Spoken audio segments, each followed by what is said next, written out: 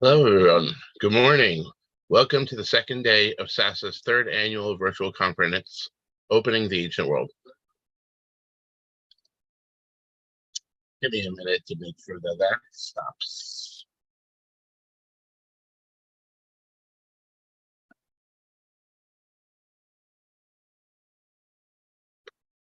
How about that? Is that better?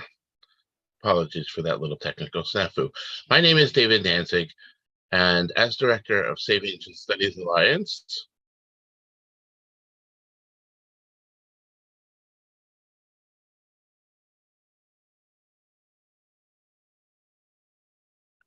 again, as Director of Save Ancient Studies Alliance, I would like to express how happy we are to have all of you join us today and tomorrow. Well, today. Wow. Apologize yet again.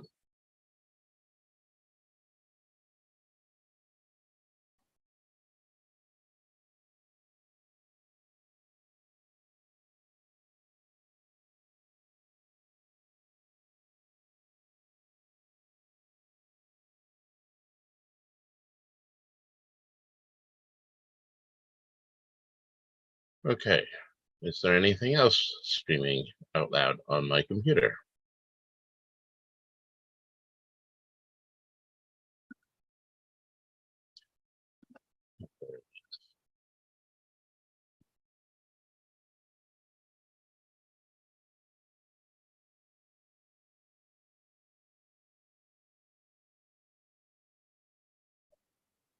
All right, apologies for that. I think I finally got it under control.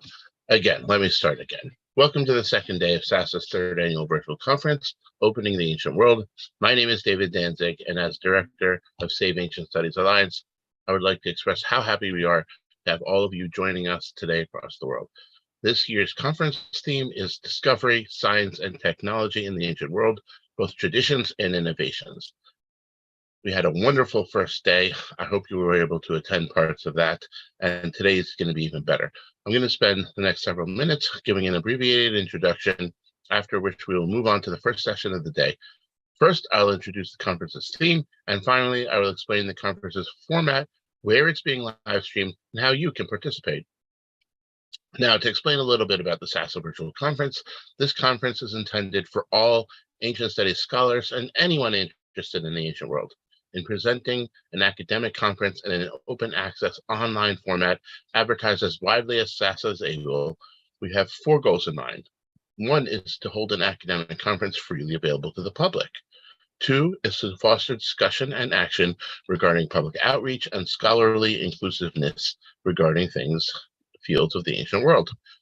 Three is to present and support scholarship by scholars around the world who work outside of academia, potentially, and researchers who have not followed the traditional tenure track career path. They too are scholars, and we're all part of one big scholarly community. And four is to continue building a joint community of scholars, including both those whose occupations are inside and outside academia. As I mentioned before, the topic of this year's conference is Discovery, Science, and Technology in the Ancient World, Traditions and Innovations. With the increased attention focused on rapid developments in technology in the world today, including the recent introduction of AI advances such as ChatGPT and self-driving cars, this conference seeks to take a wide lens view of how societies have developed and handled science and technological innovation through history. We look at ancient pre-modern times, and we examine tradition and innovation in cultures around the world in the deeper past to try to understand how science and technology has worked in those cultures and be able then to relate them to our world and understand how different cultures have different ways of doing these things and handling things and developing their own technologies and their own systemizations of the natural world or science. Today, we will have a number of presenters who will give academic presentations. These presenters come from numerous spheres. Some are independent researchers, some are PhD students and candidates, some university and community college lecturers, high school teachers, chaplains, archaeologists, art historians, and others. Before we begin the conference, I would like to go over the conference schedule with you, today's schedule at least. And I will share my screen to do that, hopefully. Give me 1 second, share my screen. There we go. Now here you can see the first session will be about innovations, paradigm shifts. That'll be from 10 to noon Eastern time this morning. Then we'll have a special session about access and affordability, a workshop from noon to 1:30. Then another session of presentations from 1:30 to 3:30, discussing the causes and impacts of scientific and technological innovation. And then we have a series of other interesting sessions. The third keynote of the conference with Dr. Adrian Mayer will be at between 3:30 and 4:30 p.m., followed by a couple of SASA team presentations. And then the live stream will end and we will have a separate social hour from 5 to 6. We invite you all to visit saveancientstudies.org/virtual-conference, and you can still sign up RSVP to join the social hour from 5 to 6. In fact, during that social hour, we will be revealing the raffle winner from this virtual conference. If you haven't yet donated to get your ticket to enter into the raffle, please do. You can do so on saveancientstudies.org/virtual-conference or /donate and have a chance at winning a SASA goodie basket of SASA swag. Now, in terms of the conference itself, there are 3 types of presentations. As we saw, there are presenter sessions, which are academic presentations given by our presenters. We have 1 keynote session today that will go longer. And then we have a special session of the workshop itself. Throughout all of these sessions, everyone who is watching is invited to post their own comments and thoughts and questions in the chat box of wherever you are, especially on our website. Questions that are for the presenters will be selected by the moderator and posed to the presenters at the end of their presentations, time permitting. Also, please tweet about the conference using the hashtag OAW conference. That's Opening the Ancient World Conference. Okay. We are also streaming live on our platforms, SASA's platforms, our Facebook, YouTube, Twitch, and our Twitter, and our wonderful partner social media pages, Digital Hammurabi, World History Encyclopedia, Voices of Ancient Egypt, World of Antiquity, Parhay Studio, New Classicists, and History with Kayleigh. We are extremely thankful to our live streaming partners and applaud their role in bringing quality ancient studies content to their viewerships. Last year's conference, we attracted over 10,000 attendees, and we're so excited that we can have so many people here together to think about the ancient world. So welcome to the conference. We're happy to have you all here. Please pop in and out all day today. And again, we'd love to see you at the social hour at 5 o'clock. Now I'd like to introduce today's first moderator, Sam Hanchak, a very capable intern on our virtual conference team, and she will be moderating the first session today.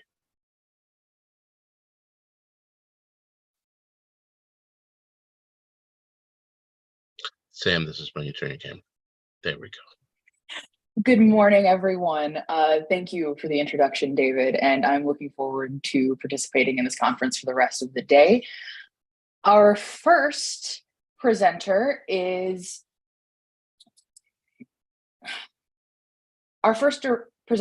Dr. Maria Cecilia Colombani, who holds a PhD in philosophy from the University of Moron. Her presentation this morning is going to be in the Spanish language, and it will be focused around finding the first traces of the first scientific stammering among the ancient Greeks and linking it to certain historical and cultural configurations. Dr. Colombani is a regular professor of philosophical problems and philosophical anthropology at the University of Moron, is an academic coordinator of the Open Chair of Gender Studies at the University of Moron, and she is the former director of philosophy at the University of Moron. Dr. Colombani, thank you for joining us this morning. And If you would like to, please turn on your camera and microphone and share your screen for your presentation.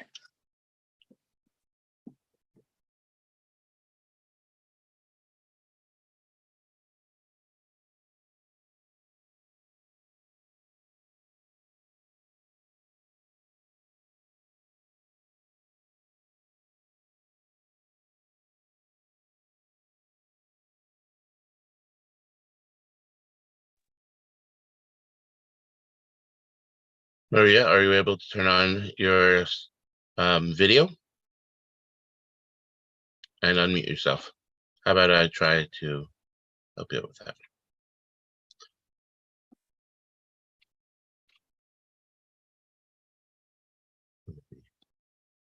Give us a moment, please, to get this all set up. There you are. And now we don't hear you.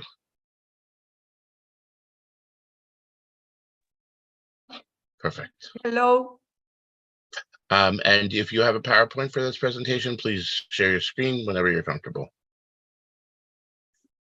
Ya es momento de que empiece. Must I start? Please.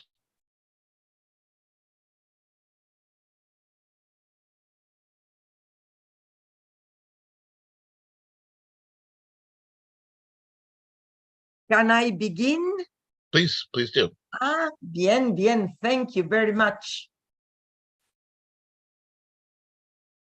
Bueno, buenos días a todos, a todas y a todes. Yo soy la doctora María Cecilia Colombani de Buenos Aires, República Argentina, y mi conferencia se titula Anaximandro y la nueva imagen del cosmos. Muchas gracias por esta oportunidad de poder conectarme con los compañeros de los distintos lugares del mundo. El propósito del presente trabajo consiste en rastrear las huellas del primer balbuceo científico entre los griegos y vincularlo con ciertas configuraciones histórico-culturales enmarcadas en lo que llamaremos proceso de secularización del pensamiento. Para ello, debemos partir de ciertos aspectos que configuran el tradicionalmente llamado pasaje del mito al logos, o bien abordar el desplazamiento de una lógica de la ambigüedad a una lógica de la no contradicción. Dicho pasaje implica un cambio de paradigma, un nuevo escenario de configuración mental, donde la totalidad de la vida sociopolítica sufre una profunda transformación, un nuevo orden entre las palabras y las cosas, un nuevo esquema o marco conceptual que modifica distintos campos, tales como el político, el artístico, el social, determinando nuevas prácticas, valores y comportamientos socioculturales.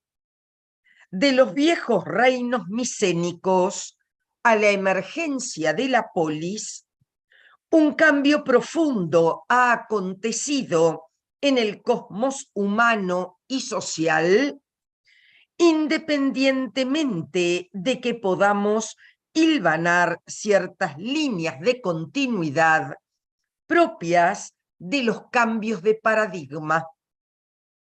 Asimismo, nos proponemos analizar una configuración que opera como bisagra en el desplazamiento que nos ocupa.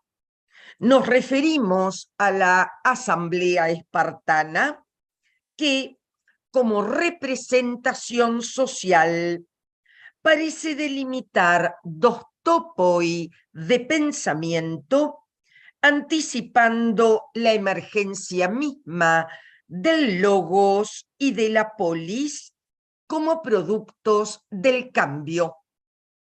Así, analizaremos cómo ciertas prácticas sociales previas a tal nacimiento resultan reveladoras y anticipatorias de la configuración cosmológica de la primera especulación filosófica. Cambio y crisis parecen ser las nociones solidarias de tal desplazamiento. Siguiendo la huella etimológica del término crisis, encontramos una serie de significados sugerentes: separación, distinción, elección, decisión, entre otras. La totalidad del campo semántico es solidario con la propuesta del presente trabajo, en la medida en que buscamos indagar un proceso de separación, de distinción y elección entre dos tipos de configuración histórica, tensionando el campo del mito y del logos. El objetivo es mostrar cómo el cambio de paradigma aludido supone una primera y profunda revolución en la misma configuración de las relaciones sociales. Se trata, en última instancia, de efectuar un rastreo genealógico para ver sobre qué bases se ha asentado un cambio profundo en el modo de concebir y de instalarse frente a lo real. La asamblea deliberativa, en el marco general de la economía guerrera, parece ser el enclave que da cuenta de una nueva e inédita organización del cosmos social subtenida por la noción de isonomía. La espacialidad que plasma la asamblea guerrera parece preanunciar la espacialidad que materializará una nueva imagen del mundo y la nueva arquitectura discursiva que puede aprehenderla. De allí que nuestro trabajo ha de seguir distintos caminos a fin de hallar sus zonas de intersección.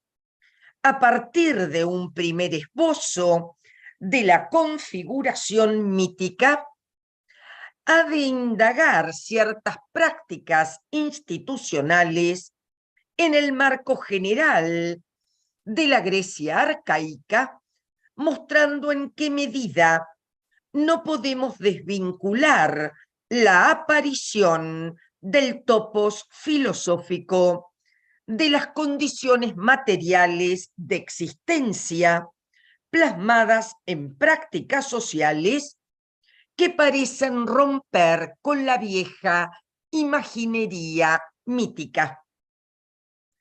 El pasaje, entonces, o las relaciones de mito y logos, de una lógica de la ambigüedad a una lógica de la no contradicción, es el título del punto B. El llamado pasaje del mito al logos constituye una verdadera revolución en el campo del pensamiento.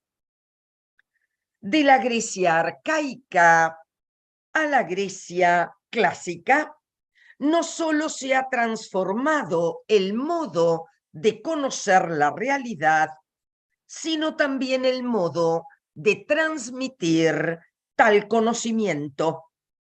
El logos sufre una progresiva secularización, ya que de la vieja palabra mágico-religiosa de matriz litúrgica a la palabra política de registro secularizado, pocos rasgos quedan en común.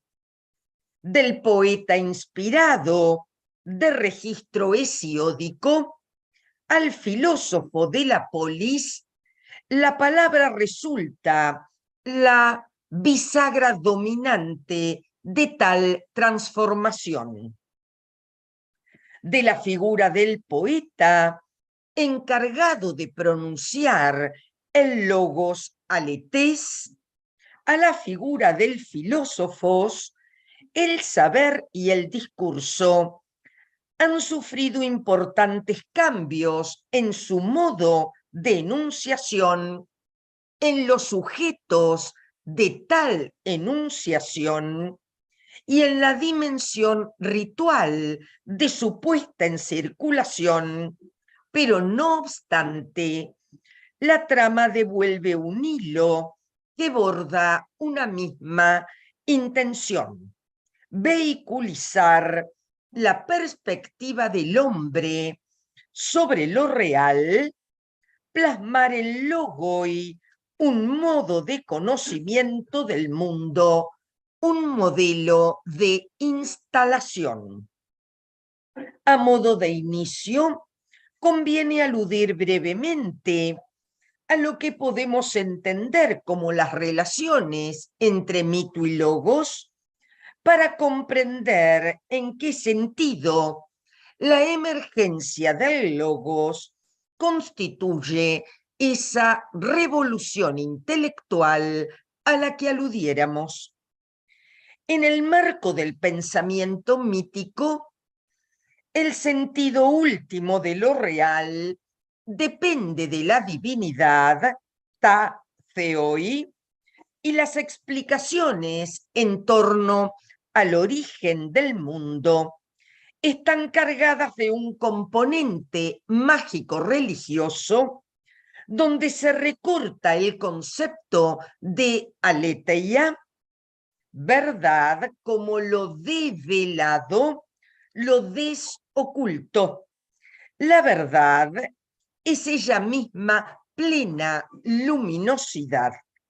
Se trata de una verdad sacralizada que no guarda parentesco con nuestro concepto occidental de verdad, sino que brilla en un telón de fondo sacralizado.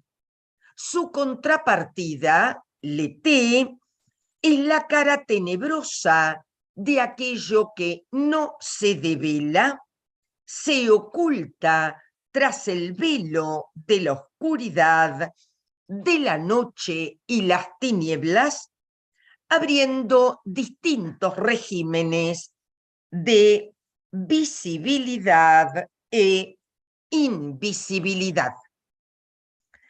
El siglo VI va a representar ese cambio de paradigma intelectual y el pasaje del tipo de pensamiento que hemos desplegado a un tipo de pensamiento racional cuyo fundamento último, arjé, no es ya la divinidad, sino la razón.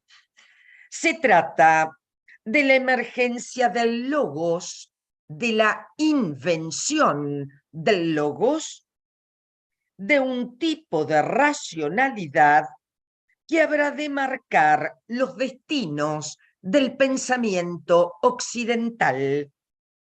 Esta emergencia no es aislada, sino complementaria de otras emergencias. La filosofía, como nuevo modo de reflexión, nace de la mano de la polis, de la ciudad de Estado, y forma racional de distribución del territorio y de la incipiente expansión demográfica griega. Nace también de la mano de la democracia como forma de gobierno que obedece al mismo registro de racionalidad que se impone. Razón, filosofía, ciudad y democracia parecen ser las aristas de un movimiento que marca a fuego la historia de Occidente. Vamos al punto C y entonces nos retrotraemos a la anunciada Asamblea Deliberativa como antecedente y a la configuración de un inédito cosmos social. Entre las distintas instituciones propias de la casta militar, donde el espacio material es solidario del topos mental, la Asamblea Deliberativa es la que nítidamente marca el más claro antecedente de la palabra política, de los acalorados debates y de las discusiones dialécticas que conocerá la polis cuando la palabra diálogo no sea el derecho exclusivo de los hippeis, pertenecientes a la casta militar y altamente especializados en el oficio de las armas, sino un derecho ampliado a todos los politai, hombres libres portadores de derecho, articulados en torno a la isegoría, esto es, al derecho a la palabra como bien común. Más allá de las continuidades políticas, hay una dimensión que nos interesa abordar en nuestro proyecto de desandar las huellas genealógicas de un cierto saber. Nos referimos a la materialización del espacio. En realidad, no estamos rastreando una configuración geográfico-topológica, sino una determinada construcción mental donde topos y logos se intersectan e implican mutuamente. Por eso, sin duda, la Asamblea Deliberativa es la que cabalmente dibuja un cosmos transido por el concepto de equilibrio, nota dominante de la ulterior configuración jónica. La equidistancia de los hippeis entre sí habla de la reciprocidad de los miembros de una comunidad de homoioi semejantes. La equidistancia de cada uno respecto al medio, mesón, lugar donde se deposita el objeto común, esto es, el logos, y la isonomía que atraviesa al grupo, puesta de manifiesto por la ritualización de la práctica misma, hablan de un cosmos equilibrado, de una horizontalidad en las relaciones de poder que se ponen en juego, donde las nociones de simetría y equilibrio juegan un papel dominante. Voy al punto D del trabajo, de las antiguas teogonías a la nueva cosmología. El hecho original del comienzo de la ciencia griega es en realidad que nos ofrece por vez primera en la historia el intento de otorgarnos una interpretación naturalista del universo como un todo, como un holon, mientras que lentamente la cosmología desplaza a las viejas cosmogonías. Así, en una lógica de la ambigüedad, es la divinidad quien, como hemos apuntado, no solo ha dispuesto el orden de lo real, ya que de los dioses se obtiene tanto el orden como la justicia, sino también el don de inteligirlo. El paso a la cosmología implica una nueva forma, un nuevo etos de instalación en el mundo que conlleva una mirada particular y un logos desacralizado. El viejo logos theocrantos cede su lugar a una palabra profana que plasma una nueva trabazón entre las palabras y las cosas. En este contexto, Anaximandro de Mileto, y aquí está el último punto, sucesor y discípulo de Tales, parece ser un pensamiento de lo más interesante dentro de la tradición cosmológica. La observación constituye la bisagra nodular de la nueva cosmología porque ella, la observación, implica una nueva mirada frente a la naturaleza que se vuelve precisamente un objeto de observación y estudio sistematizado. El cosmos se halla en perfecto estado de equilibrio, sosteniendo un punto central equidistante de las partes, tal como la espacialidad que plasmaba la asamblea guerrera. La configuración cosmológica inaugura relaciones isonómicas al interior de las nuevas explicaciones.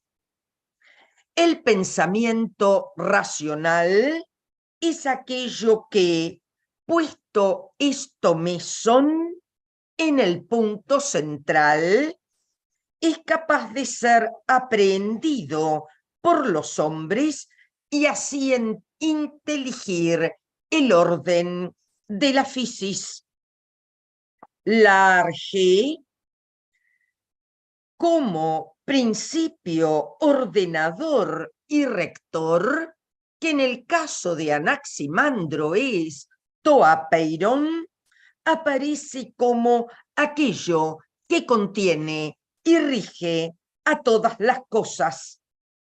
Un nuevo logos, entonces, recoge la nueva instalación frente a la naturaleza y abre el juego dialéctico de la explicación racional, así como la asamblea guerrera constituyera el más remoto antecedente de las diatribas políticas del Ágora.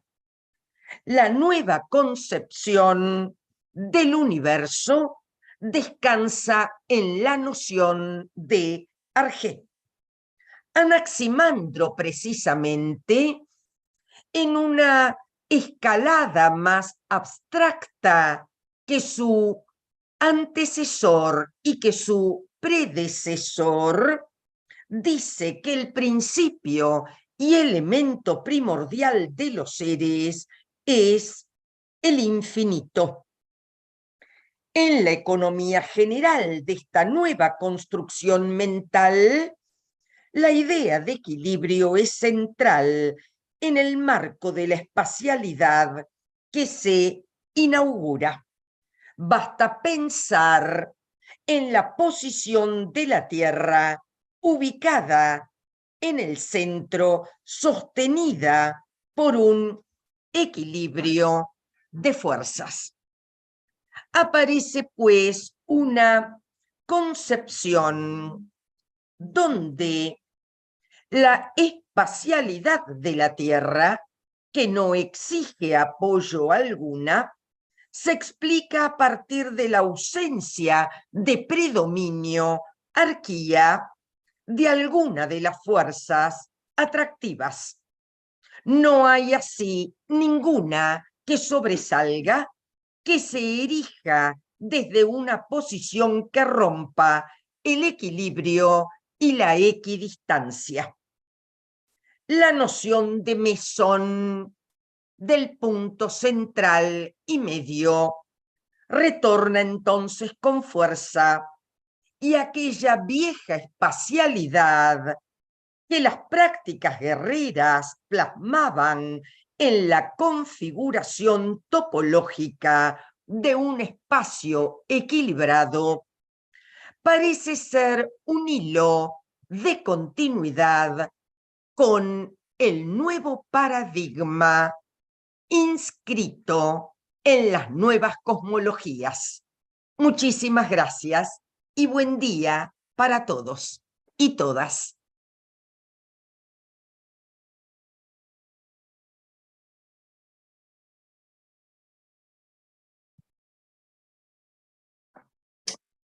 Thank you so much for that, Dr. Colombani. Your presentation was wonderful, and we really appreciate you coming to speak with us today. Thank you, dear. Thank you very much. I'm very glad to contribute with my conference. You were wonderful. Thank you so much. Thank you.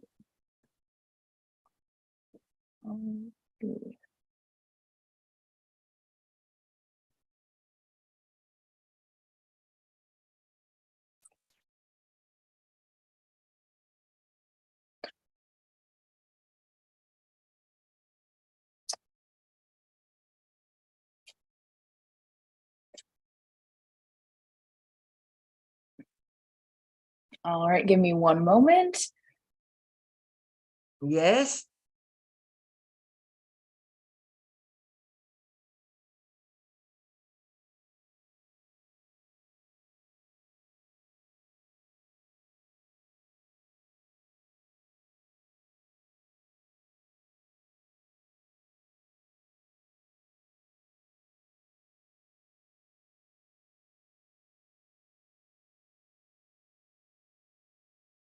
Hi, Dr. Colombani. Can you please go out of the Zoom? You can watch the rest of the conference online at saveancientstudies.org/virtual conference. Okay, but not in the Zoom.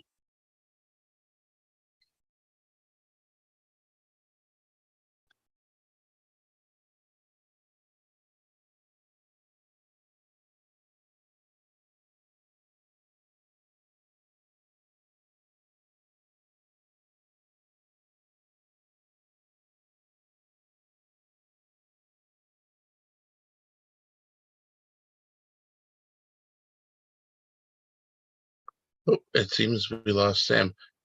So let's move on to our next presenter today. That is Scion. Give me a second to share my screen, and I will do that.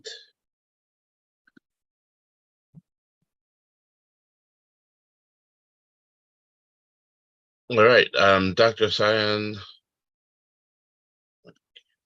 Chattopadhyay today is going to be speaking about the science and technology and mythologies and science fictions, critiquing the politicized scientific and technological developments of the ages before us. Please, Scion, unmute yourself and turn on your camera. Am I audible? Wonderful. Okay. Do you have a PowerPoint that you can share your screen? Yep. Okay. Can I'll you just turn your share volume my- up a little bit? Yep. So nice to meet you. Am I audible right now? Yes, it's great. Okay.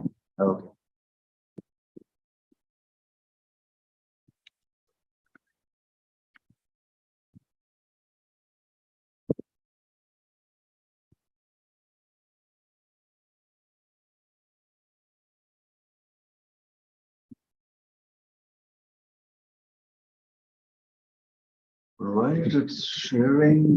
It says Perfect. setup. Cool.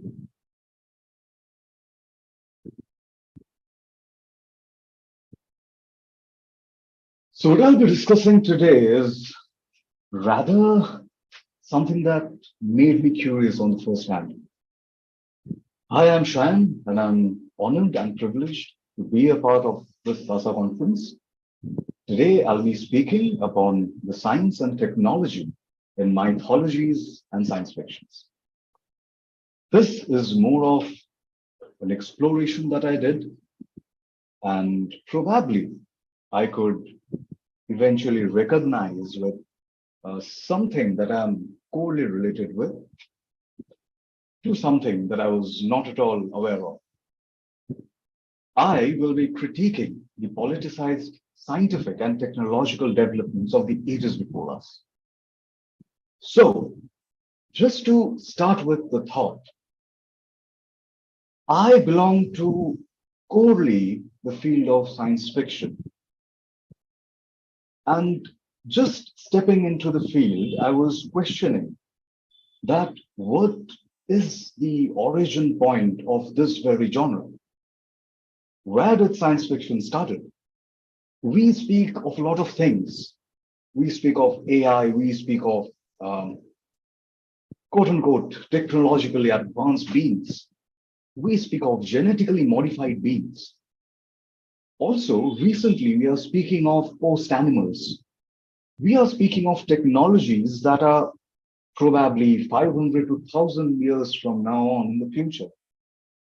Seemingly possible because it's again fiction and not fantasy. So I was looking up on Google and I noticed that there are a lot of answers available. I found that some are saying it is Mary Shelley's Frankenstein that started all the studies, that started all the explorations around science fictions. Some said that it goes back to, the mythological tale of Daedalus and Icarus, where Icarus just created his wax wings, flew away towards the sun. I couldn't get one solidified answer that tells me that this has inspired what today we call as science fiction. And so was this study, so was this research, which I'm sharing with you all today. Starting with the idea given by Arthur C. Clarke, any sufficiently advanced technology is indistinguishable from magic. And this is a quote which I have taken from the text Profiles of the Future. Now, if you haven't gone through that, I insist you must, because it's a brilliant tale and narrative where he has discussed a lot of his prophecies, you can say, or his fictions for the future. Some are headlined in the text as well, in the picture on the left. Contact with extraterrestrial, artificial breeding of intelligent animals, machines which can duplicate everything, including themselves, human immortality.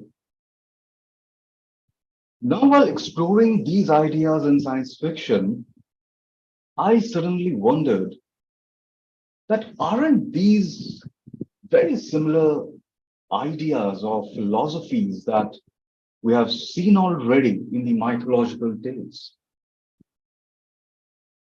So what if we go back to the times when, who knows what gods are, but those beings existed? Why don't we just go back to those ancient times and question exactly what Arthur C. Clarke is saying? That is or was the technology back then, however it was, whatever it was, so futuristic that it seemed magical. Here on the right of the PPT is a picture, an art drawn by Diego Rivera.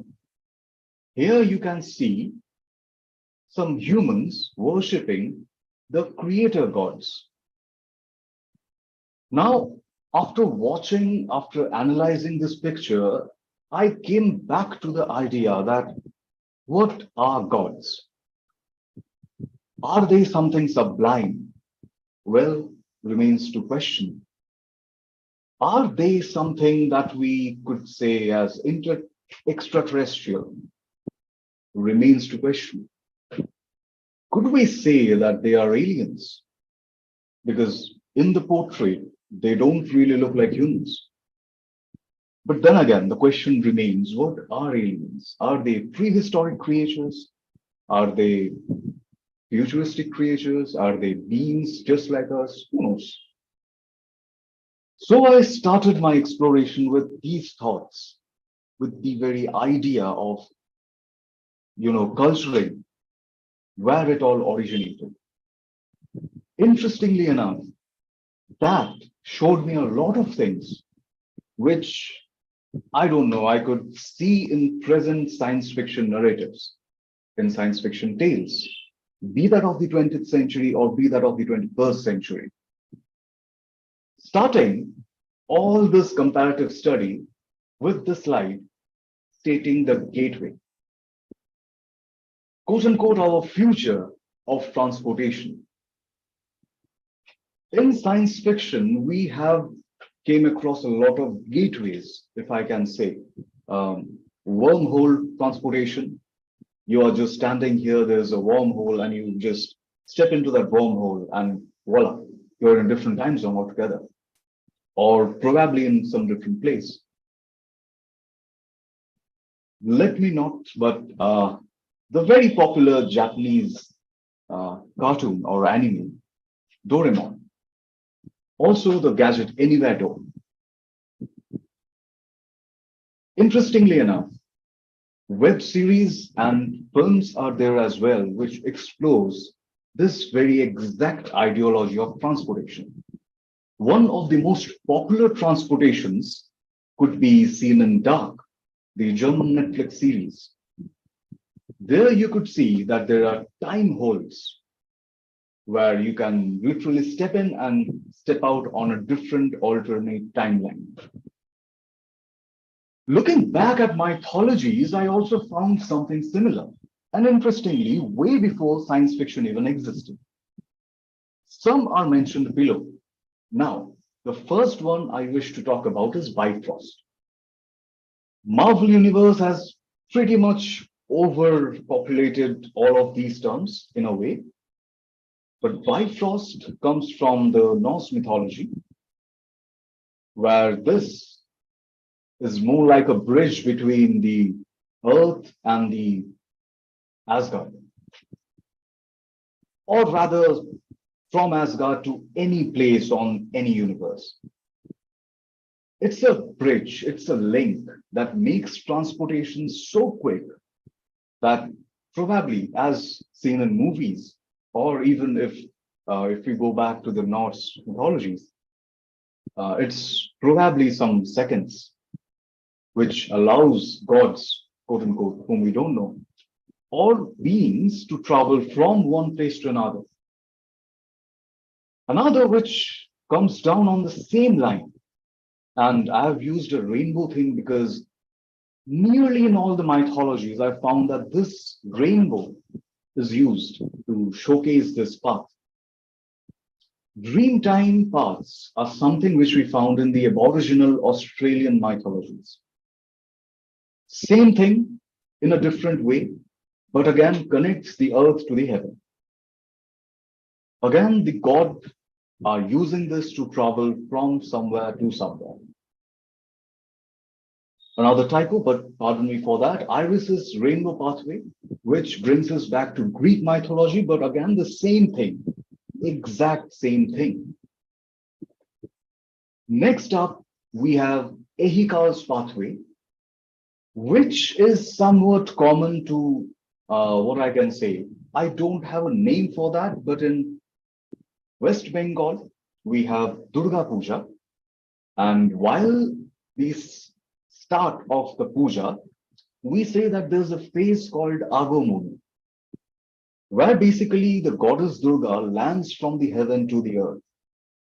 It's said in the hymns of the puja that there's a cloud or there's a path of clouds through which the goddess lands on earth. Ehikal's pathway from the Aztec is pretty similar, which I found.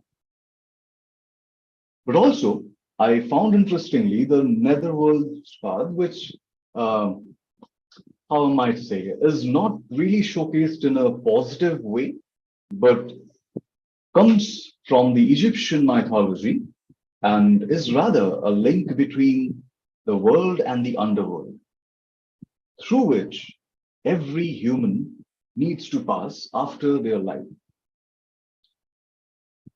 Interestingly enough, the gateways are so well built that there are no breaks.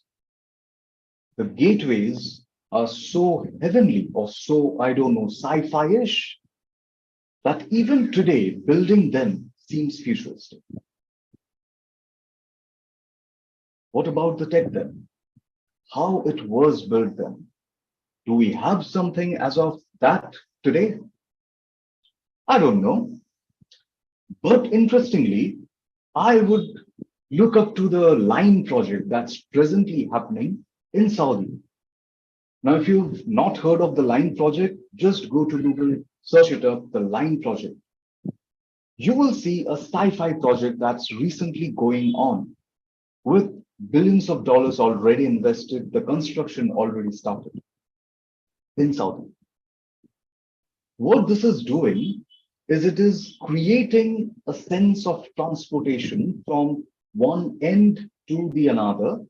Now, to be noted, these two ends which we are talking of are of exactly 170 kilometers, which the line aims to travel at only 20 minutes. How, I don't know. It's yet to reveal. According to that speed given by the project itself, we can estimate that the speed on an average will be 510 to 12 kilometers per hour, which is enormously huge for today's transportation. Moving next on to what I found on this comparative study are the ornaments, are the jewelries, or whatever they quote unquote wear. Here,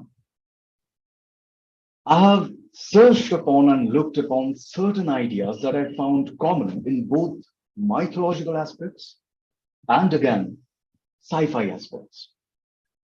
Talking of Jove's bracelet, talking of Draupnir, which was Odin's, talking of the Wadjet eye, which was quote unquote also coming back to the Egyptian mythology, all of these were jewelries.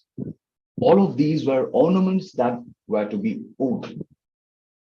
All of these were also items that gave the one who wears it extreme and enormous powers.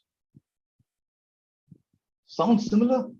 Well, for that reason, I have come down to explore, certain characters from the sci-fi generation.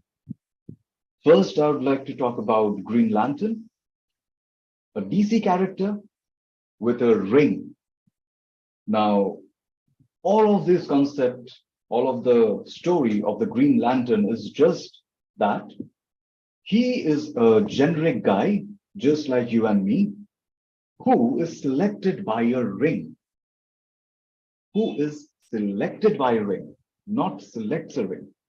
Here, we understand that the ring has an autonomous identity. The man wears the ring, or the ring chooses the man to wear it. The man becomes Green Lantern, a superhero that protects the universe. Similar happens with Thanos. I have given the comic cover of quote unquote the most popular Thanos story, which also was in the Marvel Cinematic Universe, in the End Game or in the Infinity War. But yeah, the Infinite Gauntlet, a gauntlet that could erase the entire universe, that had the power of the entire universe. That gauntlet gave Thanos the power that he couldn't ever have. Similarly, Iron Man and his suit. Consider just a man fighting supervillains. That really doesn't seem possible. But with Tony Stark, it's a bit different. He is not a guy with superpowers. He is not a guy who was chosen by ring, just like Green Lantern. He was a guy who had a lot of money. He had economic liberty. And so he built himself the most futuristic suit ever. And what that suit gave him was, again, great power. All of this could be traced back in mythologies as well, be that Norse, be that Greek, be that even in Hindu mythology, where I'd like to point out the armors of Karna from the epic tale of Mahabharata. Now, if you go back to Mahabharata and if you look up to the armors of Karna, you will see that the armors were there to protect him. Once the armors were down, Karna was quote unquote killed. Moving on to the next idea, which I found fascinating and which something is really rather discussed today in the field of science fiction as well, genetic mutation.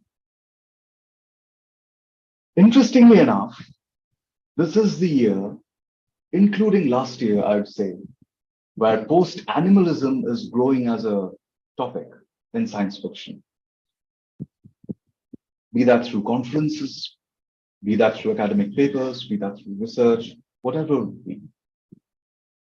The very idea of a genetically mutated being is coming into prominence. While searching mythologies, I've also found certain figures.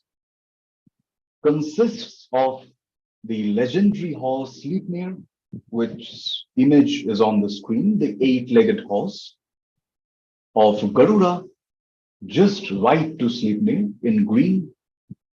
Below that, we have Fenrir, the legendary wolf, and just left to that, we have Ganesha. What's interesting here is that genetic mutation is rather not something which is happening today or which is thought of today. We have been mix and matching a lot of animals with a lot of animals from a real long time. Go back in the mythological age and we'll see in the Egyptian mythology the existence of Sphinx. We would see that the body of a man would go well with the head of a lion. And that's just not limited to the Egyptian mythology, but also the Hindu mythology, where we get the character of Narsimha. I don't know what came first, but I'm sure the world was pretty connected back then. Then we have the concepts of centaurs, half man, half horse. Pretty noble figures, pretty feared characters. But again, they seem to exist in a lot of mythologies, not just in Norse, but in Greek.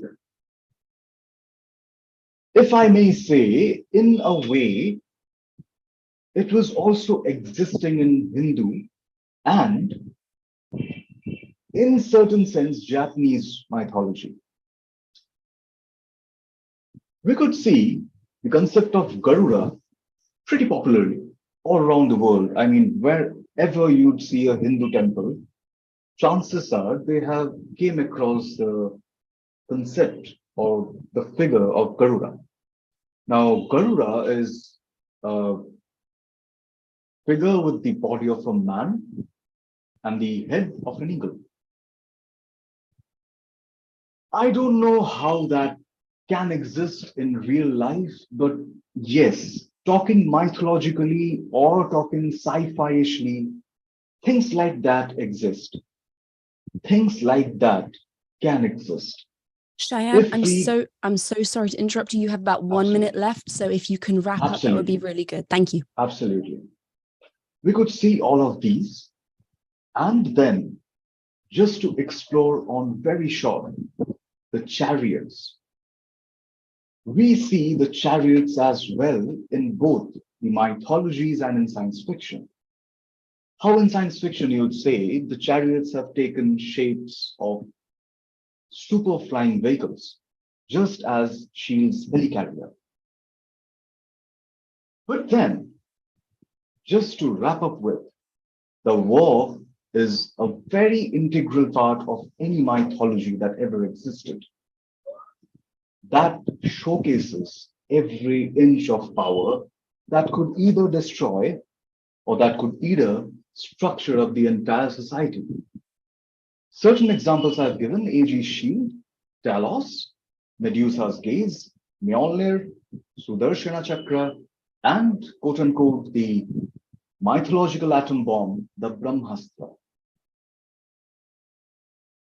What we see in real common are three things: the pursuit of immortality, the creation of artificial life, disregard of the balance.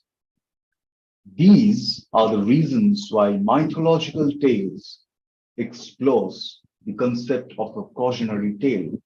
So I question, and I leave the question to you all, ending my presentation, that how mythological are fictions and how fictional are mythologies? I'll leave it to you. Discuss upon yourself. Leave me any comment or questions that you have. Thanks. That was my presentation, and I'll stop sharing. Thank you so much, Cheyenne. Food for thought, definitely. I'm afraid we do not have time for audience questions for this one. We have a very full day, so I'm going to just keep rolling. Next up, we have a paper titled Connecting Kilns to Change Technological and Economic Paradigms, Recent Data on the Evolution of Pyrotechnology in the Early Mesopotamian Empires. And frankly, if you include the words pyrotechnology in your paper, I'm going to be interested. Presenting today is Claire Padovani, Johnny Balder, Luca Peronel, and Agnesi Vasha.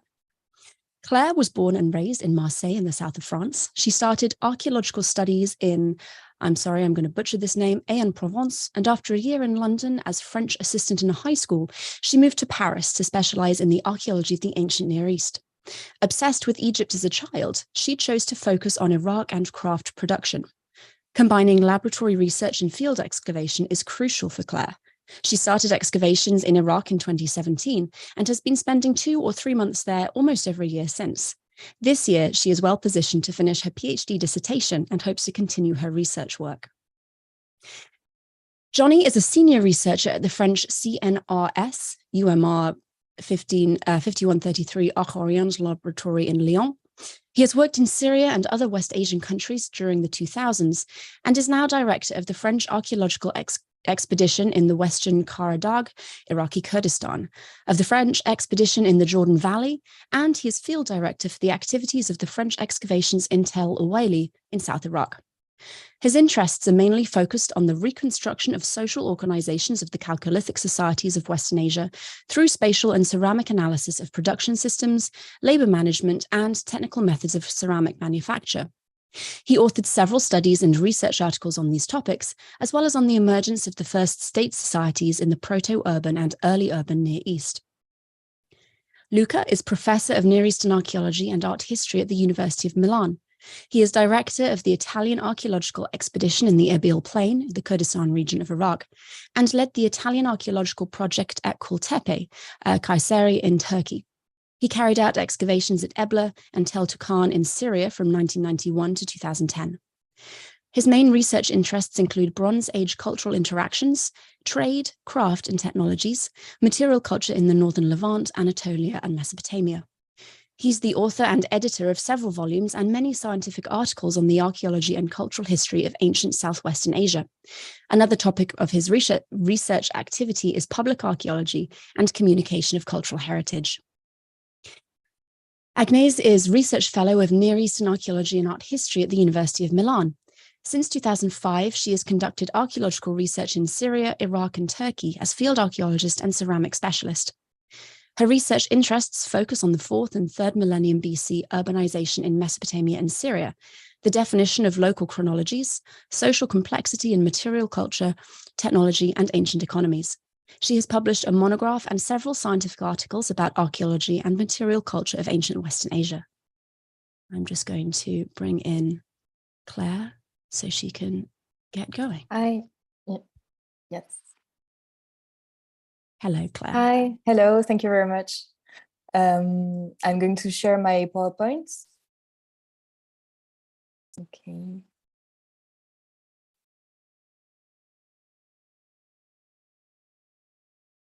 Okay, is it working? Yes, perfectly. Perfect. So thank you very much. So I would like first to warmly thank the organizer of this virtual conference. Indeed, with Johnny, Luca, and Agnese, who are also here on the Zoom, we are very glad to present this recent data from ongoing archaeological excavation in this session. So this presentation is approaching innovation in ancient pyrotechnology and aims to highlight actually 3 paradigm shifts. So the first one, epistemological, the second, technological, and the third, economic. The first paradigm is epistemological because surprisingly, few consideration have been given to the uses and importance of pyrotechnology in ancient Mesopotamian societies. Indeed, the kiln history suffers of many documentary gaps. We know that the first kilns appear in the second half of the 7th millennium BC, at the end of the Neolithic period. However, that technological development is loosely documented. Yet, pottery was the most consumed utilitarian good after agricultural products and the most widespread crafts involving a considerable amount of resources, time, and energy. Therefore, the pottery industry has to be considered as an economic mainstay and not a minor part of the ancient societies. Our presentation focuses on the chronological period of the first Mesopotamian empires, namely Akkad and Ur-III, corresponding to the second half of the 3rd millennium. Recent excavation in the northeastern part of Iraq revealed the existence of 2 large manufacturers of pottery, gathering tens of potters and using a very complex system of kiln to fire pottery. These manufacturers produced a wide range of common pottery from big jars to small vessels. First, Aliawa in the Erbil Plain, where 3 levels of a large pottery industry dated from the late Akkadian period were excavated by the Italian expedition in the Erbil Plain, directed by Luca Peronel.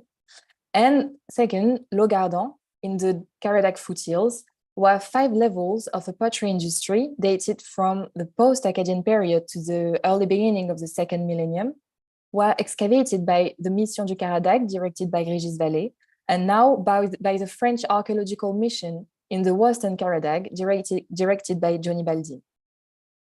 These two manufactures are not strictly contemporaneous, but share a lot of commonalities. During the late Akkad period, Aliawa was located on the border of the empire, and the manufacture was functioning. At this time, Logardon was not yet a pottery manufacturer, but a hilltop citadel, probably occupied by Akkadian officials on the road of the King Naram Sin campaign. After the fall of the Akkadian Empire, King Ur-Nammu created another expansionist empire named after its capital, the city of Ur. By this time, we have evidence of a large manufacturing area at Logardon, while the productive area of Aliawa seems to have been abandoned. We see on the map that both Aliawa and Logardon were not strictly inside of the border of the Ur-III Empire, but at the fringe of a buffer zone populated by poorly known kingdoms of the mountains like the Lulubum. The low relief of Shulgi, one of the last king of the Ur-III Empire, carved in a mountain pass in Darabandigor, show that the zone was not totally controlled by the empire, but more revendicated. Therefore, these pottery workshops are remarkable on the one hand by their location, and on the other hand, for the concentration of dozens of kilns clearly perceptible by the presence of large circular feature on the drone photo. Indeed, these kilns are half-buried structure, of which the upper part is hardly ever preserved. Usually, a kiln is constructed in brick and is characterized by two chambers, a combustion chamber, where the fire is lightened and the hot gases burn, and a firing chamber where the pots are stored on a pierce grate to be fired. So the heat follows a vertical draught from the combustion to the firing chamber. However, in Aliawa and Logardon, the combustion chamber of several kilns were connected together through ducts, allowing the hot gases to move horizontally between several kilns. From a technical point of view, the kiln connection requires on a large scale a planification of the workplace and allows to optimize the use of the fuel and the heat in order to fire thousands of pots in one firing cycle. From a social point of view, it acknowledges a collaboration of several potters for the building of the workplace and the firing. So this type of connection between kilns that we are going to see and explain better is not totally new, but before the third millennium, it has never been used on such a large scale. Indeed, this innovation was first attested at the beginning of the fourth millennium in Girdikala, an archaeological site just 1.5 kilometers southeast of Logardon. Then, how this collaboration between the potters became possible and why did they choose to use this firing innovation? So, as we said, the first connected kilns are dated from the beginning of the fourth millennium. And in the level 7 of Girdikala, we see the three kilns eroded until the level of the grates. We notice that the combustion chambers were linked the one to another in a chain-like connection from the smaller kiln in the back to the larger kiln in the front. The ducts crossing through the wall were reinforced with stones to protect the wall from the intense heat going through. So the ducts are situated in the upper part of the combustion chamber of the kiln. We notice that in the system of three, each kiln has a combustion chamber and a firing chamber. Therefore, the system is much more efficient if each kiln is lightened at a different time.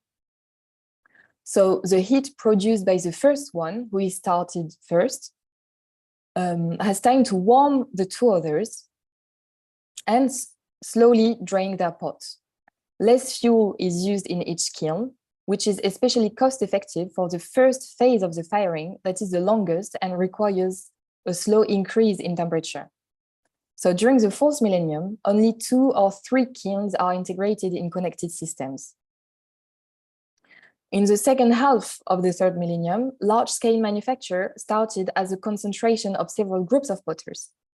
In Aliawa and Logardon, we noticed a gradual process of integration of different groups of potters, with a more and more intense collaboration in the firing using connection between kilns.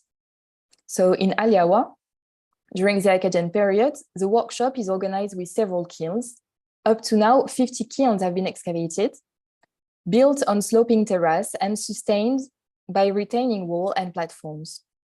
First, potters employed a system of kilns built together in a chain-like connection, as we saw in Girdikala, fitted for a limited cluster of kilns. The firing structures shared their walls, so they were definitely built together, and a duct was crossing through it. Of course, the duct of 10 centimeters in diameter is not enough to be the only source of heat for the last kiln of the chain. So each kiln was equipped with its own mouth and was probably lightened at different times. Then potters developed another system of star-shaped connection.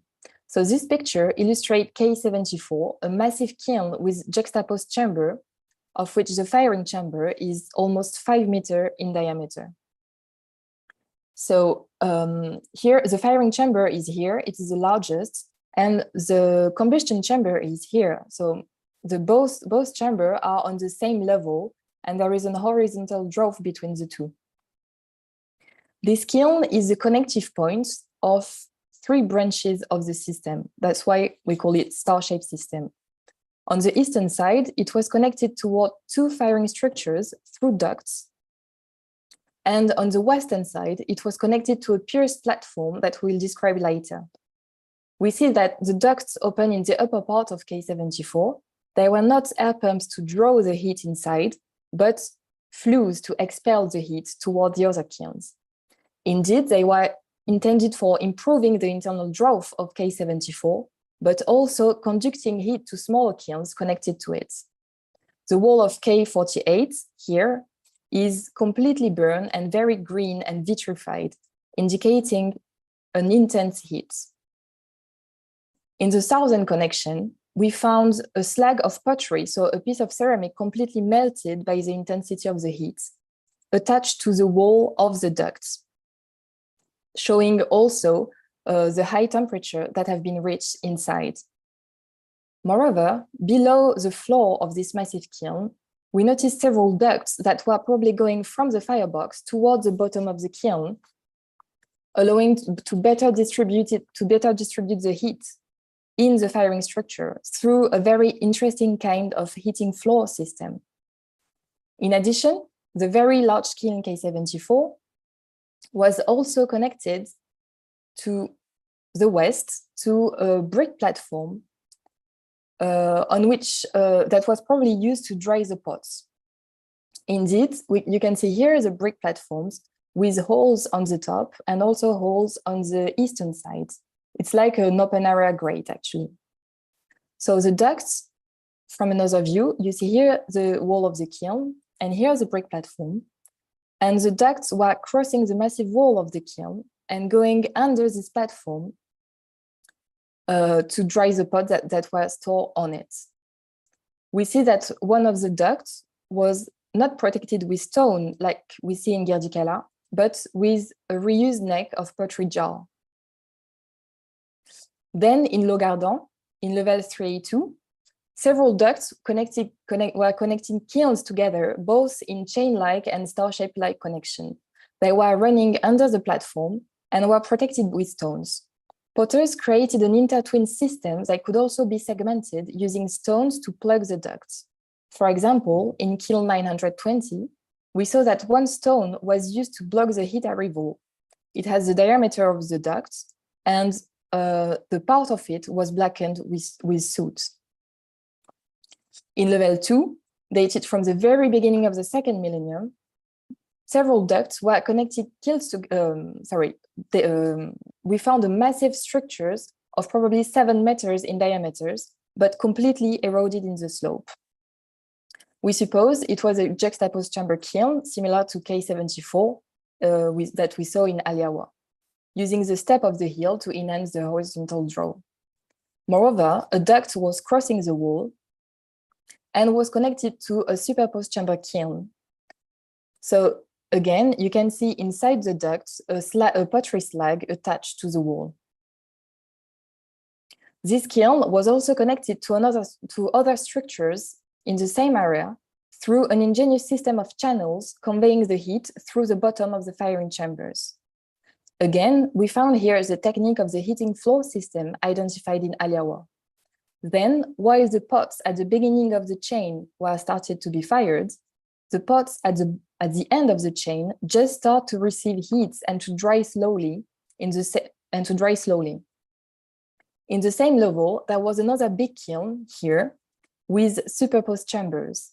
So the northeastern part of the kiln was completely destroyed by a looting pit. However, on the remaining wall, we notice two successive levels of grates. Of course, the two grates were not contemporaneous, so they were not used at the same time. But the second level, the upper one, is a reconstruction of the first one.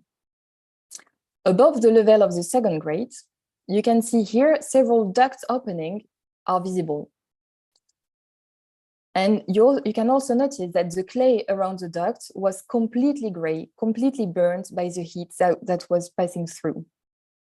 Nevertheless, we notice that the potters try to protect the masonry of the kiln by placing sherds above the ducts, a similar technique to the one we saw in Aliawa with the pottery neck. The heat going out of the kiln was used in a smaller structure on the opposite side. To resume, in Aliawa and Logardan, firing systems illustrated an increasing energy use efficiency. Indeed, the heat produced by the larger kiln is shared with the smaller one for slowly drying their pots. This technique acknowledged a high level of integration between different groups of potter on the site, transforming the clustering of different production units into an homogeneous manufacture. So the apex of this technique was identified in the last level of Logardan, where all the production is organized around two big kilns. In conclusion, these firing systems were meant to improve the production rate by accelerating the drying process and to enable potters to fire pots in a row and to work even during wet seasons. Moreover, they reduce cost by saving fuel. And the question of the fuel actually is important because close to Logardan, an oak forest was available, whereas in Aliawa, we could suppose the abundance of vegetation as the mound was bordered by a stream along its northern side, and a canal, an artificial canal was dug along its southern side. However, almost no charcoal was found in the kiln's firebox, but animal dung and reed, mostly, were used as fuel. It shows, on the one hand, that precious resources as wood were carefully managed by the potters, and on the other hand, that manufactures were closely integrated in an agro-pastoral economy. Moreover, both sites were located close to clay sources, still used today for large-scale pottery and brick manufacture. Actually, this system of heat use efficiency were planned before the construction of the workplace. This indicates that several groups of potters were dealing with an important demand in pottery to answer, probably coming from the empire authorities, and choose to cooperate together by starting this manufacture.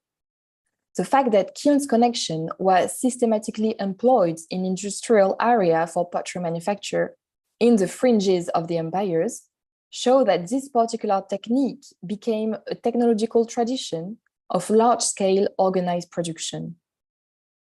In addition, the text of the very end of the 3rd millennium from the southern Mesopotamian city of Uma mentions gangs of potters called Bahar in Sumerian, and at least a part of the members were kin-related and were producing pottery quite independently. They were answering to state demands and were working under the direction of the patriarch of the group.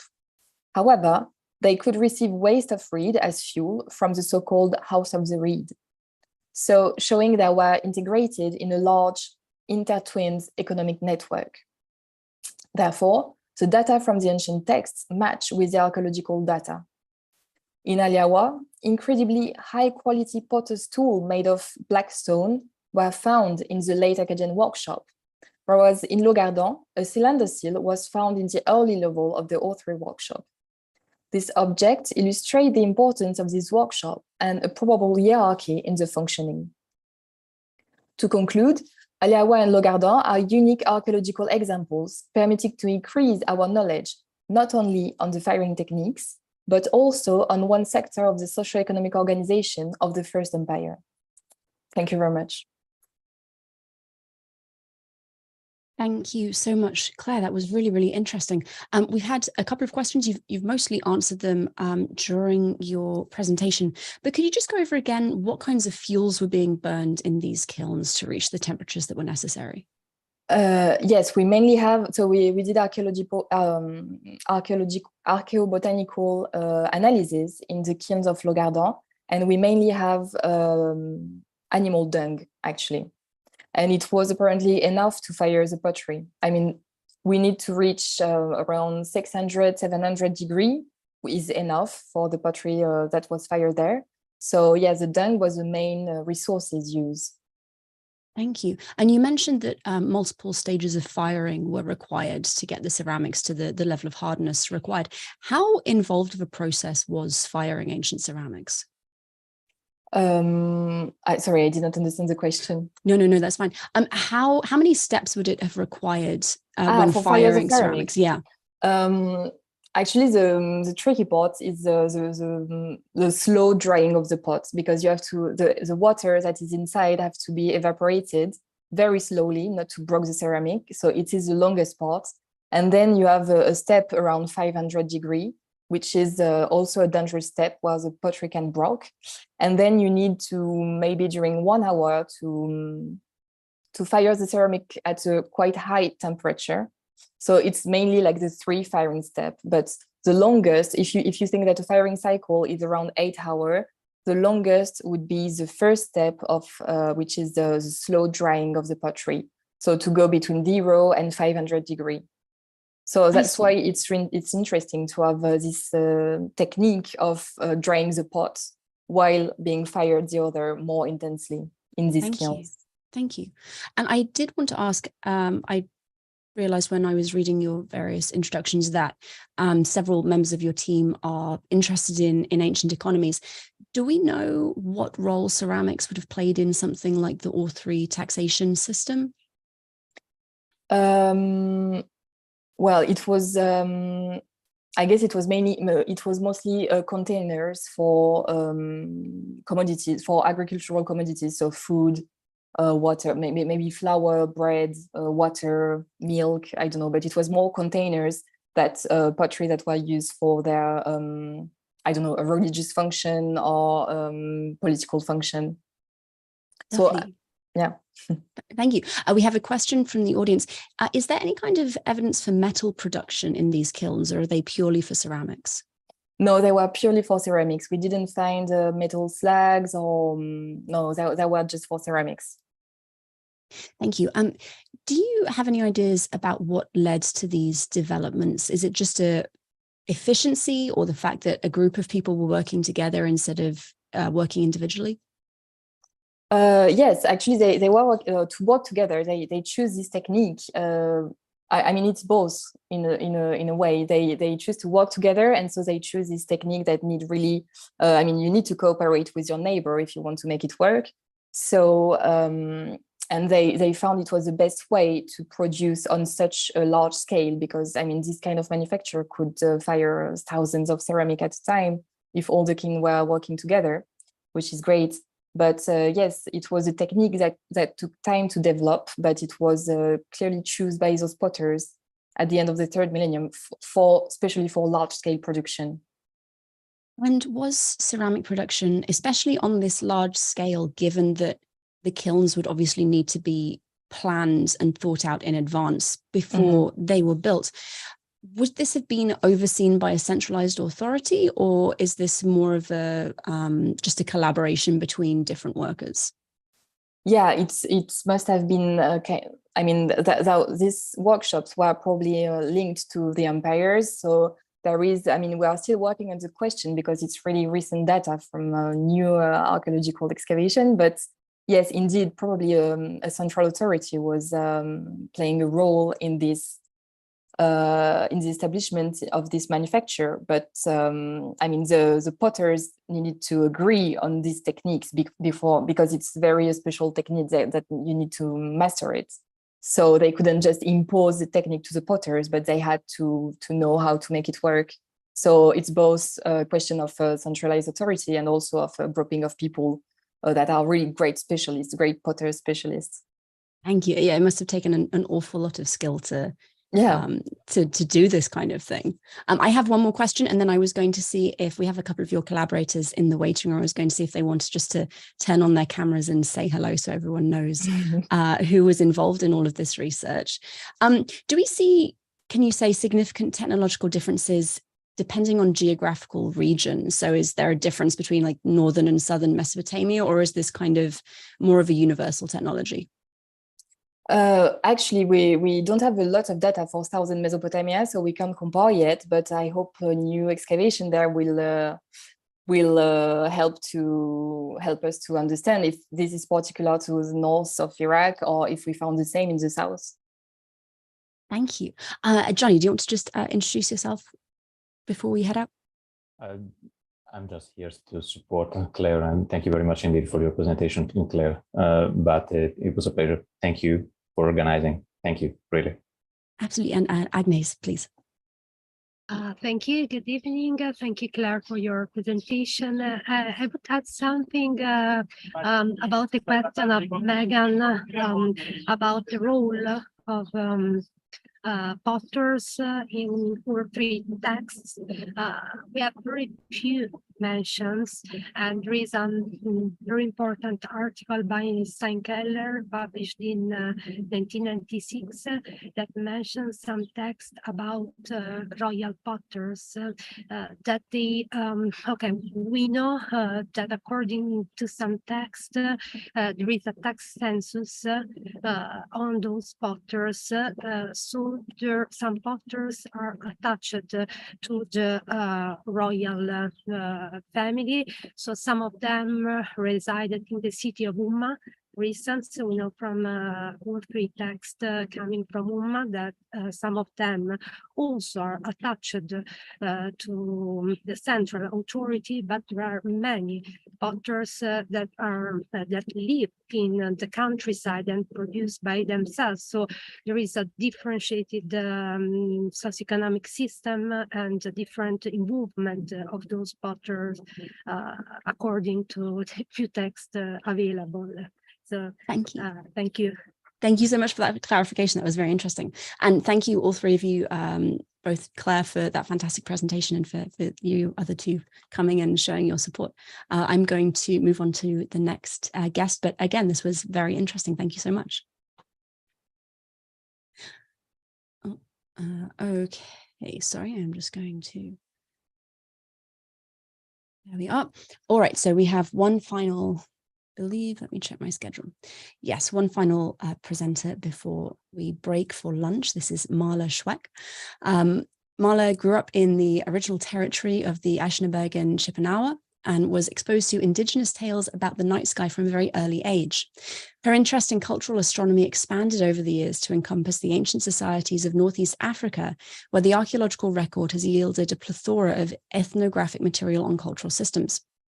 Her work on archaeoastronomy at the University of Toronto in the Near and Middle Eastern Civilizations Department has allowed her to explore the relationship between propaganda, power structures, and astronomical innovation during the second millennium BC, specifically in Egypt and Nubia. Currently, her dissertation seeks to utilize a chain I can't pronounce that, I'm so sorry, essentially a chain of operations approach to reconstruct the social realities of ancient Egyptian astronomers. The ultimate goal of her research is to develop a methodological solution for investigations seeking to characterize indigenous astronomical practices when facing a deficit in textual sources. And today she is presenting on questions of internal and external stimuli, an examination of astronomical developments in sacred Theban spaces during the 18th dynasty. Marla, thank you so much for joining us. Hi, thank you so much for having me. Can everyone hear me, see my screen? Absolutely, yes. Okay, wonderful. Well, again, thank you so much to the organizers for having me today. So the fundamentals of the course of the stars is arguably the most important important astronomical texts from ancient Egypt. While this scene from the royal tomb of a 13th century king depicts a standard image of the sky goddess nude being held up by her father's shoe, the text is unique in the sense that it provides the movements of the moon, sun, and planets, as well as the dates for the movements of specific stars used for timekeeping. In essence, it is an annual account of celestial cycles, a calendar of sorts. It reappears on papyri for over the next 1,500 years, but this is the earliest surviving example, which dates to the 19th dynasty. We do not know when the text was first written, but what we do know is that the knowledge presented within this schema required generations upon generations of astronomical observation, record-keeping practices, and the specialized ability to synthesize patterns into a temporal framework. So naturally, the knowledge in this text is also reflected in the archaeological record of the dynasty immediately preceding the one in which this text appears for the first time. Today, we will be looking at those material reflections, of which there are many, because during the 18th dynasty, it is when a massive amount of technical leaps occurred, specifically in the realms of timekeeping and landscape organization. On a foundational level, these advancements required a deep understanding of the knowledge found in the fundamentals text. Since state ideology is at the core of these developments, it makes sense that they occurred at the religious capitals of the 18th dynasty. So by reviewing the evidence found at these capitals through the lens of archaeoastronomy, we may more accurately characterize the status of astronomical knowledge during the height of Egypt's imperial power. To ground the conversation, we should consider that the Egyptians had already canonized their mathematical knowledge into textbook form more than 100 years before the 18th dynasty. And afterwards, the Greco-Roman historiographies praised the intelligence of Egyptian astronomers and applaud their sagacity. Pliny said they could calculate the orbit of Saturn. Strabo said they established the 365-day calendar, while Diodorus commended their skills in astronomy, geometry, and arithmetic. Today, there is an abundance of astronomical evidence that I've arranged into a typology. Excuse me. All of which explains why Greco-Roman sources revere the sophistication of Egyptian astronomy. But here's the problem. For all this evidence, we do not have a single mathematical treatise on astronomy predating the Greco-Roman period to tell us the extent or nature that celestial mechanics were understood in Pharaonic Egypt, which, by the way, was a 3,000-year period. All we have are more subtle and indirect references to these practices, either in the form of artifacts, landscape organization, and mythico-religious texts, such as the fundamentals text that I started this presentation off with. With such a stark juxtaposition in the archaeological record, a stigma formed during the 20th century that discredited the premise of that any scientific value could be found in Egyptian material, and due to the absence of any explicit astronomical treatise, Neugebauer famously said, Egypt has no place in a work on the history of mathematical astronomy. And this underestimation was carried on in scholarship, and it ultimately hindered the momentum of future research during those decades. This stigma was born from Neugebauer's use of a text-centered approach, which severely limited the scope of research. And to make matters worse, Neugebauer was an extremely influential mathematician and historian of science who specialized in the Middle Ages. In other words, he assessed ancient Egyptian material from the lens of a medievalist. And his desire to apply an Edic perspective to categorize non-Western astronomical knowledge in Western terms limited his ability to grasp non-Western ideas that do not neatly correspond to our frameworks. Following ethno-mathematician Ronald Eglash, knowledge often develops in response to a need to fix culturally specific problems, and consequently, notions are not always translatable to Western concepts. Today, we understand that by applying an emic anthropological perspective is the only way to accurately reconstruct non-Western branches of specialized knowledge. This approach informs methods found in the field of archaeoastronomy and has allowed Neugebauer's outdated paradigm on Egyptian astronomy to dramatically shift. For those of you who don't know, archaeoastronomy is an interdisciplinary field in which modern tools of spherical and positional astronomy are consulted to help answer anthropological and historical questions, such as how did people map out the sky? How is time measured? And how did they position sacred structures to express their relationship with the cosmos and their ideation of cosmic order? This approach has been extremely successful in the past. One of my favorite studies was a statistical analysis that measured 350 alignments in ancient Egyptian temples, which discovered the existence of multiple astronomical families in all pharaonic time periods, all of which had symbolic value in state religion. This particular study, by the way, measured, I think, 90% of all remaining Egyptian temples. So it's extremely helpful in terms of illuminating this aspect of our history, of Egyptian history, rather.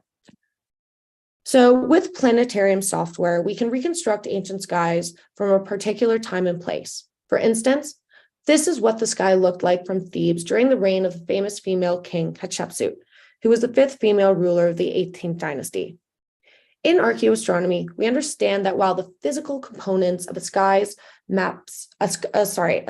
map's coordinate system are universally studied as a natural science, skyscapes are pluralistic, each one referring to a unique ethnographic record that pertains to ritual, mythologies, and belief systems. A combined approach utilizing cultural and scientific data provides a complex view of society to explain why astronomical orientations and alignments were built into sacred landscapes in the first place. Now that I've concluded my preamble, let's get into the astronomical developments and technologies that precede the fundamentals text. These advancements can be organized into structural alignments and timekeeping groups. Around 1550 BC, local powers that ruled from Thebes successfully unified Egypt, allowing Thebes to become the capital of the country. Its temples were the recipients of waves of wealth and royal patronage, especially Karnak, which was the temple of Amun-Re, who is now the head god of the Egyptian pantheon.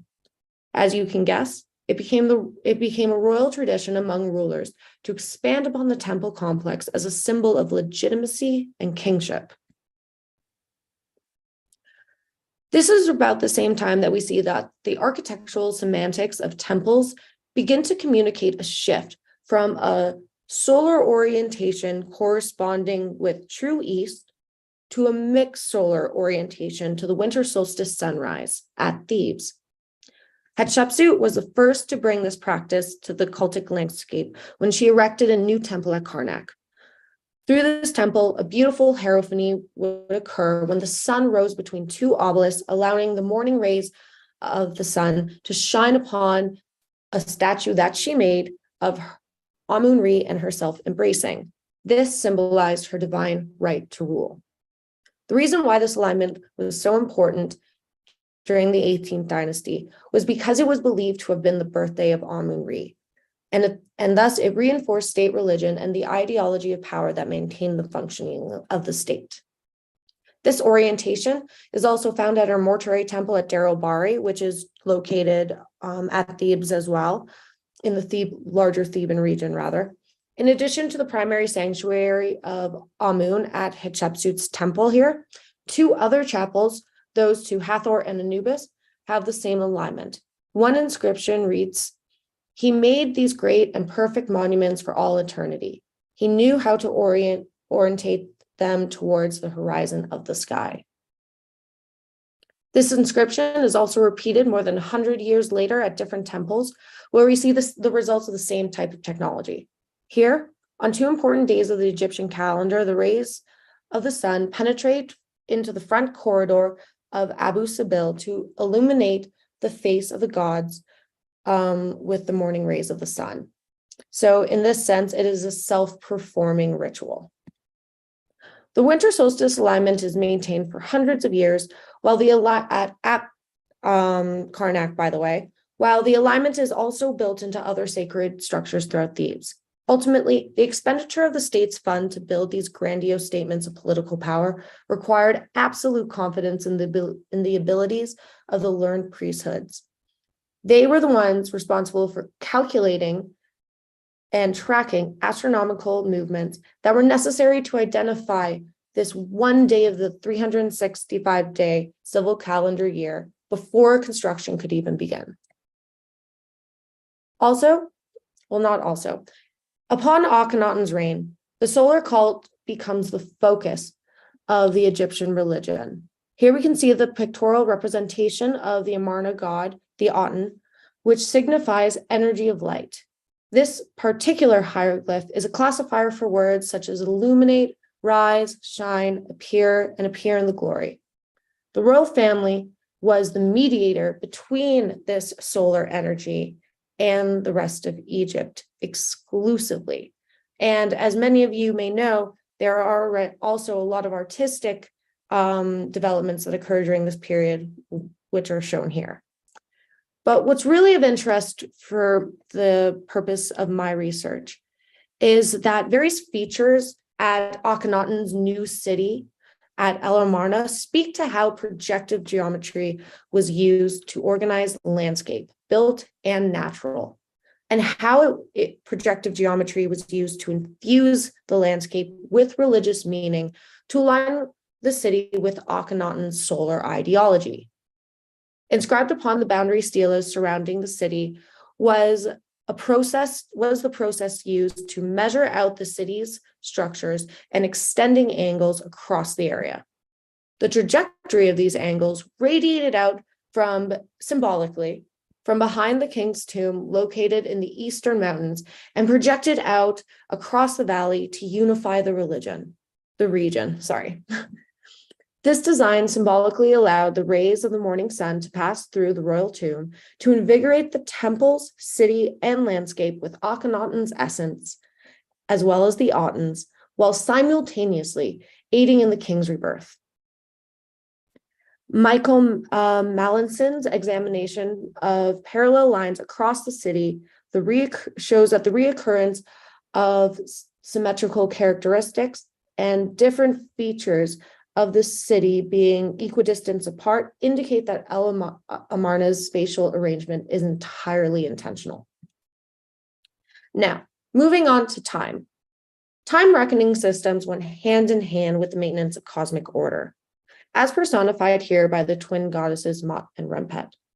The laws that operated the universe were divine, and to study these mechanisms was a pious practice monopolized by the priestly class.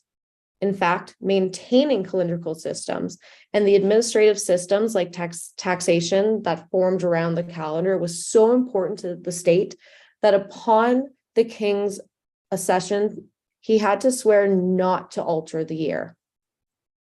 We also see a new type of offering scene occur at this time, beautifully depicted in the birth room of Luxor, for instance. We see the king offering a goddess a sebet shebet, in which the king offers the goddess what many have interpreted to be a symbol of cosmic order and organized time, represented here in the form of a water clock, one that bears remarkable similarities to later examples. Now, as I mentioned, the laws that operated the universe were divine, and to study these mechanisms was a pious practice monopolized by the priestly class. This is why references to sky watching practices in funerary biographies of priests start to appear in the late 3rd millennium, which is about the same time that the earliest systematic evidence of astronomical observation also begins to appear. Here we can see various titles announcing the astronomer and horologist profession held by Theban priests. The later two are two new attestations which correlate with the surge of astronomical advancements from the 18th dynasty. First discovered in the tomb of the famous Tutankhamun, being the king who succeeded Akhenaten, by the way, the Merkhet was used with a sighting rod to track the passing of hours by measuring the altitude and lateral displacement of asterism. The device's correct usage depended on a knowledge of angular relationships of planar and three-dimensional figures, also known as trigonometry. In addition to studying the movements of heavenly bodies, the device was also used to calibrate water clock designs for land surveying practices and to establish the astronomical orientation of structures. This is how the Egyptians were able to establish the astronomical orientations that I've just shown you. The next development that occurred was in the late 15th century, specifically during the reign of Thutmose III. Which is when evidence proves that the invention of the L-shaped sundial, the first type of sundial found in ancient Egypt, occurred. Developed specifically for daytime conditions, the change in length and/or direction of the shadow marked the passage of time. The accuracy of this tool was determined by an acute level of observation, documentation, and basic arithmetic. The paucity of examples from pharaonic Egypt hints that the device was customarily made out of wood, and by extension was probably portable. The next advancement or innovation that occurred that we'll talk about today was the water clock. This occurred during the reign of Amenhotep III, which was the king that preceded Akhenaten. Its purpose was to show priests when certain rituals were supposed to be performed. It is the first water clock in human history to ever be discovered and has the accuracy within 15 minutes. And as you can guess, it was designed for times when there was poor visibility in the atmosphere. But how did it work? To know the time, one only had to look inside the basin to observe the water level and read the time according to the nearest false hole. The time is indicated by the level of the water in the vessel, which is shaped so that it falls at a uniform rate. The length of these hours even took the season and geographical location into account, which allowed for a correct temporal reading of the month in which solstices and equinoxes occurred. So this was a very advanced instrument. The last innovation that I'll be discussing today was recorded in an inscription from a tomb that has now been lost. These are the only surviving records of the tomb inscription. They describe that Amenemhat, a leader of the hour priests at Thebes, discovered that the lengths of day and night varied over the course of the year. Amenemhat also claimed to have invented a mechanical device that combined the water clock, the merket, and simple hydraulics that allowed features of the water clock to move. Von Leuven has proposed that the merket was used to calibrate the water clock, which is probably why the text repeatedly emphasized the correctiveness of the device. So, what are the causes of innovation here?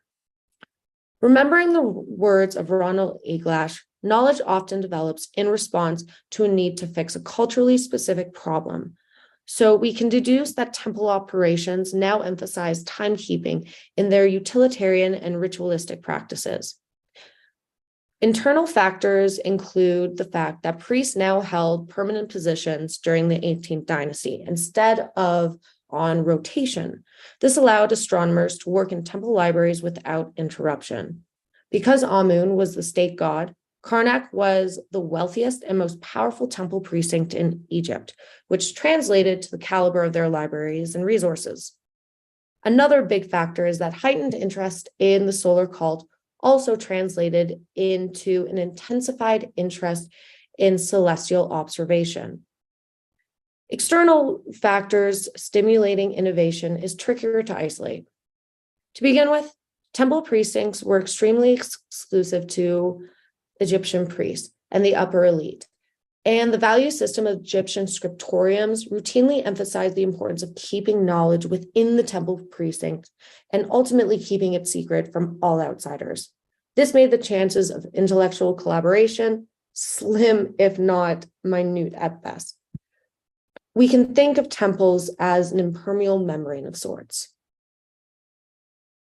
So this really only leaves one major option in my mind. If intellectual exchange or collaboration occurred that influenced astronomical innovation in Egypt, it is far more likely that it first occurred outside of Egypt as a result of diplomatic or militaristic activity when Egyptian officials mingled with courtiers from other kingdoms. This was something that was very, very frequently found during this age of the New Kingdom, actually, in fact.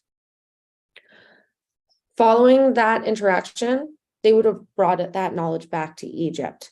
However, documentation on this type of thing is extremely scant, and the circumstances of the ancient world at this time certainly point to diplomatic activity as a likely candidate for intellectual and intercultural exchange.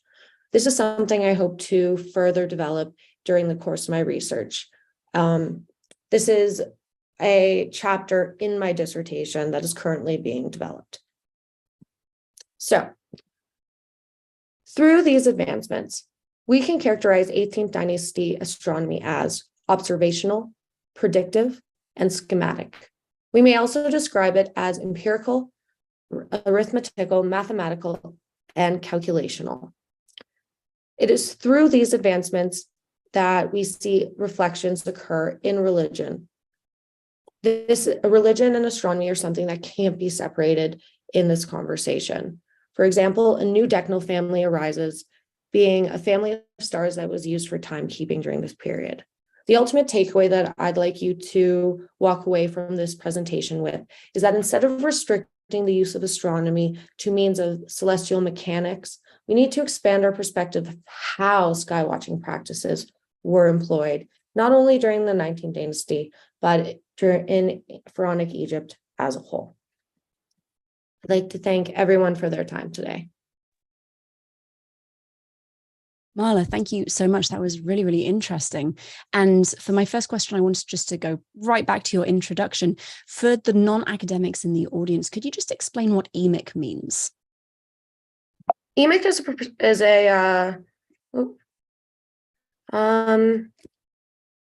let me just get that back. Emic is a perspective from which you try to assess an ancient culture through the insider's perspective. So it really emphasizes aspects like beliefs, values, practices, and worldview. So it's trying to understand something through the lens of the ancient culture that you're studying, rather than using your own understanding of the world as a 21st century person. Yes, it goes with, of course, we can never completely remove our biases, but we have to always strive to remove ourselves from the situation and look at it through the perspective of the culture themselves. That is a huge staple of archaeoastronomy. Thank you.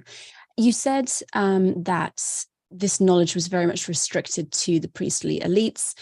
Do we have any, obviously not textual evidence, but any material evidence that gives an indication that maybe non-elites had an understanding of time management or astronomy in general, even if it wasn't the quote unquote official academic understanding? Absolutely. In fact, this is a huge side project that I'm developing as well. Cultural astronomy, of course, I'm talking about the upper elites of society today. I am talking about the high priest, I'm talking about the state religion, but on the other side of the coin, and this is something that is so important to the fabric of heritage and tradition, is that there is a lot of evidence for your regular person to have a vast understanding of the cosmos. So today we are completely removed from the sky.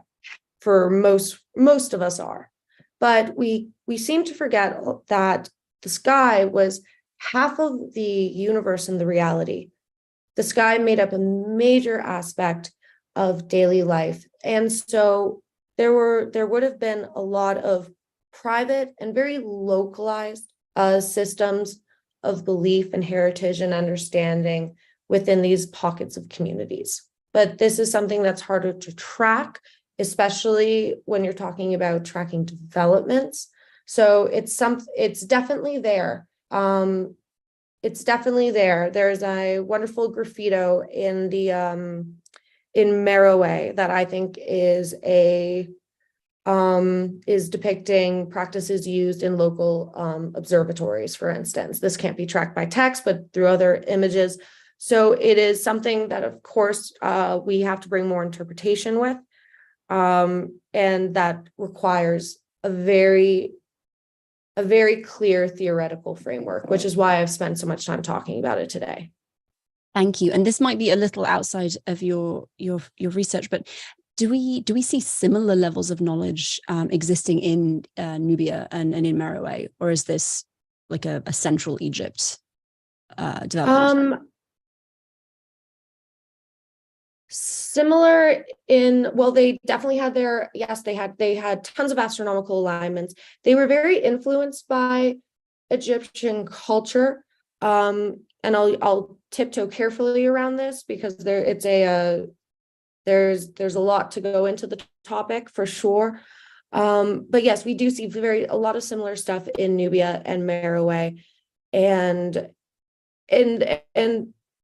these types of structural alignments, they're not exclusive even to Africa. They can be found all across Africa, but in the world as well. That's why archaeoastronomy is such a wonderful and fascinating topic, because it shows us that humans, independent of where these cultures originate from, all had a fascination with the sky and their relationship, and using structures and timekeeping to reinforce and perpetuate that relationship to the cosmos. Excellent. Thank you so much. Well, I am going to let you go there because we're just about at noon. Thank you for your time and for sharing your research with us. Thank you very much. Sorry, everybody, give me one moment. I am just going to get one of my slides up. Okay, so before we move on to our special session, I just wanted to put a bit of a plug in for the raffle that SASA is currently running. If you donate $25, then you can receive a raffle ticket to win a goodie bag full of various items from the SASA Bazaar.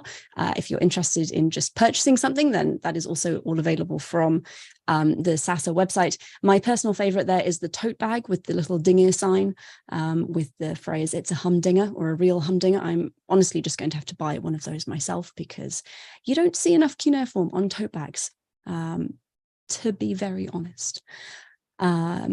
Yeah, so all of the information is currently on the slide. You can do that through the SASA website, saveancientstudies.org/donate. And our next session is the second special session, Access and Affordability Workshop. And that is going to be taken over by another moderator. So I will see you all shortly when that is done.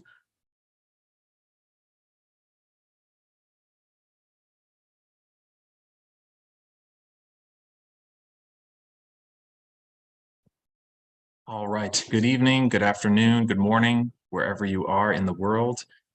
We will get this special session started here in just a few minutes. We're going to admit our panelists here into the Zoom. So please bear with us as we kind of transition things.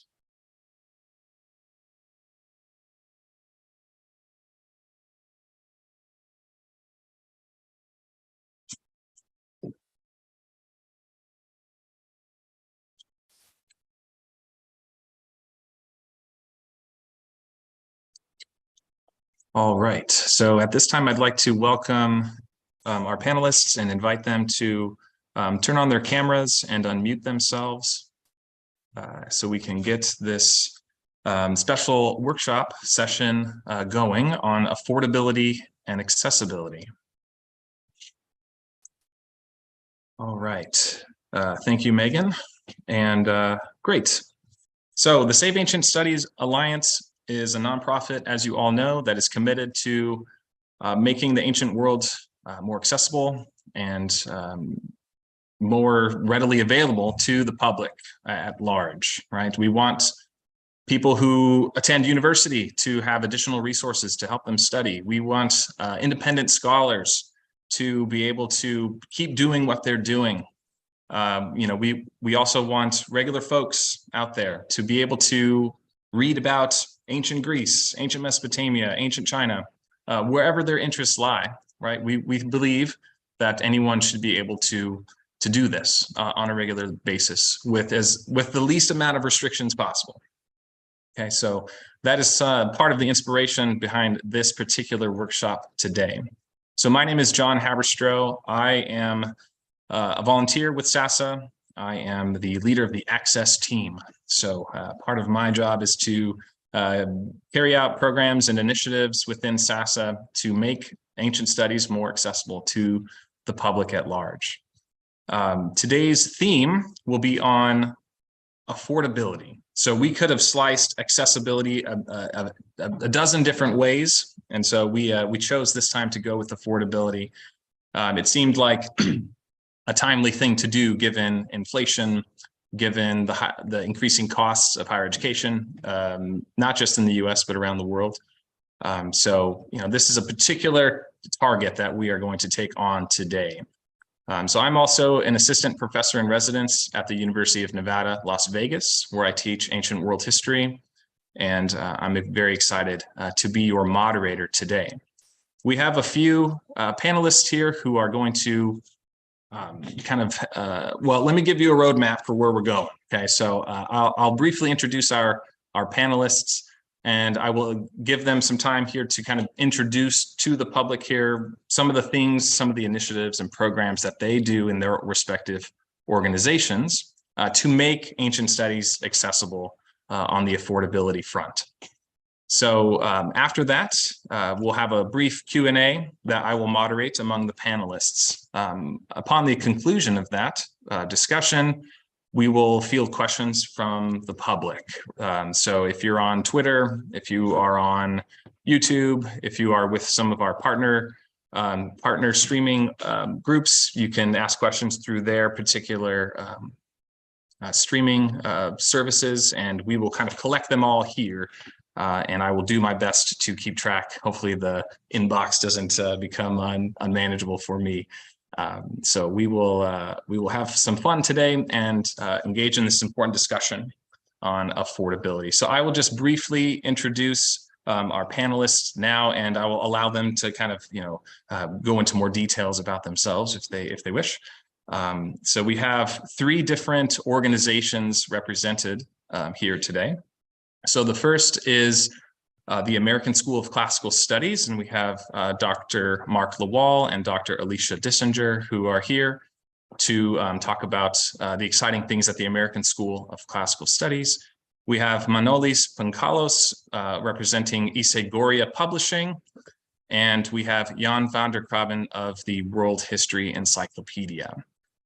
So I don't know if we should have drew straws out of a hat or something to decide who would go first today, but maybe I'll just toss it to our friends at the American School to kind of kick things off. So feel free to unmute yourselves and tell us who you are and tell us more about the American School. Okay, thanks, John.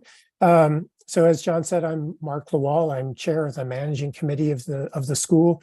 The school is a private nonprofit founded in 1881. And ever since that time, we've been a consortium of cooperating institutions, and there are now just around 200 of those. And so the managing committee is the overall policy making body of that organization. So we have about 400 members of this committee, and I chair this this unwieldy mass. So I have Alicia and I have a PowerPoint that we're going to show really quickly, just to kind of introduce you to the school and to our offerings in particular, of course, with a focus on issues of affordability and access. So as I said, the school was founded in 1881. Its goal was to give Americans in particular access to study in Greece, and of course to carry out archaeological excavation in Greece. This has always been a matter of getting a permit through a representative foreign school. So the American school carries out that service for Americans, and also for a long time it was the representative for Canada as well, though now Canada has its own institute. I just show you here some early minutes of the school's trustees and the early version of our reading room that is now the director's living room. Ever since its founding, the school has offered educational opportunities for graduate students and faculty. I show you here a 1933 field trip that the students took.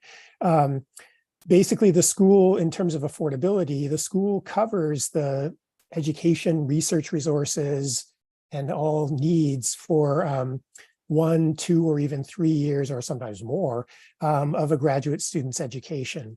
And our libraries, of which there are 2 major ones, the Gennadius and the Blagan, basically fill the needs for books, journal subscriptions, everything that students might need during their time in Athens. And this basically, if you think about it, that means that the home institutions are not covering the costs of those students' education, saving the money for other activities. We also house a state-of-the-art archaeological laboratory, the Wiener Laboratory, and again, we're providing almost free access for scientific work, including including most recently DNA analysis, but all kinds of different equipment is there and available for students and faculty use. We do carry out a number of different public outreach initiatives. We are active on social media, including Twitter or X or whatever it's called now, as well as Facebook and other platforms. Our website has an archive of our past video lectures, as well as we also live stream lectures on a regular basis now. One of our newest facilities is the Makrianis exhibition wing, which provides events in Athens itself, and many of those have now also been published and the subject of various online exhibitions as well. Perhaps most exciting, we have a K-12 program, thanks to the Steinmetz Family Foundation, that's been active at Corinth for quite a while now. It provides both in-person and online programming for students all around the world. And we're now expanding that to the Athenian Agora and the Makrianis exhibition wing as well. So we're basically doubling our capacity as far as K-12 education, and that also includes general public outreach. We have vast online resources, and these are only increasing. If you're interested in learning about recent publications, our library's online catalog can be sorted according to date of acquisition, and so you can get a quick sense of what's recently come out. But then we also have all kinds of scanned excavation records. What you're seeing here is from the mid-1930s excavations of the north slope of the Acropolis, and this is a female head that was found in a well there. But you can also track through the Agora excavations from literally day one. As you see, this notebook page is day one. They found a block. But you can also, from the school's archives, we have scanned vast amounts of Heinrich Schliemann's diaries. And you see here when he began work at Troy. You can see some of his drawings of finds from Troy. You can also see when he visited Egypt and decided to try his hand at Arabic, which he did pretty well at. Interestingly here, the interlinear translations are in Greek, French, and English. So he's like just anyways, our publication office, as many of you probably know, produces the quarterly journal Hesperia. We also produce the final report series for American school projects at the Athenian Agora and Ancient Corinth. We also have various series devoted to affiliated excavations. In terms of costs to authors, authors writing for the Agora or Corinth or other school excavations are not charged any subvention. Authors connected with affiliated projects, the affiliated projects are expected to cover some costs in terms of subventions. We also, though, in terms of disseminating this material, a lot of it is online now through both JSTOR as an archival source and Project Muse for latest editions. We also have a number of things available free of charge online on our website. We also engage, in terms of a global audience, we also engage in an exchange program where we send hard copies of our materials out to libraries worldwide and publishers worldwide in exchange for their materials as well. So basically it's a kind of free exchange of material that distributes our books all around the world. We are also, of course, a place where you can carry out independent research. We have the library facilities in Athens for visiting scholars from the US. If you become a member of the school, we can help you in securing permissions for site visits, for photography, for object study in museums. In fact, we are your clearinghouse for these kind of permissions.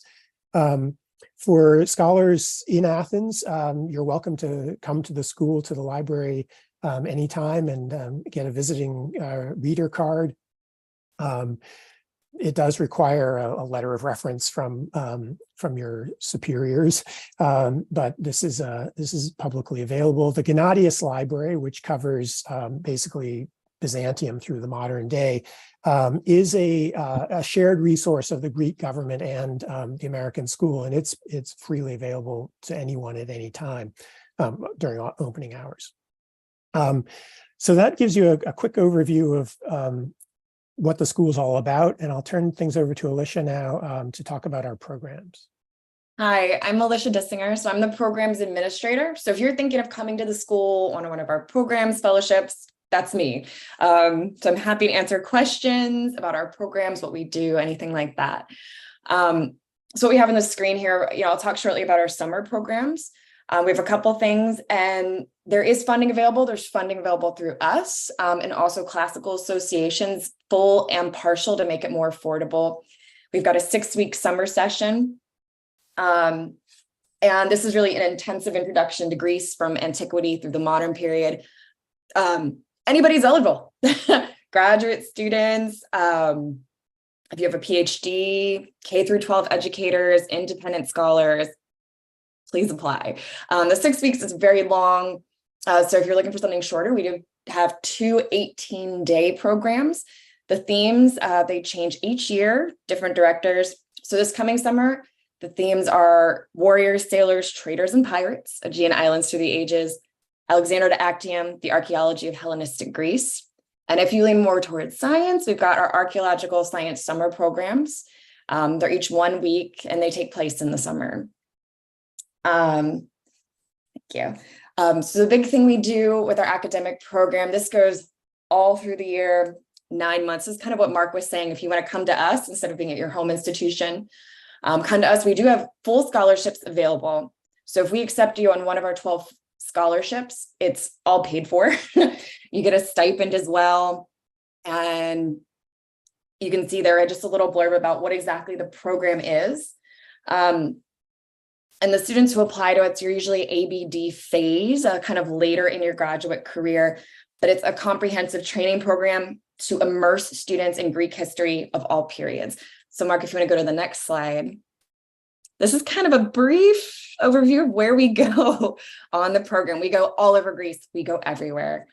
And this is directed by our Mellon professor. There's 5 trips. We go Northeast Greece, Western Greece, Crete, Central Greece, the Corinthian, the Argolid. In our winter term, we do excursions around the area. There are seminars led by our Mellon professor, and we have special scholars we bring in called our Whitehead scholars, and they'll give lectures as well. And if you are a PhD holder, you can apply for our Whitehead positions. So we've got a lot going on. And to help support you, we have about over 25 fellowships available. So we're talking about making things more accessible through offsetting cost. We've got over 25 fellowships, from small partial amounts, full academic year, that's really aimed at graduate students, if you hold a PhD, and even independent scholars. So feel free to go through the website, check out our eligibility, what some of the topics are. One of our newer fellowships that's really fantastic, it's our Scarborough Fellowship. This supports up to 3 months at the school. You can propose to do basically anything you want. Join our program, independent research. It's open to graduate students, K through 12 teachers, independent scholars, but you do have to reside in the US or Canada. And we're looking for people whose geographic origin, diverse experiences, and socioeconomic background are underrepresented at the school. But there's a very nice stipend of about $1,500 a month. And you get free room and board at Loring Hall. And with this one, we'll actually pay your round trip ticket to and from Greece. Not all of our scholarships do that, but this one does. An example of one of our full academic year program scholarships is the Hirsch Fellowship. That's $11,500 for 9 months, free room and board at Loring Hall. For PhD holders, we've got a few of them as well. Most of them are a little short term. About one of them is our Coatson $2,000 for 2 months at the school. We also have our NEH fellowships back. So if you hold a PhD and you want to use any of our facilities, you can propose to study with us from 3 months, 4 months, 9 months. We'd love to see your application. And this, we get a lot of independent scholars applying for this one. And don't let this scare you that we have so many opportunities, because we have a very high success rate. So in general, it is a high acceptance rate. So for our summer programs, we get about 50 to 60 applicants for 20 spots. So it's about 40 to 33% acceptance rate. Our seminars, again, there's 20 spots, but we get about 30 to 40 applicants. So we're talking about 65, 50% acceptance rate. And again, we have funding through us. There's other places where you can reach out for funding, and that's all on our website. And even our fellowships, they're one fellowship, but we'll get anywhere from 10 people to 25 people applying. So apply, we want to give you our money. So I guess just to sum up, take a look at our website. Mark mentioned we have so much to offer, more than just funding for our programs. There's a lot of online free resources, photos, images, notebooks, excavation material. And again, feel free to reach out to me. I'm happy to help with any of this. Mark, I don't know if you have any follow-up words, but. Oh, no, that's great. Thanks. And thanks again, John.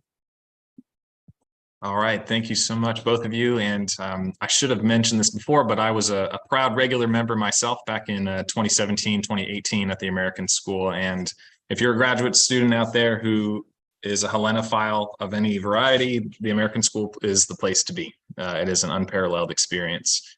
And they did not pay me to say that. So thank you so much. And we'll circle back for folks who have questions about the American School and all of their different programs and opportunities. And next, we'll turn to Isagoria Publishing. We'll turn to our friend and colleague, Manolis Pangalos. Go ahead and introduce yourself and tell us all about Isagoria Publishing. Yeah, hello, everyone. Thank you very much, John, for the introduction. My name is Dr. Manolis Pangalos, and I am editor-in-chief at Isagoria Publishing. We are sorry that I will not have together with us today the other colleague, Dr. Stefanos Apostolou, but I think I will be speaking for both of us for everything that we shall say. So shortly I will be sharing something as well, but it's just the site of Isagoria. So if you bear with me a moment. Isagoria. So Isagoria Publishing, we can start from the basics.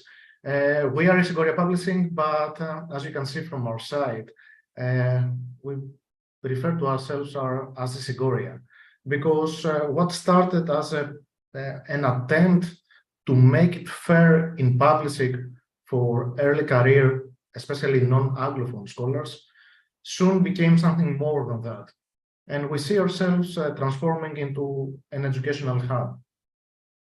So if I am to start from the very beginning, it was many years where we had discussions with colleagues, and especially with Stefanos Apostolou, both of us being graduates of ancient history, both of us with PhDs in the United Kingdom, seeing a bit of a disparity in what it is offered in academia, both in terms of positions, but also in terms of opportunities, be them scholarships, be them contracts, be them also publishing. And then I think the kickstart to actually do something more than discussion was the period of COVID, where we established the basics after a very long period of asking colleagues and making a kind of a market research, if you wish, trying to find out what works and what works where, connecting with colleagues throughout the world. So we ended up founding Isigoria, which is a community interest company under British law. That means it is a non-profit organization. So we have three main axes, and I will say the first one is the publication, dissemination, and promotion of research materials. So in our community, we offer open, free, worldwide access to scholarly research produced globally. Okay, to promote the knowledge and free access to peer-reviewed information by a community of scholars, students, institutions, and the involved public. In the second axis, we provide seminars and workshops, in many ways, knowledge, skill, and research and enhancement seminars to support both teaching and learning.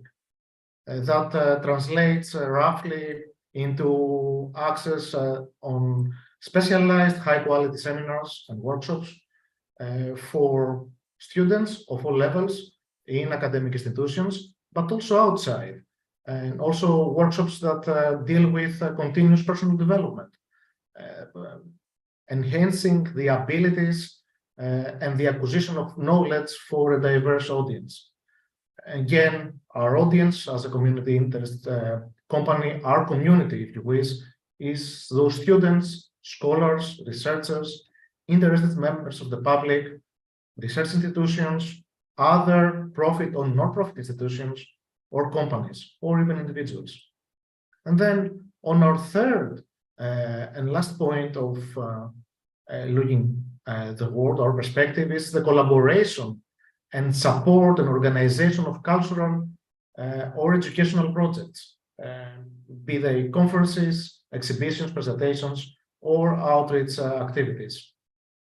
And our maybe for now magnum opus is the launch of scientific open access digital-only journal, CNICS, the Journal of Classical Studies, which publishes work of scholars for the most part of ancient history, from the very early archaic period to roughly, and we can have a debate about this, to roughly the start of the late antiquity. For us, we set it at around 600 Common Era and the reign of Heraclius. And also its reception, and we include all subfields. We run now with an advisory board of 30 members from 18 countries across the world. Of course, listening just before the colleagues from the American School of Classical Studies, we're a very new organization. We just launched our attempt to make some difference in the academic and non-academic world just in July 2021. So we are we are just 2 years old 3 days ago. But this doesn't mean that we haven't expanded more from NICS. For example, we run, and you can go on our website and you can see also our projects. We run Greek epigraphy seminars, and we travel twice to Brazil to teach students across 17 universities the introduction of Greek epigraphy, a course that has never been taught in any university in Brazil. And we ran it for 2 consecutive years, and we will be running it again next year. In our first November, we traveled to Czech Republic to offer a specialized course on memory in the ancient world, and in Mazar University in Brno. And this November, we will be traveling to the Autonomous University of Mexico to offer a seminar, a high-level, now intensive seminar on Greek epigraphy.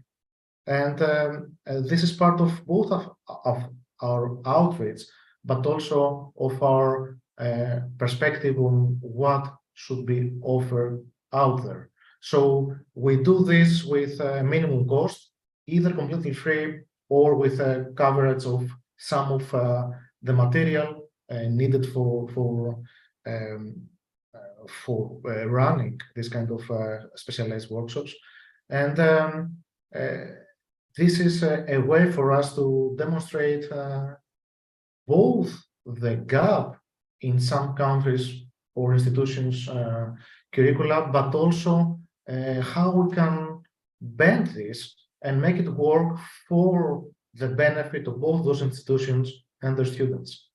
Of course, the after-COVID period has really benefited such projects because participation is very easy, online workshops, very low cost, no need for students to travel, especially collaborating with 10 or 17 different universities. It is a strain for any kind of organization, except if it is online. And maybe this could be something, but we also run other things. And in our projects, we have our first books coming up. We have 2 call for papers that were open, and now they are in different stages of production. So the first published books of Isigoria Publishing will be 2 edited volumes. One is organized by colleagues in Brazil and China. The second one by colleagues working in classical and medieval Mediterranean in the University of Puerto Rico. And you can find the details and the timeline for their publication in our website. And lastly, in a way, we are doing everything we can, as SASA does, as Saving the Ancient Studies Alliance does, to promote the study of the ancient world. And this means, for example, that we participated in panels like that, Classics in Africa, to think of the ways forward of making more relevant to contemporary education the humanities, and specifically ancient studies, in many times, very often, giving a different perspective than the perspective that it is currently the majority perspective. That we feel, both Stefanos and me, that there is a lot of merit, and this is something that we can agree on, all of us, I think, a lot of merit in studying the humanities, and specifically classical studies. And but the direction, as it seems, especially in the global north, if you wish, seems a bit wrong. There are other initiatives that are worth taking, especially in the global south, be it in South America, be it in Africa, be it currently in China, where I'm now found, where the humanities, maybe with some different agenda indeed, but the humanities gain a lot of pace and are supported as an equal player on the game of education. And this is something that we should all think about and learn from so that we can maximize our impact to the world. And we also run specific research activities. We just came last April from the conference of Classical Association in Cambridge, where the Sigoria members, a team of 7 panelists, presented its first organized by Sigoria panel. So we're trying to play at many levels, from outreach to publication to actually making research and back to producing this research in an open access, digital, free-for-all medium, be it the book, be them the books or our journal. One of the last things that I would like to say before handing back to you, John, is that one of the different things we think that we are doing is that we partake in the process of creating knowledge and publishing it with the creators, the authors.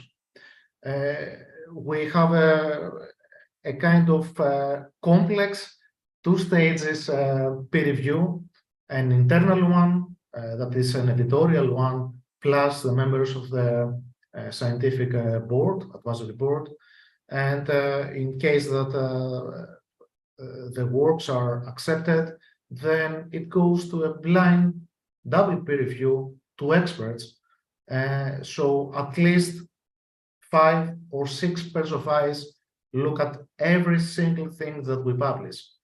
And during that process, we collaborate with the reviewers and with the authors in order to create this kind of collaborative environment where the author provides his or her ideas, okay? The core, the essence of publishing work, whereas we, as editors of language, the reviewers as editors of argument, if you wish, help the author maximize the potential of their idea. So the end project, the end result of this process is many times a bit different from the initial, at least size sometimes and depth, initial contribution, but very much enhanced, while leaving the author with the knowledge that there are specific steps and we're standing by next to him. And we will be publishing now our 3rd issue of PNIX. It should be coming out by the end of this week, where we have been launching book reviews as well, with a bit of a twist. So instead of just doing academic peer reviews, we do that. We offer the possibility to the editors or the authors of the book on review to provide a kind of informal interview where they present ideas about how, or information that is, about how they went into completing this task. It is a milestone for every one of us, right? From start to end, with the pitfalls, things that they may change, and by providing a voice to them, rather than just saying that Manolis Pagalos published so-and-so book into 2023, maybe the authors have a face and a name and a substance behind just that name. This is some of the ways that we have been thinking about the Sigoria, not only a publisher, much more as we think. And we open up, and we have been doing that ever since the beginning. We open up the floor to any colleagues, early career or outside academia, mainstream academia that is, who have ideas of things that we have been doing. They have feedback to come and find us, and we're very open in discussing these ideas brainstorming about what else we can do, and collaborating in projects in the future, because it is a community project. Maybe we have some maybe madness in us to start it, but it only grows by the help of its community. So thank you very much, John. All right, thank you, Manolis. We appreciate your thoughts and ideas here on the kind of vision of Isagoria. And I'm sure we'll return back to this very shortly with questions from our audience. And we'll turn now to our third panelist participant today, and this is Jan van der Graven of the World History Encyclopedia. So I'll hand it over to you now. Hi, thank you very much. Yes, you may have noticed that my name is not on conference program. I was asked to step in. World History Encyclopedia is one of the media partners and longstanding partners of Safe Ancient Studies Alliance. And so I'm happy to step in and present a little short summary here as well. I whacked together a little presentation. And then, I'm happy to talk about affordability and reaching an audience that is interested in ancient studies. So I'm just going to start by sharing my screen here. About us. Sorry, how do I get this in? Okay, there we go. All right, so World History Encyclopedia. As I mentioned, we are a partner of Safe Ancient Studies Alliance, and we are primarily a website found at worldhistory.org. That's what it looks like. I obviously encourage you to visit it. We are a nonprofit organization, and our mission is to engage people with cultural heritage and to improve history education worldwide. So everything we publish is entirely for free, so affordable for the readers. And also we're not an open access publication that charges authors either. So in that sense, also rather affordable. Our motto is history grows the mind. We think it's really important that history has that place and that understanding, because it helps us build our cultural identities. History helps us gain an understanding of the past, mainly to look at the present and to build a better future, but also to have a more open-minded society. And I'm sure I'm preaching to the choir here, so I think we can just skip this part. We were founded in 2009. We are a nonprofit organization, as I mentioned. We have 12 employees in countries all over the world, and we are largely supported by many, many hundreds of volunteers who write for us and provide us with book reviews and various other things, grab photos, etc. We are probably the most read history publication in the world, with over 40 million readers per year. Now, obviously, this is a website, so that's aimed at the general public. It's not an academic journal in that sense, even though everything that we publish is reviewed carefully by our editorial team to ensure that it is accurate and also engaging for a general public readership. So we work with our authors to make sure it is accessible to the general public.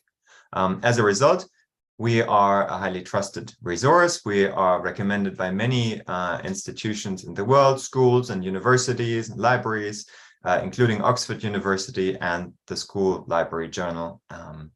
We also work with other organizations such as Safe Ancient Studies. We also work with UNESCO, and we help obviously promote historical research, discoveries, and any sort of discussions, including this conference, which is being streamed on our social media and YouTube channels.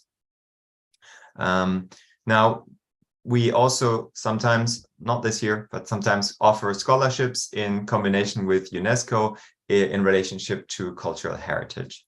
We hope that next year we can do so again. Now, the way we see ourselves is we are essentially a bridge between the academic world and the public. We're an encyclopedia, which means our readership is intended to be obviously the general public, but we work with academics who provide us with the research and bring it in a format that makes it easy for anybody from a high school age onwards to understand it and understand why it matters as well, and basically generate interest in research in the academic world and in ancient studies in particular. Now, we've published over 3,700 articles and tens of thousands of images. And that is only possible because of this vast community of over 700 contributors who have worked with us, who have shared their knowledge with us, the majority of whom are somehow scholars, either with a university or of an independent type. Now, all the articles that we translate publish get translated as well. So we have so far translated about 5,000 articles in over 40 languages, because we believe that open access is only truly open if people can read it in their own language. That is obviously a fast undertaking, and we have a large legion of volunteer translators who help us with this, but it's progressing really quickly, and the figure there is actually outdated. It's about 30% of our readership is now in languages other than English. We also publish book reviews, which is probably of interest to some of the scholars here who have recently published something, or book publishers who might be in the audience. So we love receiving reviews from our partners, but from our reviewers. We have a network of reviewers who work for us. And these book reviews then obviously get sent out on all our channels, on our newsletter, on social media. And very often as well, we interview the authors on our YouTube channel, which is similar to what the previous speaker said, what they are doing. So I think we are kind of on the same track here of basically wanting to help authors and researchers spread the word about what they have been doing to the general public. Now, all of this obviously goes out on our social media and our newsletter. So anything we publish generally tends to end up with a very large audience of tens of thousands of readers within a very short period of time. And to us, that is actually kind of how we see the open part of open access. It's, not only should it be free, but also it needs to be found. It needs to be read. It doesn't help anybody if it's free, but published somewhere where nobody is going to read it. So that's where we want to help, and what we want to do, to work with our partners and provide that exposure to research and to work. Finally, we also work with educators. We align with the curricula around the world and publish educational materials. So a lot of the materials that we have on our website and articles and videos actually get used in schools all over the world, primarily in the English-speaking world, but increasingly so in other countries. So there we go.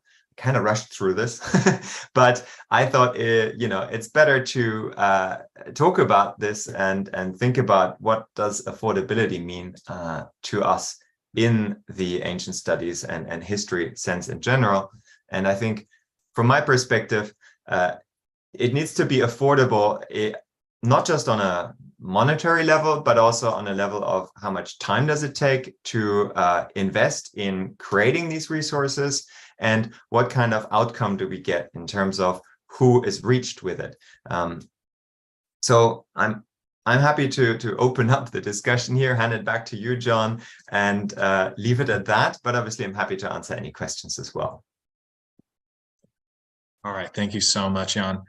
All right, and thank you again to all of our panelists. And so, Jan kind of set the stage very well there. So we're going to kind of open our discussion up a little bit more broadly now, kind of beyond your individual organizations, to get us talking about this kind of very complex idea of affordability. This is not something that you or I, or probably anyone in this Zoom call right here, could solve on our own, right? This is a systemic kind of financial issue, right? And everything is always just so much more complicated than it needs to be. That's how our kind of world works a little bit. So again, I'm coming at this from a kind of nonprofit perspective, from a higher education perspective, right? So with my students that I see every day, you know, they're taking out student loans. They're having to justify to their parents, you know, oh, like, well, you should be a mechanical engineer because they make lots of money, even though the evidence of that is, you know, quite selective, right? Plenty of English majors can, you know, make just as much money as an engineer, right? But right, that's the narrative, right? That's the narrative that is being pushed in the United States, and I'm sure elsewhere as well. So we'll proceed with these kind of questions that I've kind of thrown together and been thinking about over the past few months, but I have some general questions to start things off. Then I'd like to kind of turn a little bit to talking about independent scholars specifically as a group and the general public. And then if there's time, we'll talk also about graduate education and funding opportunities there. So I'll just pose these questions to anyone and feel free to kind of take it up if you are inspired. But what do you find to be the greatest obstacle in increasing accessibility through your specific organizations?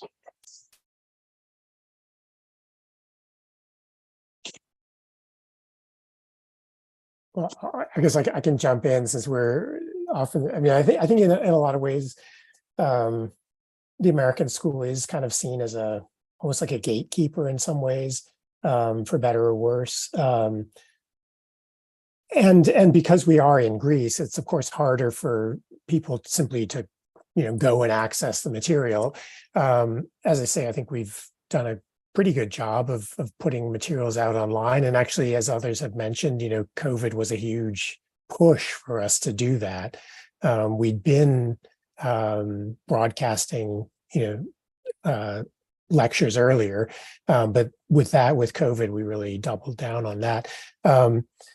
So I think it is, yeah, one of the things that we have probably the hardest time is convincing faculty members to push their students to come to Greece, to spend that time away from their home programs. It's seen as sort of a drain on time.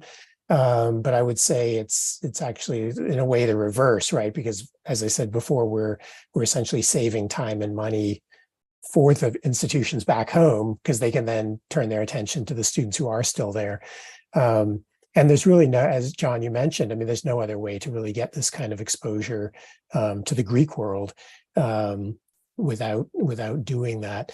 And yet, but it has been, you know, there are certainly faculty members who will say, you know, don't do it. You know, you have to finish your dissertation in 3 years. This will delay you. It's therefore bad. But I would argue there's, you know, as I've told so many students, there's no time in your life you're going to have more time to just read and think and muse, you know, and visit sites and all this kind of stuff. I mean, once you're in any job, you're no longer going to have that time at all, you know, whether it's in academia or doing other things. I mean, you're just not going to have that time. So, you know, like, why not?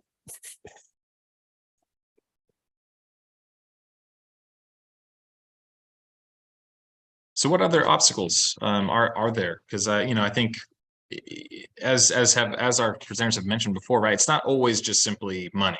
I don't have enough cash to do something, right? Like there's other implications that affordability kind of entail. So I don't know, you know, Manolis, maybe you can speak to right, the fact that you don't charge authors to publish with your, like, how does your organization kind of navigate the intricacies of, you know, how are you all funded? Is it fundraising? Is it private donations? Is it university sponsorships? How does that work in your world? Yeah, thank you, John. I was thinking about that because when we speak about accessibility, we also have to think about accessibility to our resources and affordability for our resources.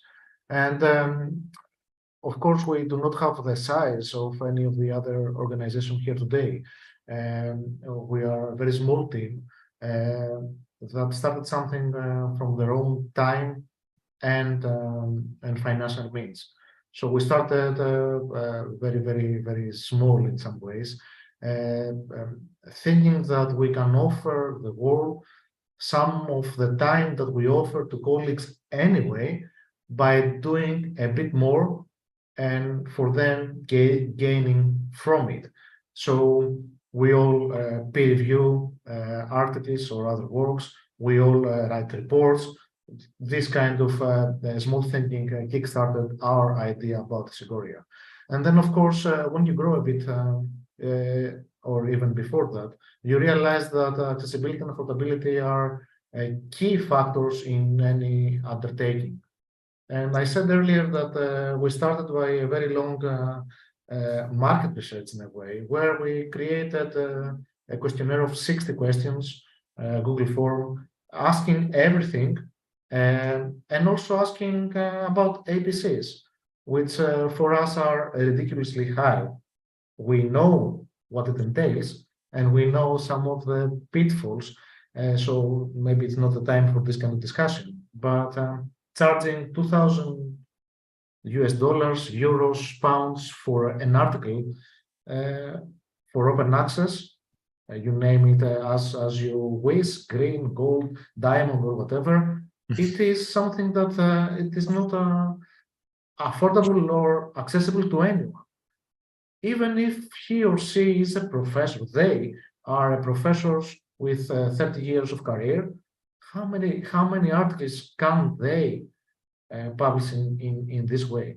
And in this kind of discussion, of course, we can involve this kind of huge funding bodies that offer an extra pot of money for researcher to tap on if they wish to publish in open access. And of course, this is something that we are both accepting in Segoria. Scholars and researchers who have access in this kind of funding are welcome to bring it to us, and we will put it in good use. As a non-for-profit organization, we do not have access, and we chose that. We do not have access in any funds of Segoria. And that means that all money that go to Segoria go back on publishing and continuing our work. But that also means that if you're very new in the game, some people may think about impact. Of course, some other people may think about rates, or we're very new, we have to kind of provide something to our audience so that we can be trusted.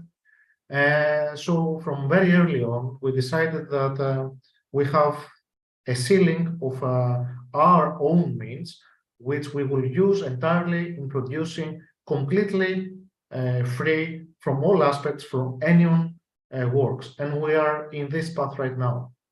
And this has already come with some response from the audience, where people has been giving some funds on their own as donations, which are used, and some other times from people who wish to use our, for example, editorial skills and pay for them with money that are transferred directly to Segoria.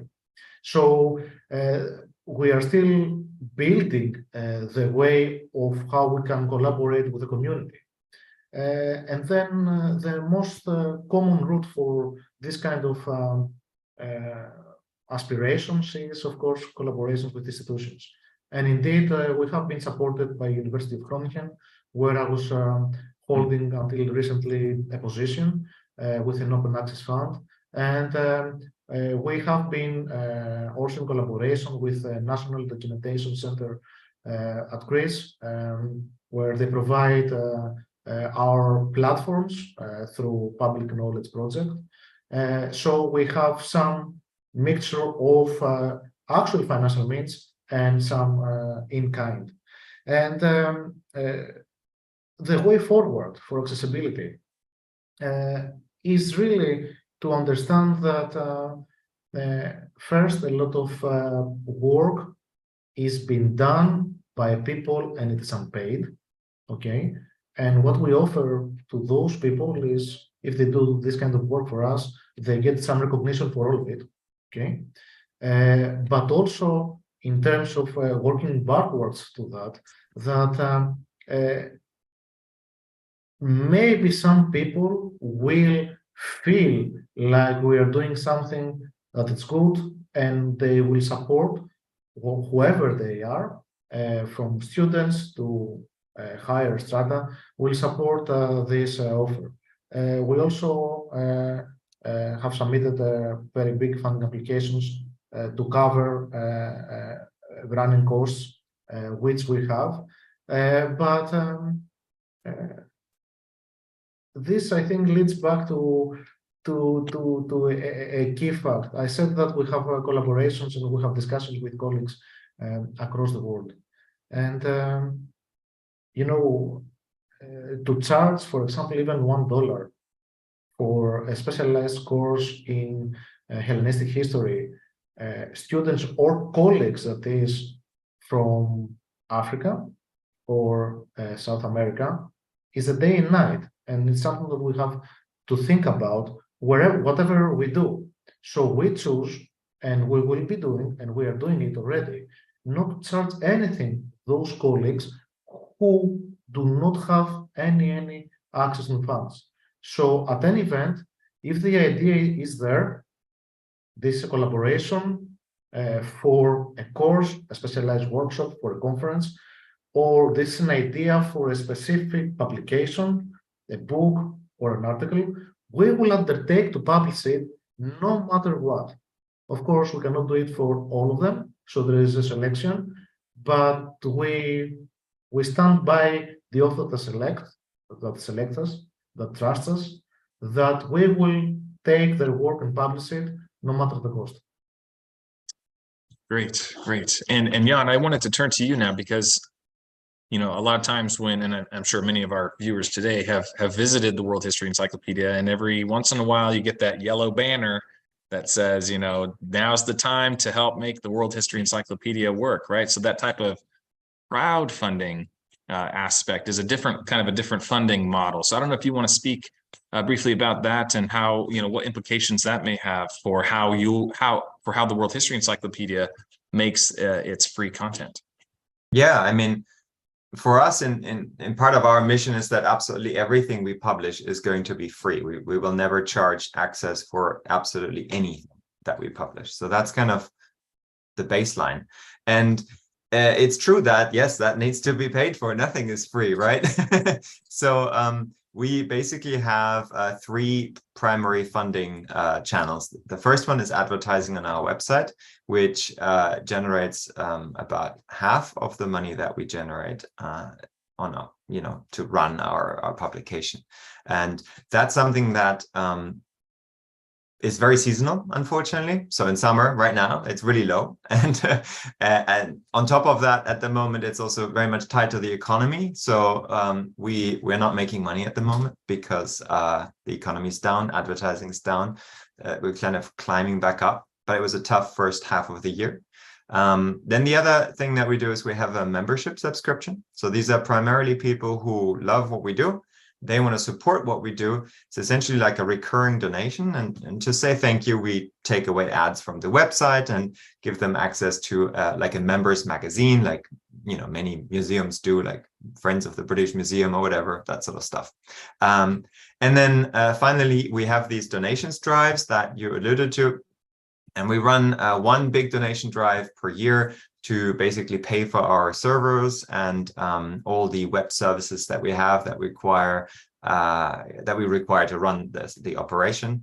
Now, yeah, that's something we do once a year. And unfortunately, that's less reliable than, say, a membership, something recurring that you can sort of count on, because, again, it really depends on the global financial situation, on how willing people are to donate.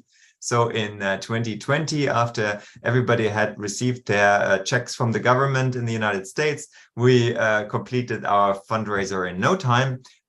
This year, we did not complete our fundraiser. I think we reached about 77% or something like that before we shut it down. So there are problems with each of these models. Advertising and donations are both very much driven by the economy, unfortunately, whereas memberships is more reliable. So I think if anybody wanted to do something similar to us, having a model where people can pay money on a regular basis, that's the most reliable source of revenue. but it takes a long time to grow it, of course. And for us, it's something that is entirely, voluntary. People can choose to do it. There's no obligation. As I said, everything we publish is free, but that's kind of how we run it. And we don't take money from our authors. We have some of our authors who donate to us as well, because they just support us and think what we're doing is great. But yeah, it's free for everybody. Hello, I am Veli Alberkallio, from Vice President from the Sea Research Society, and I just would like to say that we are working more on the policy side, and one of the things that I would like to see the archaeological community working harder is this thing that the environmental climate change concerns would be brought into the funding aspects of the archaeological work as renovating. For example, in our Sea Research Society has been now working for a little over half a century, and we are the only organization who is using deep divers to go to up to 180 meters below sea level. And we are also training people for the oil platforms and oil installations on the seabed. And we come constantly across this problem that there is not any kind of protection for cultural heritage from the Paleolithic period, which is sitting on the seafloor, and all the fishing industries, they can just freely wipe out everything that is out there.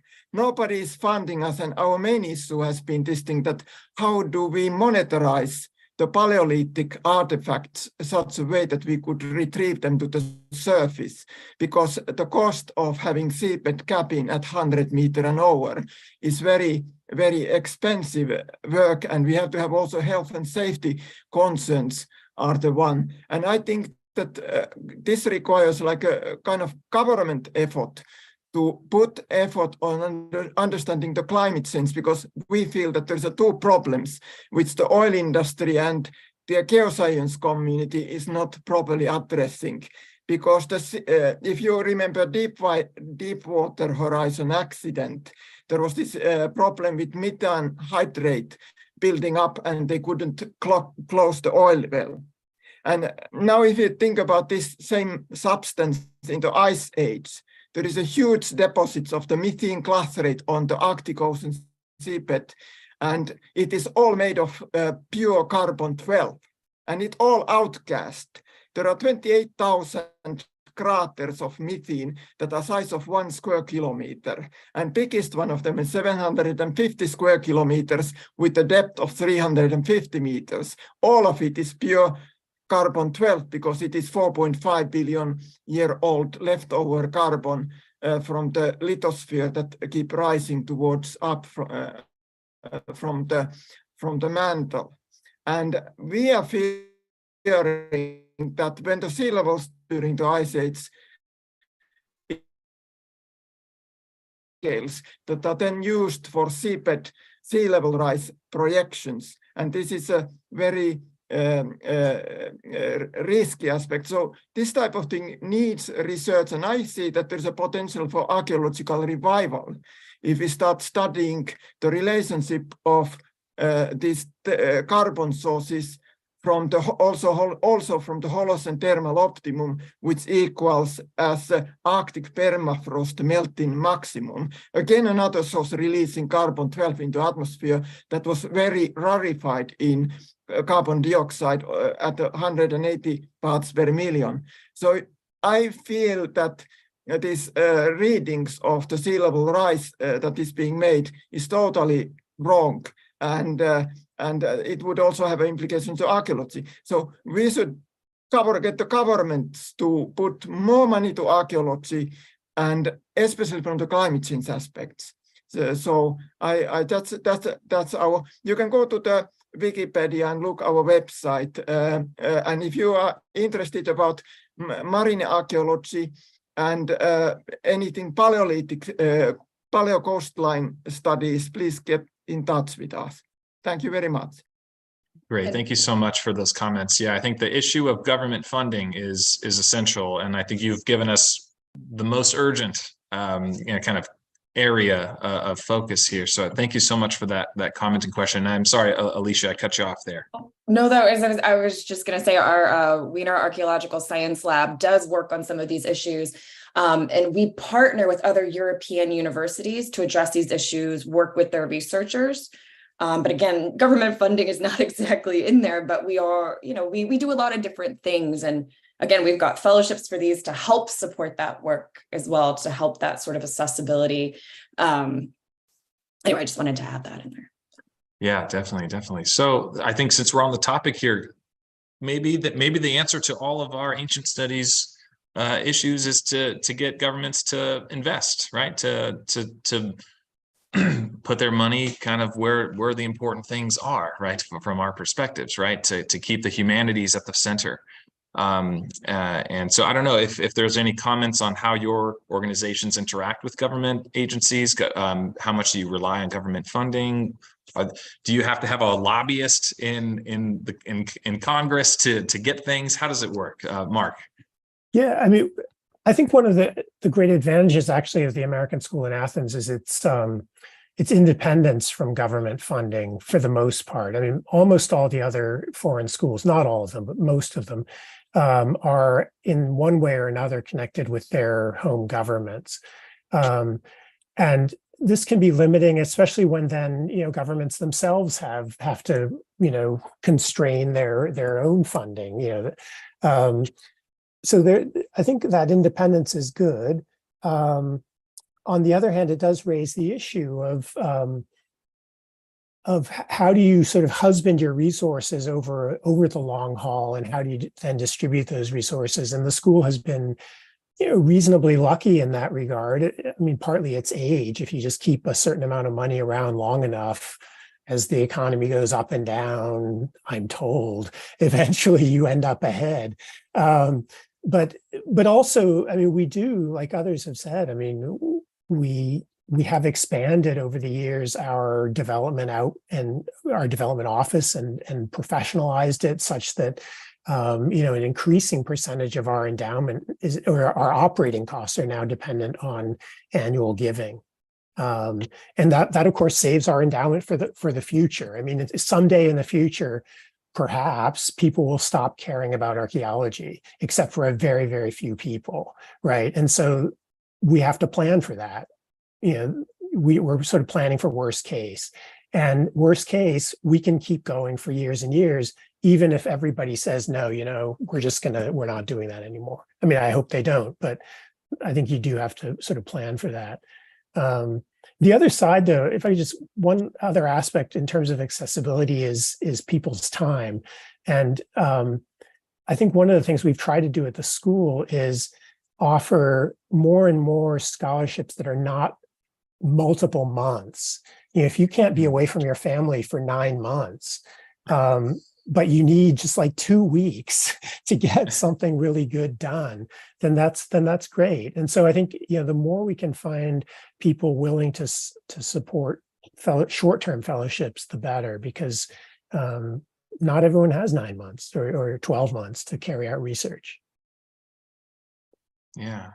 That kind of anticipated my next question here on, a lot of times when you look at funding opportunities, it's like, graduate student fellowship or, distinguished professor, funding opportunity, right? So what about independent scholars, members of the general public who want to kind of get their toes wet in the field? Or maybe they studied classics 20 years ago and they want to kind of make a soft entry back into the game.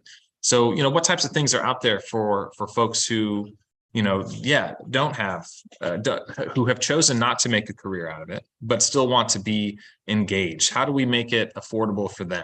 Or again, because the current model is kind of, you have to pay to play, right? You either have to, buy the plane ticket to go somewhere, or you gotta, pay the publisher to get your article out, right? So what are some ideas that are out there that you all have seen work that are for the kind of introductory or reintroductory phase of someone's interests?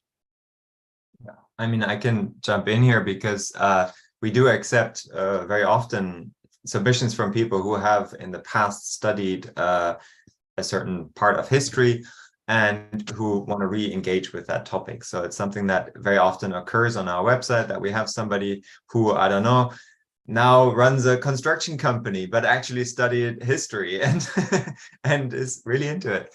Or we have some bankers who are really into you know, economic history, and they write about it. So that's something that, you know, we love doing. We love publishing people's work who may have taken a different career path and who then also bring other perspectives to that field that maybe a purely academic view would not have provided.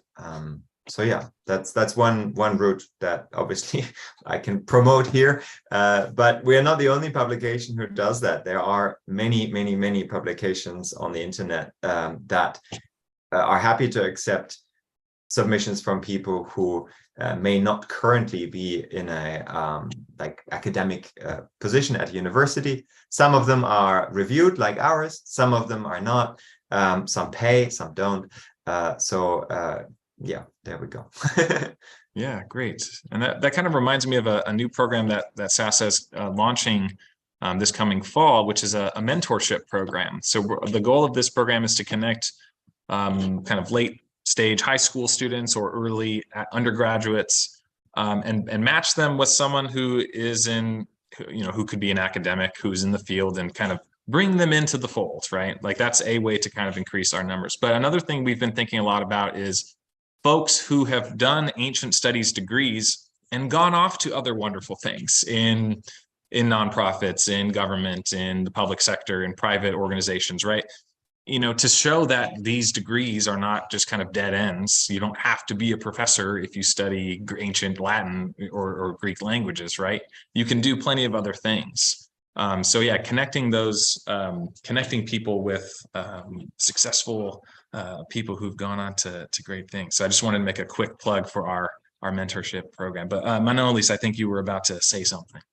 Yeah, no, it is great, John. I mean, in some ways, SASA also do that in a kind of a structural level where you have and collaborate with a range of volunteers at all ages and at all backgrounds. So this is a way of helping people who like ancient studies revitalize their interest, to do something that they like on their free time or in a kind of hobby, or some of them very good later return to a master or even a PhD.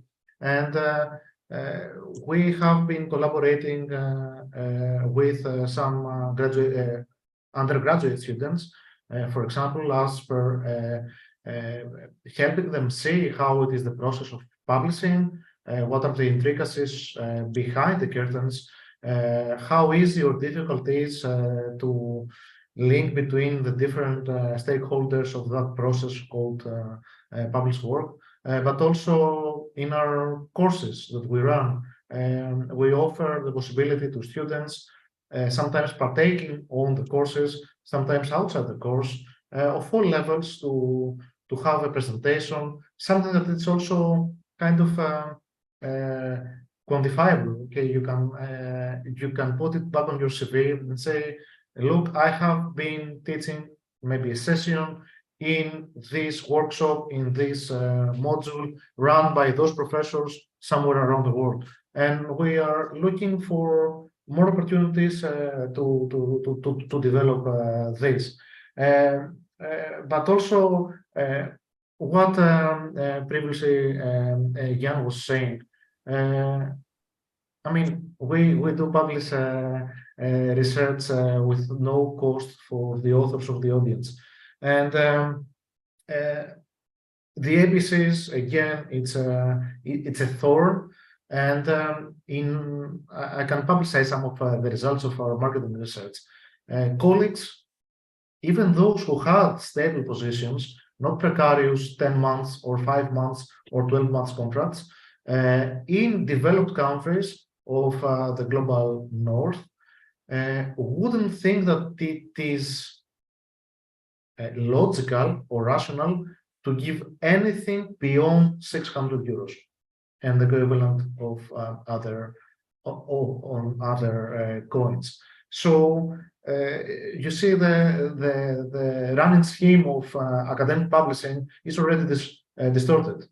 No one can and should be willing to pay this amount of money to see their work published, especially if there is this kind of gatekeeping where the copyright is being held by a publisher, where the price of the final book is unreasonable because it will get back to university libraries. Okay, you do a run of 250 books, and then you have a hardcover, and you have a price from the leading publishers of 200, 150 pounds. I mean, who, even with a 40% first author and relatives discount, who is gonna be giving this kind of money to get their book or their beloved relatives and so on book? So we are doing exactly that, and we're adding into the fold for this research not only peer review, but the ability to turn maybe non-native English to something closer to native English, although without agreeing to the format of native English as such, because English is the lingua franca, and we can discuss a lot about what that means for academic thought, for example, or production. But in any way, we have to be working in this language, and we have to retain some part of ourselves. And these are only some ways that we are very, very close to what the Antiquity Encyclopedia and other people do. Yes. Yeah, great. Thank you so much. So I did want to make sure that we have time for questions from both the folks on the Zoom call as well as people watching online. But I did have one final question, and I'm going a little off script here, so apologies. I have the kind of question to kind of, I don't know, maybe piece it together a little bit. But you know, if it's not the people who want to do ancient studies, right? If it's not the independent scholar out there, if it's not the university professor, if it's not me who wants to have to pay to engage with this content, right, with ancient studies, who is it? Who's responsible? Who should be the one at the forefront leading the charge of affordability in our fields, in our respective kind of worlds that we live in and work in, right? Should it be students?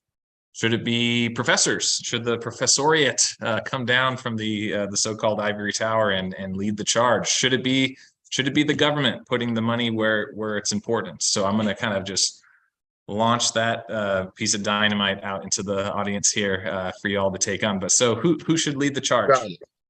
I wanted to say something right in response to that. First of all, wonderful asking the most complicated possible question, the bottom line of affordability. Of course, it's true, but I think we're basically moving more and more towards a crisis point, and then clearly humanities overall is moving towards this crisis point because many people, the public in general, is devaluing a humanities degree, and as the cost of higher education continues to rise, people feel more and more that they need to have a vision of a dollars and cents and bottom line endpoint. But as you said before, that's clearly untrue. That there's plenty of good careers to go into through the humanities.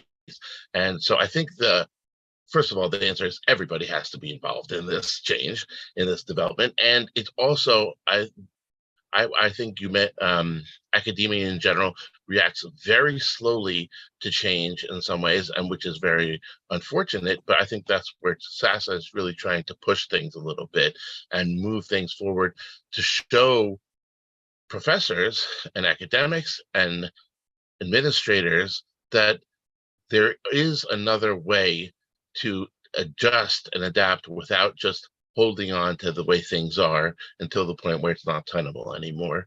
And the more people come together in groups like this to actually have productive discussions about new ways where this can happen, I think is really where things need to go, and then taking action based on that. But I'll stop talking so Manolis can answer something. Saving the day. I just would like to make a quick note that the Prime Minister Rishi Sunak has here in UK mandated that all the graduates of the university must have their employment in the same field, and all those courses that they don't do the work on the same field must be shut down. And this is making the life really difficult for the humanities communities and anybody who is studying something for the sake of knowledge only. And I think that is something that we have to take in account. And that's why I feel that there's archaeology and humanities and history studies, ethnography, anthropology, they're all in difficulty on this, because how you monetize it such a way that you can show to the prime minister that this is giving students jobs in such a way that he can put some numbers on the table.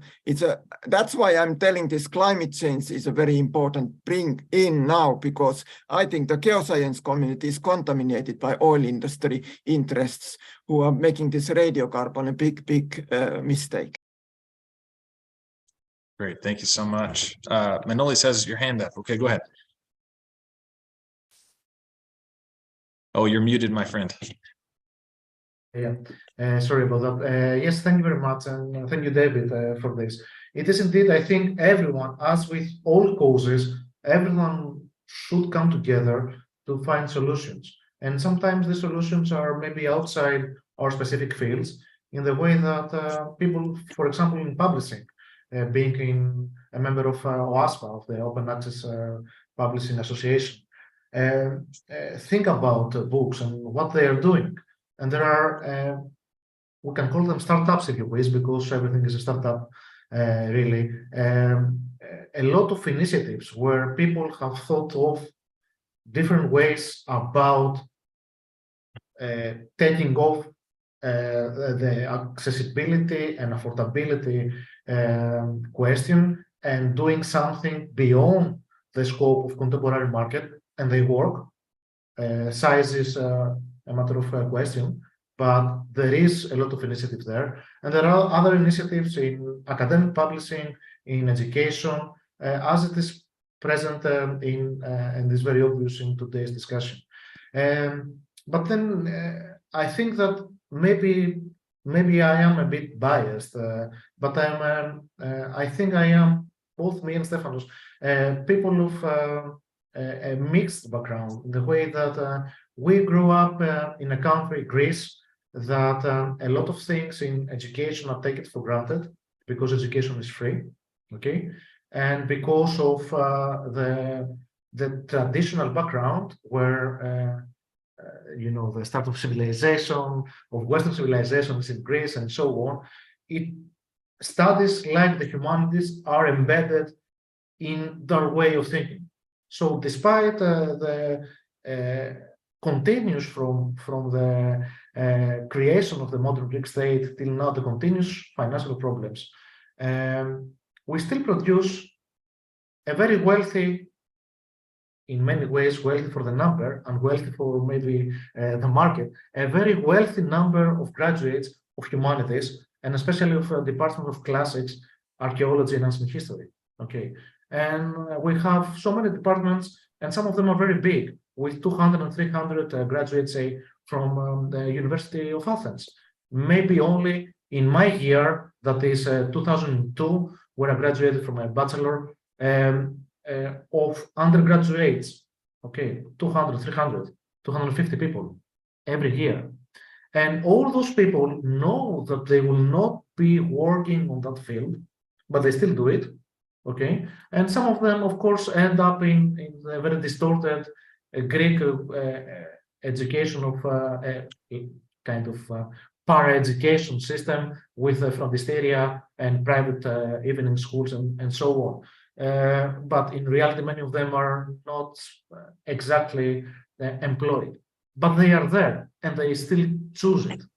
So we have to ask a question, why? And this is not the case only in Greece. This is the case in Italy also, okay, where we have still the Lyceum Classicum.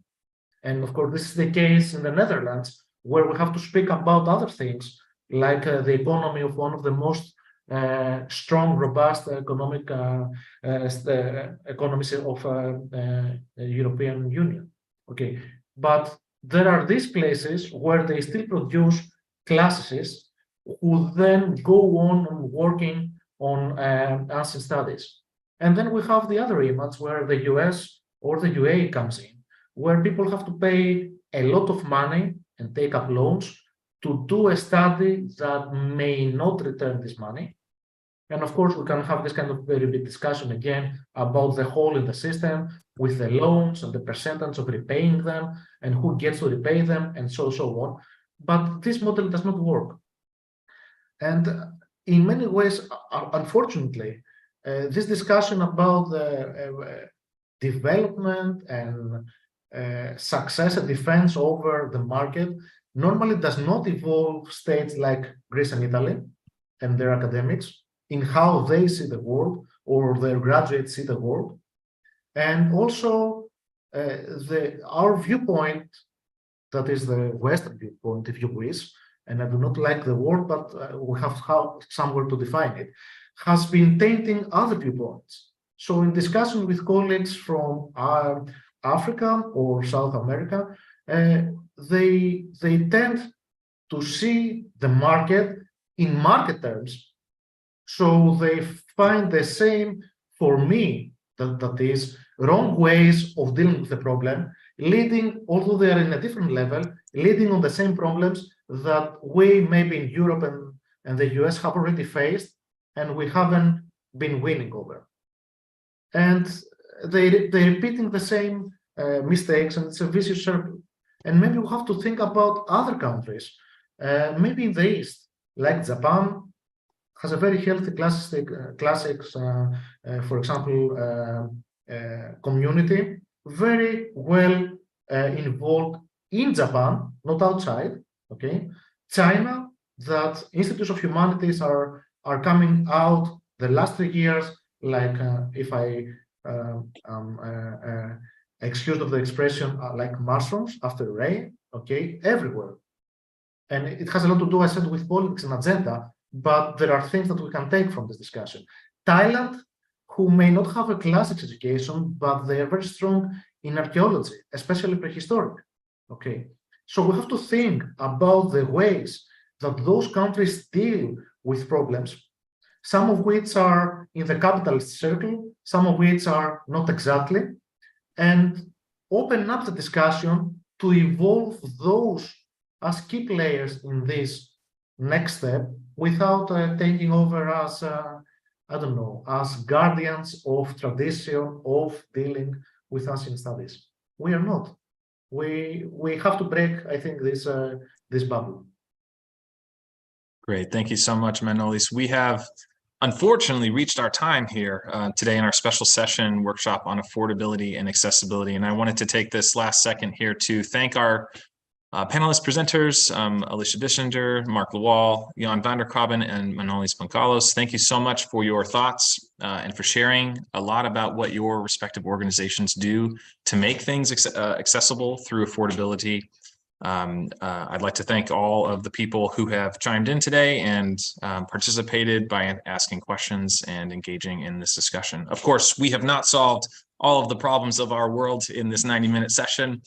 So if you have any questions or if you have thoughts and ideas that you want to shoot my way, you can email me at jhaberstroh@saveancientstudies.org anytime. I'm happy to continue the conversation elsewhere. And who knows, maybe this is the start of a regular conversation that we will have here at the annual SASA virtual conference. So thank you so much, everyone.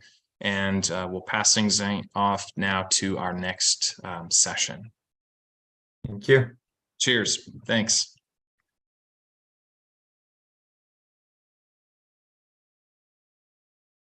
Thank you to John and all of our panelists for that excellent workshop and discussion.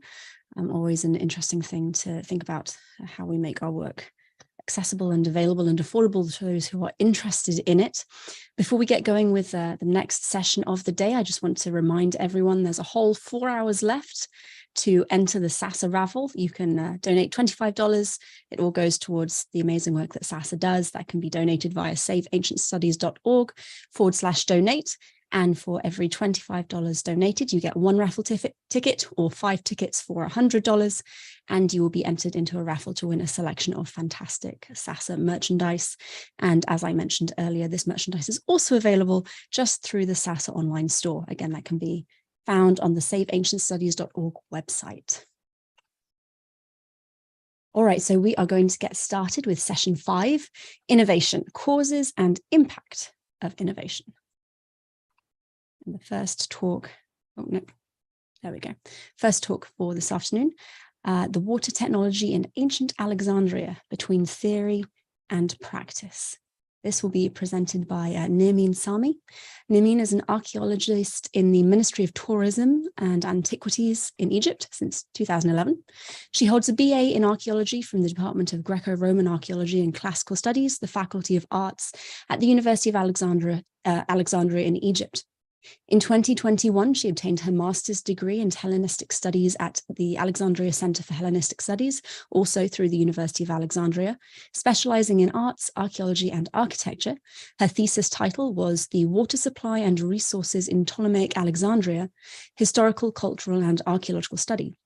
She has been working as an attached inspector with the archaeological missions in Alexandria for photography and documentation works. And she participated as a trainer in a number of workshops on excavations and workshops on excavation work and archaeological photography held by the Bibliotheca Alexandrina and the National Museum of Rashid and the Ministry of Antiquities.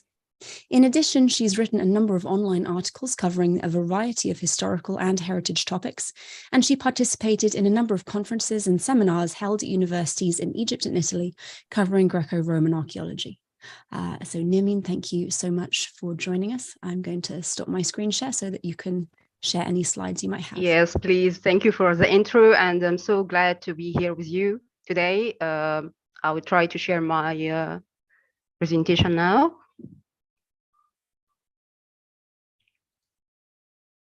Okay, should participate now.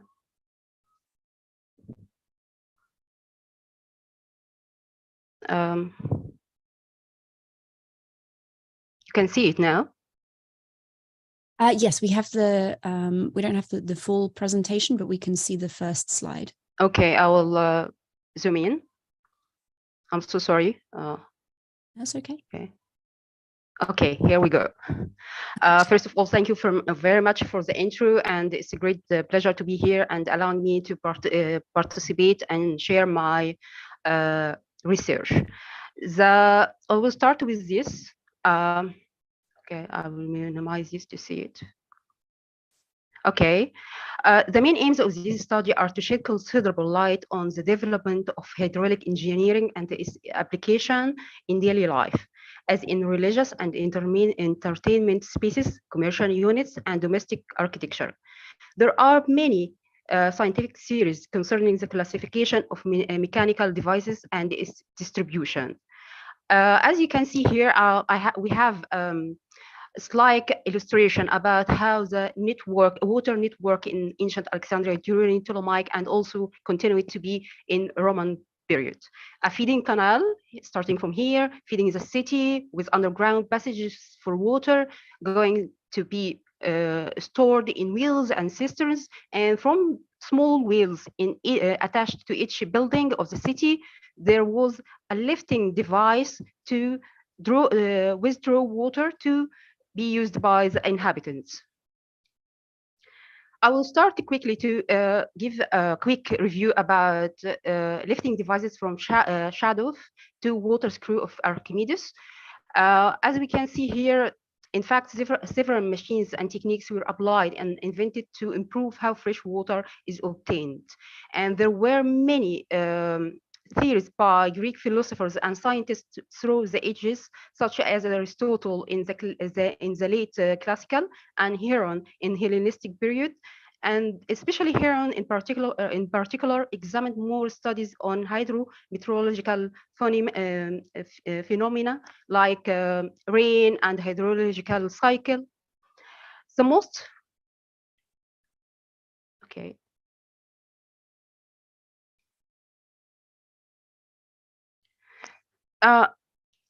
the most lifting devices were shadow. As you can see here, we have a very popular wall painting from Ipawi, watering his garden. It's in Deir el-Medina in Luxor. It's dating back to New Kingdom and using a shadow.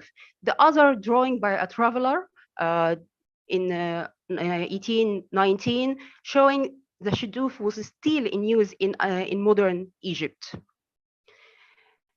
The other lifting device would be water wheel, which was one of the water lifting devices for irrigation and domestic uses. And the water wheel was the first known device that used a system of gears to transfer energy from one spatial dimensions to another, horizontal to vertical, to withdraw water from 10 or 11 meters deep, and to be emptied on the surface into basins or tanks from which the water is free to be distributed. And also it's set in motion by animals or manpower. Before we go further, I need to focus on this wall painting. It's more depicting a sakya powered by 2 oxen. It's a famous wall painting from West Necropolis of Alexandria. It's called Wardian Tomb, and it's reserved in Greek-Roman Museum. We will need to focus on this because the results and conclusion of this research count on it. We have different types of water wheels, but in fact, this series were designed from wheel from a compartment rim to lift water from deep, narrow wells and cisterns, and to extend the reach of wheel without enlarging its diameters. But there was a kind of problem. The buckets and chains were made of heavy and expensive materials, like bronze and iron. Therefore, starting from the Roman time, made a considerable changes in these materials, which were replaced with less expensive wooden containers and fiber ropes. But also, a change happened at the end of 1st century BC to change the bronze packets into wooden ones, and after they changed the iron chains into ropes.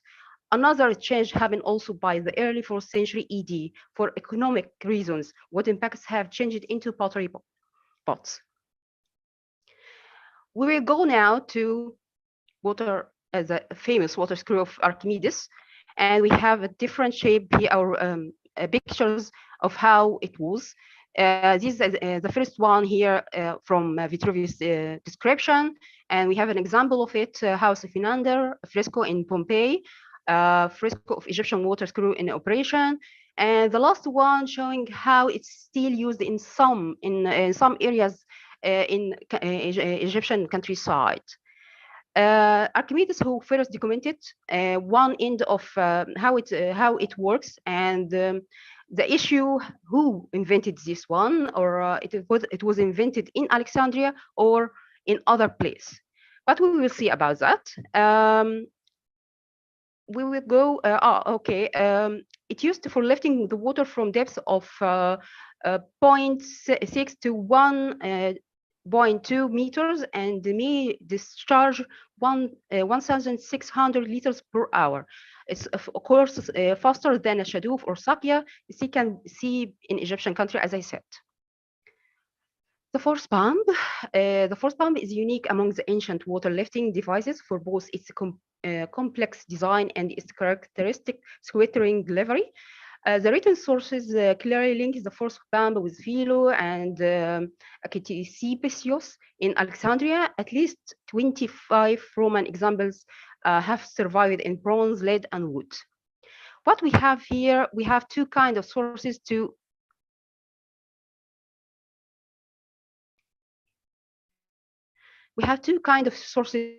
count on. There were inventions used in water technology,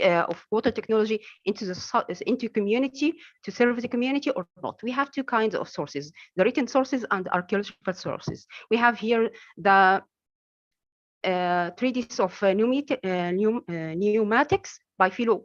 By Philo is oldest description about these machines, and also Vitruvius, who describing how the lifting water can lifting water devices work to lift water from great depths by using buckets chain, which is wound around a turning shaft instead of water wheel, and the length of chain can be modified to allow to increase the height for lifting water. And also we have here the Julius Caesar description helped us to build drawing a map of a distribution of some of the water channels serving all the city. Here is a modern map I made about the distribution of water in Alexandria, modern Alexandria. Now we have different places. We'll talk about some of it today. Unfortunately, most of the old water lifting devices disappeared due to the use of perishable materials such as wood and mud bricks, but they are both their representation in artworks and the findings in architecture such as wells, cisterns, and gears and pots, which prove their existence. The evidence of using water lifting devices at ancient Alexandria is testified by archaeological ruins of the various remains of different types of water wheels found in Alexandria. As a result of excavation work, let's see some of it, like Maria. A site locates 45 kilometers south of west of Alexandria. A well operated by a sakia turned by animals. The sakia is a term we use nowadays in Egypt for water wheels. Turned by animals, lies 5 meters to feed baths, and the source of water is still underground spring. The water was collected in the reservoir of sakia and then delivered to the baths via a set of terracotta pipes. Till now, there are no parallels to this system except the great imperial baths of Komit Dikka, which is a site located in the center of the modern city of Alexandria. We have different here, the well operated with the sakia and sakia installations. And here is a plan, section, cistern. Number 1 is the cistern, then inspection shaft, and then number 3 channel, then well. So it's showing you the processor of water flow. The next site will be a temple of goddess Bastet in Alexandria. It was found in 2009 and 2010 by Supreme Council of Antiquities, a large temple called Bubastion, which was discovered, and it was to serve the cult and worship of goddess Bastet, goddess of good health and protection. A cistern was discovered in the northwest side of the land at much higher level of the remain of the temple.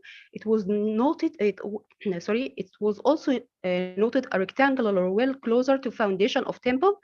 That must be a sakia here. And we believe that from reconstruction of this building, it could be a resemble of a necropolis Parthian, which I was talked about, focus on, because we have the same construction. The next site would be Terra Santa Cemetery in Alexandria, also in the city center. A sakia turns a pot garland where an underground mesh of wells and galleries in the area. It dates back to the Hellenistic period, 3rd century BC, and could represent the first system of a public water distribution during the city foundation time. The majority of cisterns of ancient Alexandria were fed manually or by rain, and their shape varies according to their functions. The cisterns in ancient Alexandria were filled through underground channels connected with the canal of Alexandria, and the cisterns were at considerable depths to receive carried water to settle in it. There was a water lifting device at the top of every cistern, probably water wheel sakia, as in Kharaba cistern at the city center. As we can see here is Kharaba, and here it's composed of 2 levels, and here's the attached lifting device, and the well of sakia as we can see here in this photo and this attached photo, to show how it works to distribute water by using Sakya and to lift the water to the surface. We have also an example from a house in Alexandria, also the city center, illustration of water draw of device, how it's used to lift water from the well to the house, and it's the first phase, then the bucket to be emptied in the water distribution column. We also have fountains. There were other water installations such as fountain house, which was used as a resource of water besides the usage of cistern. Fountains appeared early in ancient Greek architecture and was the most important destination within the urban water network as a main source of drinking water into the city center. The ancient Alexandria was decorated with a number of fountains, which were introduced to Egypt as a new form of water structure to be applied to the city plan and to be placed at public squares. One of the examples here is Arsenos II, but it was in the royal palace of Ptolemies, and we have no much details about how it works. And also, only the materials of construction, the plan, the statues, and construction materials, that's all what we have about it. But how it worked, we have nothing to know about it. We also have water spout and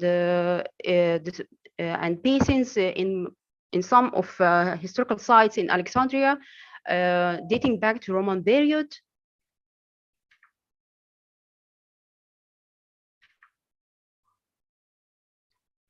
And we have water spouts. As we all know, the ancient Greeks already had a previous experience to pipe water to Fountain's house by means of one of the aqueducts. But the problem that in ancient Greece, or in Greece now, there were a lot of springs to provide water to these fountains. But in Alexandria, there were no springs at all.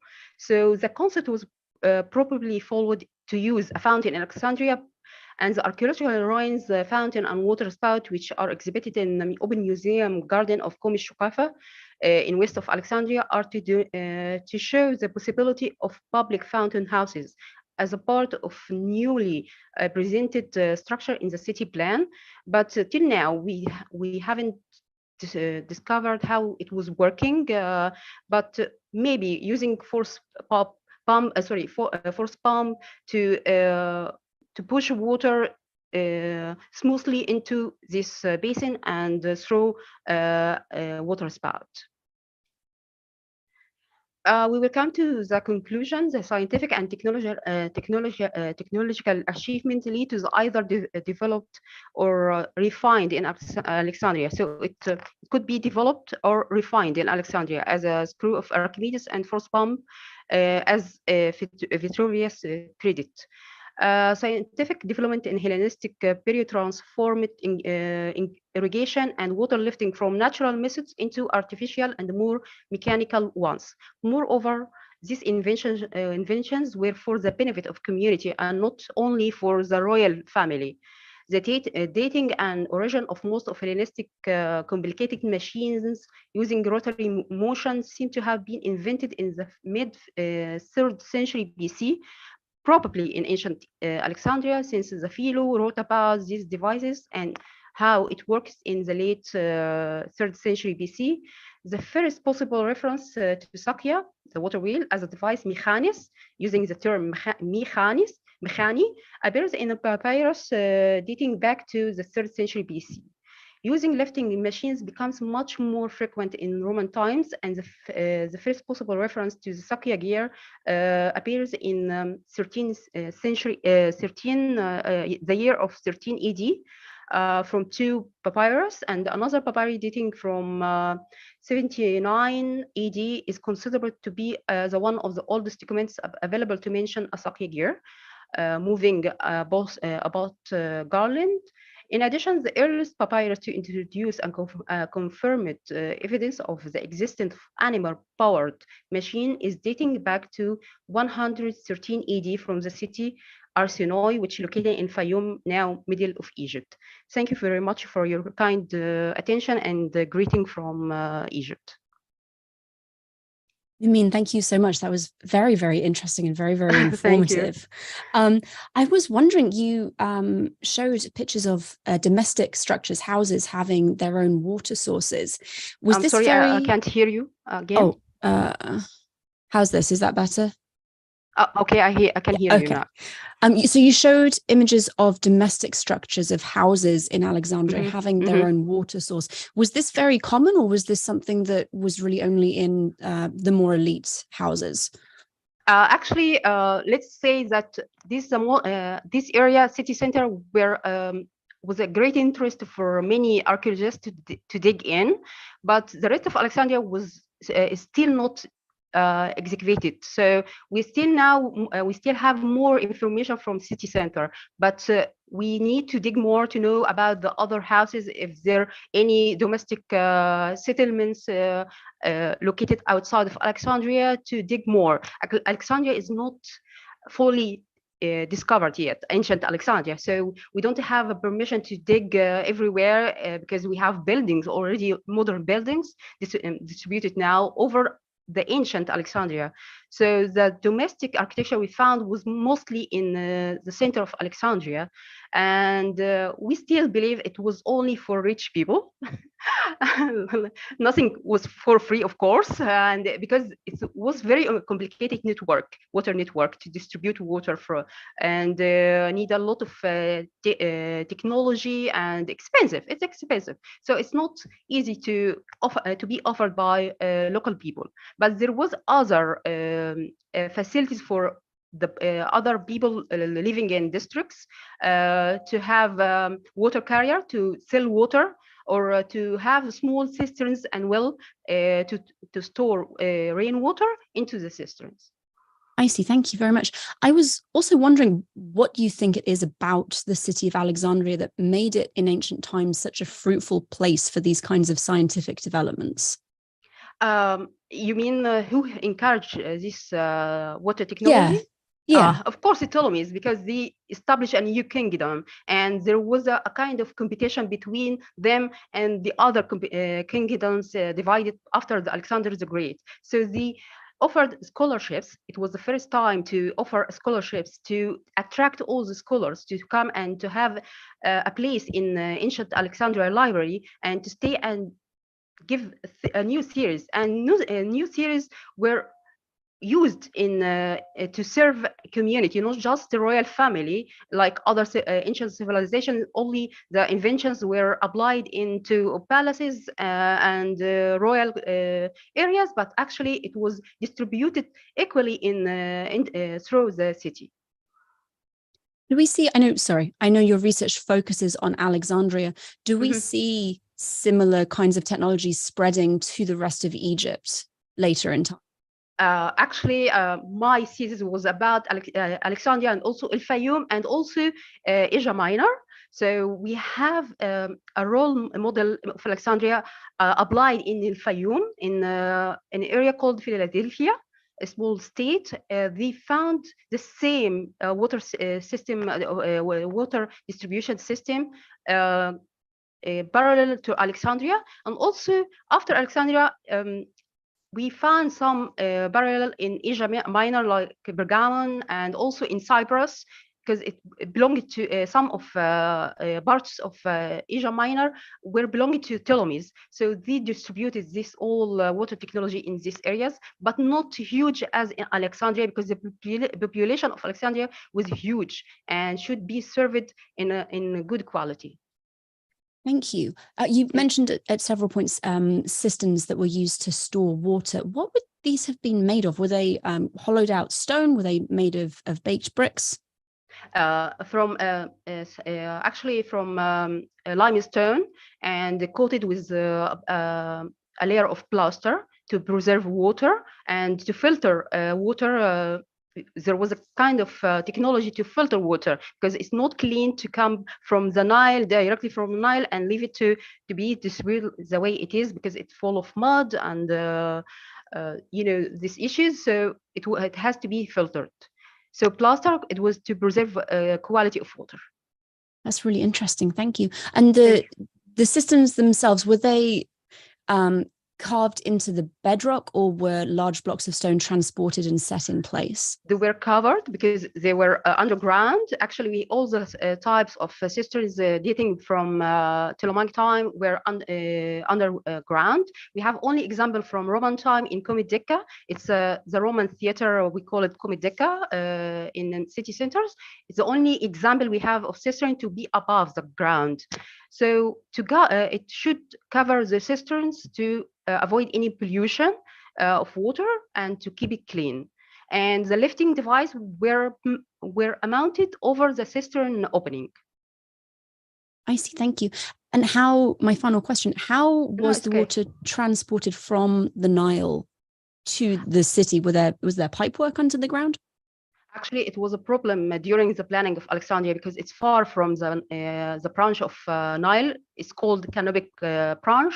So the Ptolemy used a very practical technique to dig artificial canal called Skydia, or we call it now in a modern time a canal of Alexandria.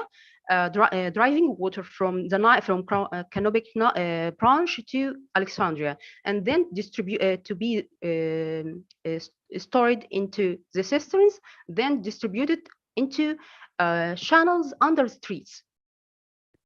Thank you so much. This was a really, really fascinating talk. I appreciate your time and expertise. Thank you. Well, that was wonderfully interesting. Who doesn't enjoy hearing about how ancient people lived? I love it. Absolutely love it. I am going to quickly get up the next screen for our next speaker, if you will bear with me for one moment.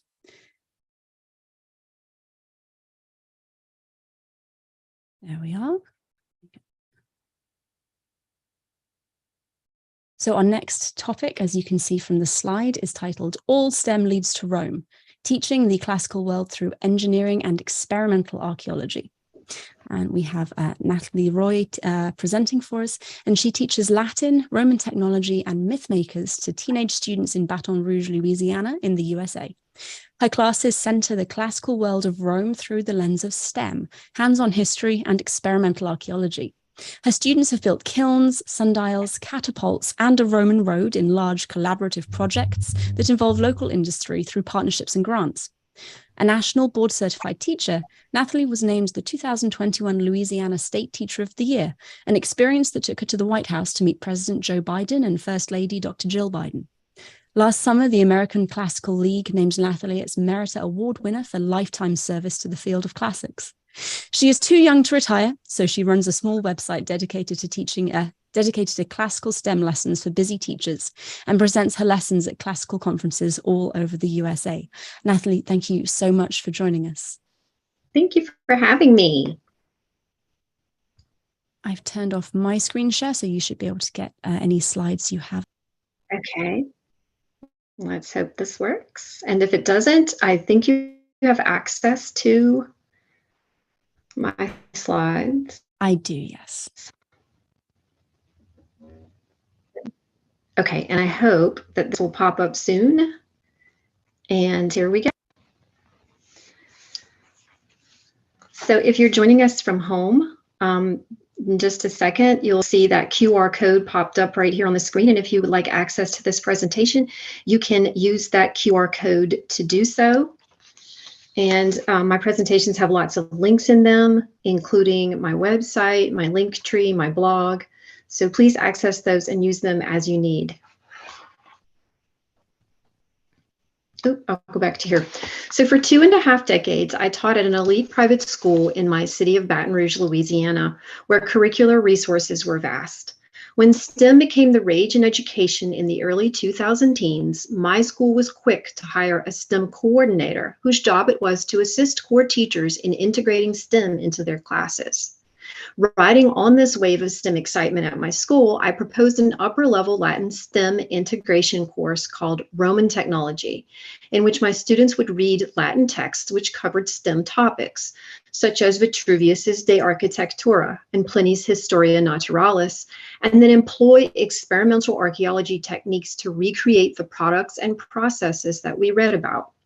The school STEM coordinator was thrilled to help me, and I developed an amazing course in which we mixed and set Roman concrete, plotted an analemmatic sundial, recreated hairstyles, cooked Roman food, built Roman musical instruments, etc. It was a smashing success in that students outside of my Latin program were asking for me to offer the course for non-Latin students. Unfortunately, that was not to be. That spring, I found out that the headmaster of my school had decided to phase out our decades-old Latin program and wanted me to transition into a technology facilitator role. I quickly found another job teaching middle school Latin at a local large public school. And since the principal wanted to expand the school's offerings of elective classes, she asked if I might be able to adapt the Roman technology class to include non-Latin students, and also if I might teach a class on classical mythology. And as you can probably guess, I accepted the job, and I am now in my 6th year of teaching both the Roman technology class and the other one, which I named Mythmakers. This mythology class is a STEAM Maker Lab class in which we use the stories of classical mythology to inspire maker projects. STEAM, STEM's close cousin, adds the A to represent art in the acronym. And that was 5 years ago, and these two classes are now some of the most popular offerings at our school. To give you an idea of my curriculum, I'll discuss 2 of our smaller projects and 1 large project in greater detail. I'll also elaborate on how I incorporate STEM methodology. But before I do that, let me clarify what it means to teach STEM. STEM in K-12 education is more of a methodology than a collection of subjects. It's not just science, technology, engineering, and math, but using those subject areas to spark creative and critical thinking, as well as collaborative skills in the service of a design challenge. It's very much a way of thinking and learning rather than just instruction in the subjects which the acronym stands for. Some STEM teachers are even more exclusive in categorizing STEM. All of the subject areas have to be represented, and the challenge or problem has to have more than one solution. Others are less restrictive, but still, it's worth noting that what STEM teachers consider STEM is not always what the general public sees as STEM per se. So now I'll discuss a very popular STEM challenge from my Roman technology class, catapults. Since weapons, even replicas, are not allowed on our campus, we focus on mini models and the concepts which make Roman catapults so effective. We start the unit with a short lecture on the history and development of catapults in the Mediterranean world, focusing on the material remains, such as catapult shot at Masada, which you see here, and images of catapults on Trajan's column. Throughout the lecture, students are asked to read short articles and watch videos of replicas in action, including a passage by Josephus on the violent effects of those being attacked.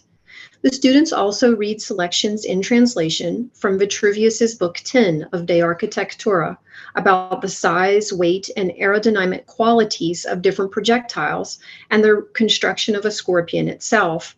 Vitruvius was a scorpion operator in the Roman army of the 1st century BCE.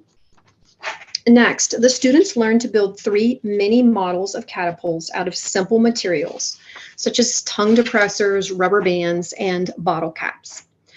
After each build, students must test their catapult's performance in 3 challenges. Number 1, distance. The students shoot their catapults as far as possible, then measure and record data with each different projectile they use: cotton balls, ping pong balls, and small rocks. Next, we've got accuracy. The students have to shoot the projectile into a bowl and record data. And number 3, the tower challenge. The students have to record how many shots they fire to knock down a tower made of paper cups. In each of the challenges, there is a variable and a constant for the students to take note of. In the next step of the unit, students use the information they learned in these initial challenges to construct their own catapults, constrained by the supplies they're given. Students whose catapults perform best are asked to model their shots and explain why they think it worked so well. And likewise, students whose models flopped must reflect on why they failed, and they're allowed to tweak their models for better performance and try again. Surely the Romans worked in the same way. The second unit I'd like to share is from my Myth Makers course. Focused on mythological stories that reference sea travel, such as Jason and the Argonauts or Homer's Odyssey, students design and build a cardboard boat that can stay afloat while it holds a ½ pound of weight. They must sail this ship across a small swimming pool powered only by their breath, caught on the sails that they've built. So following the engineering design process, the students first learn a little about ancient seafaring, the life of sailors, ships, and buoyancy to help them ask and imagine how ancient ships worked. This is the first part of the STEM challenge process. Then, after exploring the supplies and hearing about the constraints for the project, they plan and create their own ships from cardboard, masking tape, and recycled cloth. Through the process, they test their ships, improve them, and then share their designs by sailing them in a small swimming pool. It's always fun to see what such young students, only ages 11 to 14, are able to build. Now, models are fun, and they teach students how to work with building supplies, think creatively, and work collaboratively. But experimental archaeology gives students a deeper appreciation for ancient engineering, tool use, and the real-life experience of ancient daily life. Every time I teach Roman technology, I commit to doing a large collaborative project in which I lead the students in building something real. In our first year, we built a 20-foot analematic sundial that uses the viewer's shadow to tell the time. We used mosaic hammers to create the mosaic scene in the picture. In our next year, the students worked in small teams to build brick pottery kilns and fire their own votive body parts. This past year's endeavor was the Roman road project, the largest we've ever attempted. So I'll talk about that a little bit now. Through the middle of our 1955 school campus runs a large grassy area that generally floods when it rains. My classroom looks out over this area where in 2020, right before the pandemic shutdowns, my Roman technology class watched a student trying to traverse this stretch of soggy grass. He was unsuccessful in doing so without getting his shoes completely wet.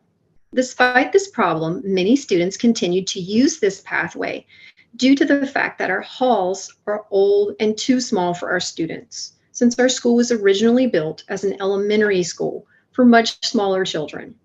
My Roman technologists laughed at the soggy-shoed student and jokingly said that a Roman road would probably help the situation since they were elevated and kept water off of them. Eureka, an idea was born. We would build a functioning sidewalk in the style of an ancient Roman road. Fast forward to 18 months later, and I applied for and secured a grant from a local bank for the Roman road project. Working alongside our local Department of Transportation and Development, my 78 Roman technology students studied many aspects of Roman road construction. We learned to pace the space like Roman land surveyors would have done to measure and order needed supplies. We surveyed the land and marked a straight course for the road using gromas, ancient surveying tools. We hauled 42 tons of stone in buckets to simulate the experience of Roman road building soldiers seen on Trajan's column. We learned to mix concrete. Although our intention was to erect milestones, we ran out of funding and decided to decorate and lay stepping stones instead to approximate the experience. The project took 2 months and was not without setbacks. On the day before Mardi Gras break, as we had finished our concrete pour, someone rode a bike through the wet concrete of our road, leaving behind deep ruts that were unfixable. We had long discussions about what to do. And we finally decided to fill the ruts and footprints with metal-colored resin to simulate how the Romans used iron to fix ancient roads in Pompeii and ancient Britain. Although upsetting at first, this incident surely mimicked the life of ancient Roman road builders and engineers that solved multiple problems at every turn. The best part of the project was our collaboration with the local Department of Transportation and Development, or DOTD. Dr. Tyson Rupnow, Associate Director of the Transportation and Research Center, the research arm of the DOTD, personally advised us on the project, giving many lectures on modern and ancient civil engineering, and obtained supplies for the project such as gravel and concrete. Tyson was able to work with us so closely because it's actually part of his job description. DOTD gives free advice on road building projects to anyone in the state. This project became his pet because, according to him, Roman roads are mythologized within preparation programs for civil engineers. Thus, he regularly hosted civil engineers and construction professors on our campus to view the project, which they viewed with extreme interest and almost envy. The most interesting part of the project, in my opinion, was learning to use the Roman groma. Having read extensively about these and consulting with Dr. Courtney Roby of Cornell University, whose classes use them for hands-on surveying projects, I was able to guide a woodworking expert in building a couple of these devices. The most difficult part of using a groma is wind blowing the lines out of alignment and making it nearly impossible to actually sight using them. But fear not, we used an ancient Roman trick. We placed small dishes of olive oil under the plumb bobs to stabilize their sway in the wind. Both Tyson and I were skeptical about this plan, but it worked like a charm, and it definitely made us consider the lives of ancient surveyors and road builders. To get the oil at just the right level under the plumb bobs, we used various pieces of scrap wood to build up a small pedestal for the oil container. Would a surveyor have had to carry these around in ancient times? How would that have worked? In fact, we had lots of questions. The whole project left us wondering about many aspects of daily life for soldiers who bore most of the burden of building Roman roads. Our biggest question was about footwear. We wore rubber boots for the entirety of our project to protect us from the massive amount of mud which we created and excavated as we built. How did Roman road builders protect their feet from the mud that surely had to have happened with road building? Side note, we plan to take up this topic during our next big Roman technology project as we try to design and build our own Roman shoes. Even as the project began to wind down, the students continued to dream big and asked for a ribbon cutting ceremony. Thanks to my principal and DOTD, we were able to pull together a short little ceremony with handmade golden laurel wreaths and cake. We invited the media, and the local newspaper featured our project on the front page. A month later, I got an excited text from a Latin teacher friend in the same city who told me that her minister was talking about our Roman road project in her sermon on Sunday morning. A couple months later, I attended a lecture on Roman soldier reenactment at Tulane University by a Latin professor from North Carolina. When I raised my hand to ask a question, I introduced myself as a teacher of Roman technology.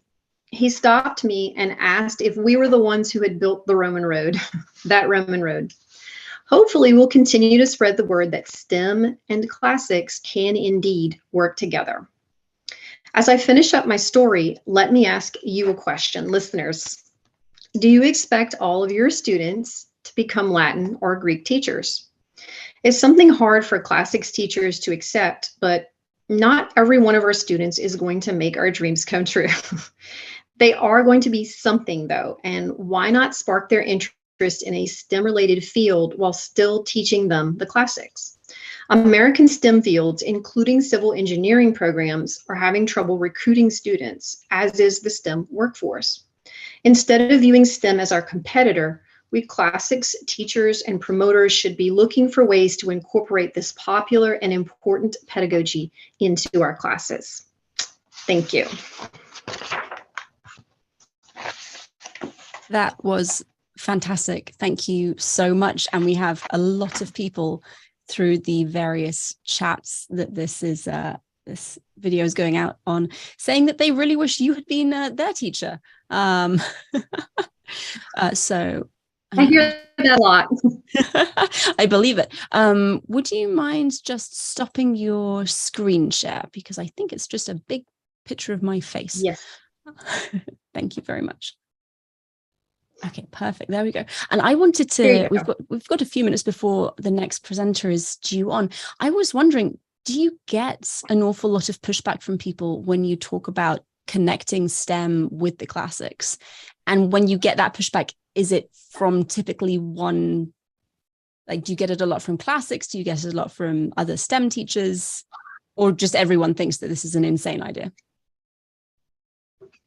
I think it's mainly from teachers, teachers of especially languages who, you know, are comfortable teaching languages, right? And I get that. Some people will say, you know, language teachers will say, oh, I'm not a math person or I'm not a science person. I think they also see STEM as I said in the presentation, a competitor for these elective classes, because in, you know, most, especially American schools, classics is considered elective, right? It's an elective class. It's something that students choose. So some students simply aren't interested in just the language-based classes. So my idea is to kind of pull in kids who aren't really interested in language, but they're interested in mythology and they're interested in STEM stuff. I have students who take my classes, a lot of French and Spanish students who take my Roman technology class and myth makers classes because they're simply interested in those topics in addition to the other languages that they want to take. I like to expand the idea of classics to not just languages, but, you know, everything that the classical world entails. I think that's wonderful. And I think that is definitely a key way to get more people interested, because there is so much more to the ancient world besides philology, besides the study of language. I had a very practical question next. How did you manage to fit in constructing a Roman road with your class time? Like, was this something that happened on evenings and weekends? Did you take class time to do it? How did that work out?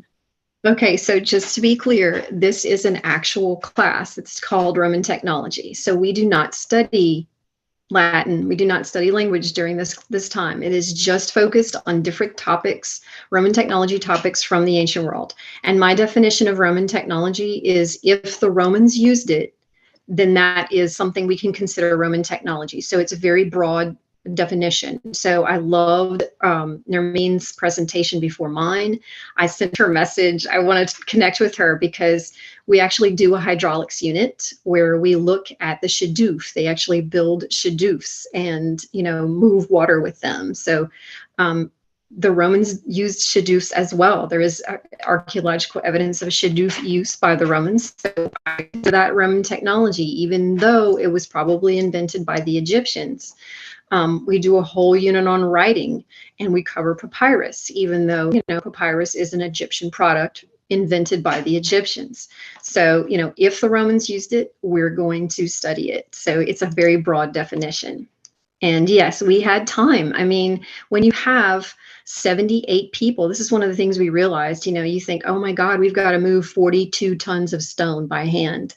But we were able to do it, you know, 3 hours a day with 78 people doing it. You know, a lot of hands can do a lot of work. That's fantastic. And just from the pictures that you showed, the kids obviously had a really fun time with it. They did. One of the comments I got when this project kind of came to a close was, Ms. Roy, are we going to go outside anymore now that we're done with this project? They love being outside, you know, even though it was chilly on a lot of the days that we built it. In where I'm from, where the school is, it's very hot here. I mean, it's always really warm. And so we planned it to where it would be during the colder months so that, you know, it wouldn't be too hot. And so we really did have some cold days. I mean, it was, you know, 35, 40 degrees. But what we realized as soon as we got out there, you know, jackets came off. We were doing just great because we were doing that physical exertion. I had a lot of students also tell me that during this process, they met people in the class that they had never talked to before, that they had never realized were, friends for them. And to me, that was special, because not only are they having fun and being outside and learning, they are, expanding their social realm. And, you imagine, like, how did soldiers work together? It has to be like very similar. How do you get the ideas for all of the different things that you do with your classes? I'm assuming there are some that you run semi-regularly. You probably can't do a Roman road every year. But Right. where do you get all of these new ideas?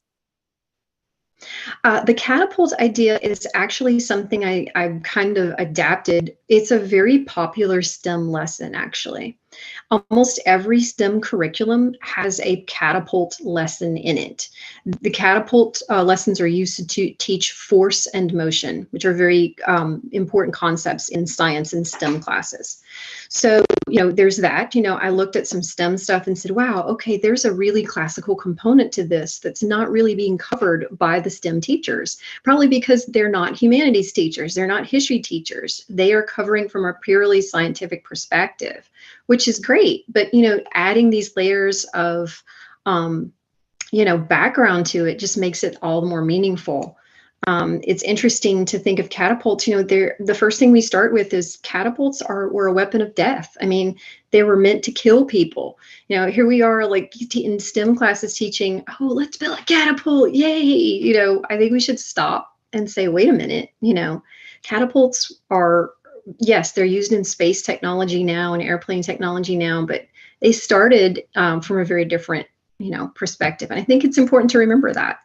So that's just one of the places I get ideas from, but others are just, reading Vitruvius. I mean, I got so many great ideas just reading Vitruvius.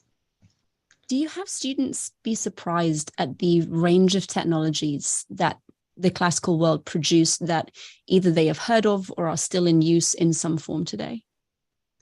Absolutely. In fact, the hydraulics unit I was talking about earlier, we actually connect to our modern aquifer here in the city of Baton Rouge.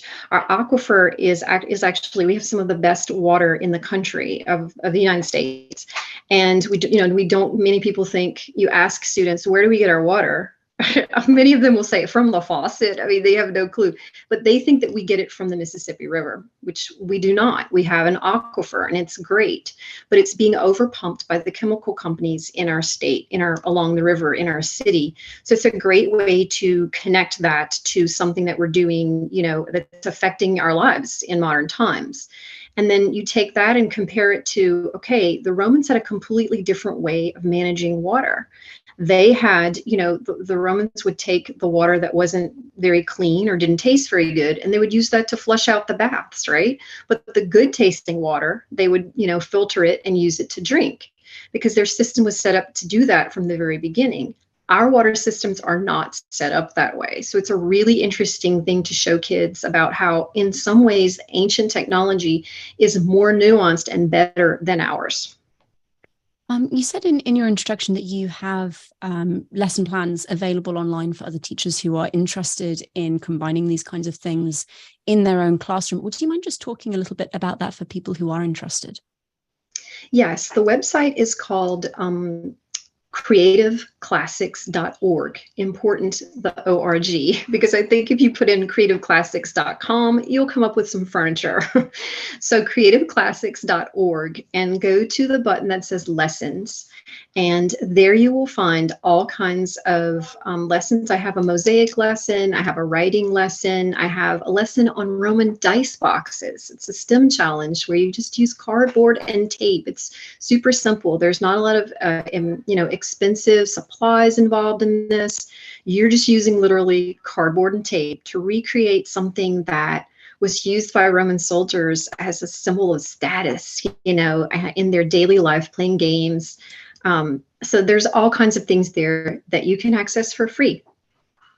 I also, one final question before we move on. I wanted to ask how difficult you found it to secure funding for your Roman road project, because I feel there's a conception among a lot of people that actually funding for big projects like this, especially education, especially humanities and classics, is quite hard to come by.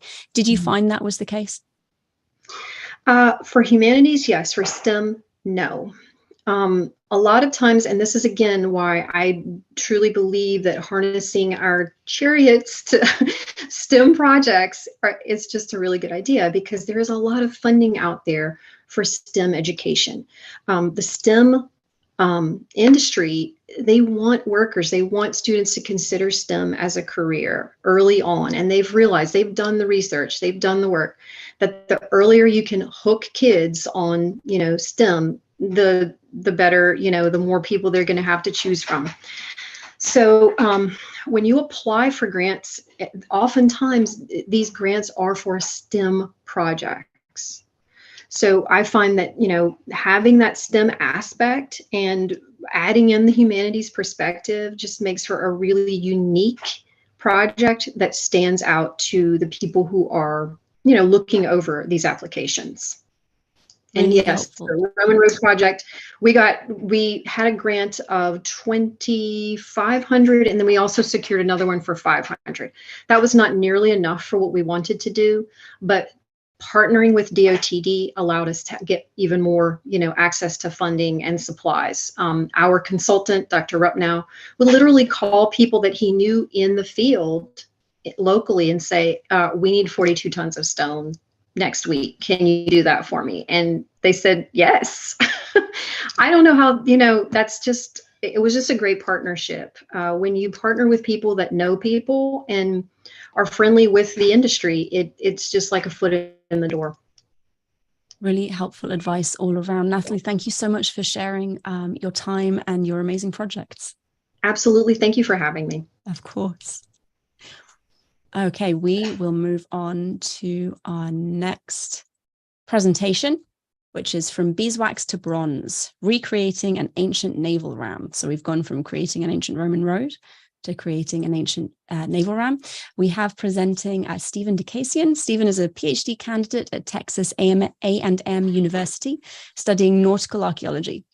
His academic interests are Greek and Roman maritime history and archaeology, with a special focus on naval warfare, naval rams, and warships. He specializes also in the study of sex and gender in antiquity, especially in relation to navies and naval monuments. Recently, he was the project lead of an experimental archaeology project which successfully cast the first trireme-sized naval ram in over 1,500 years based on ancient methods.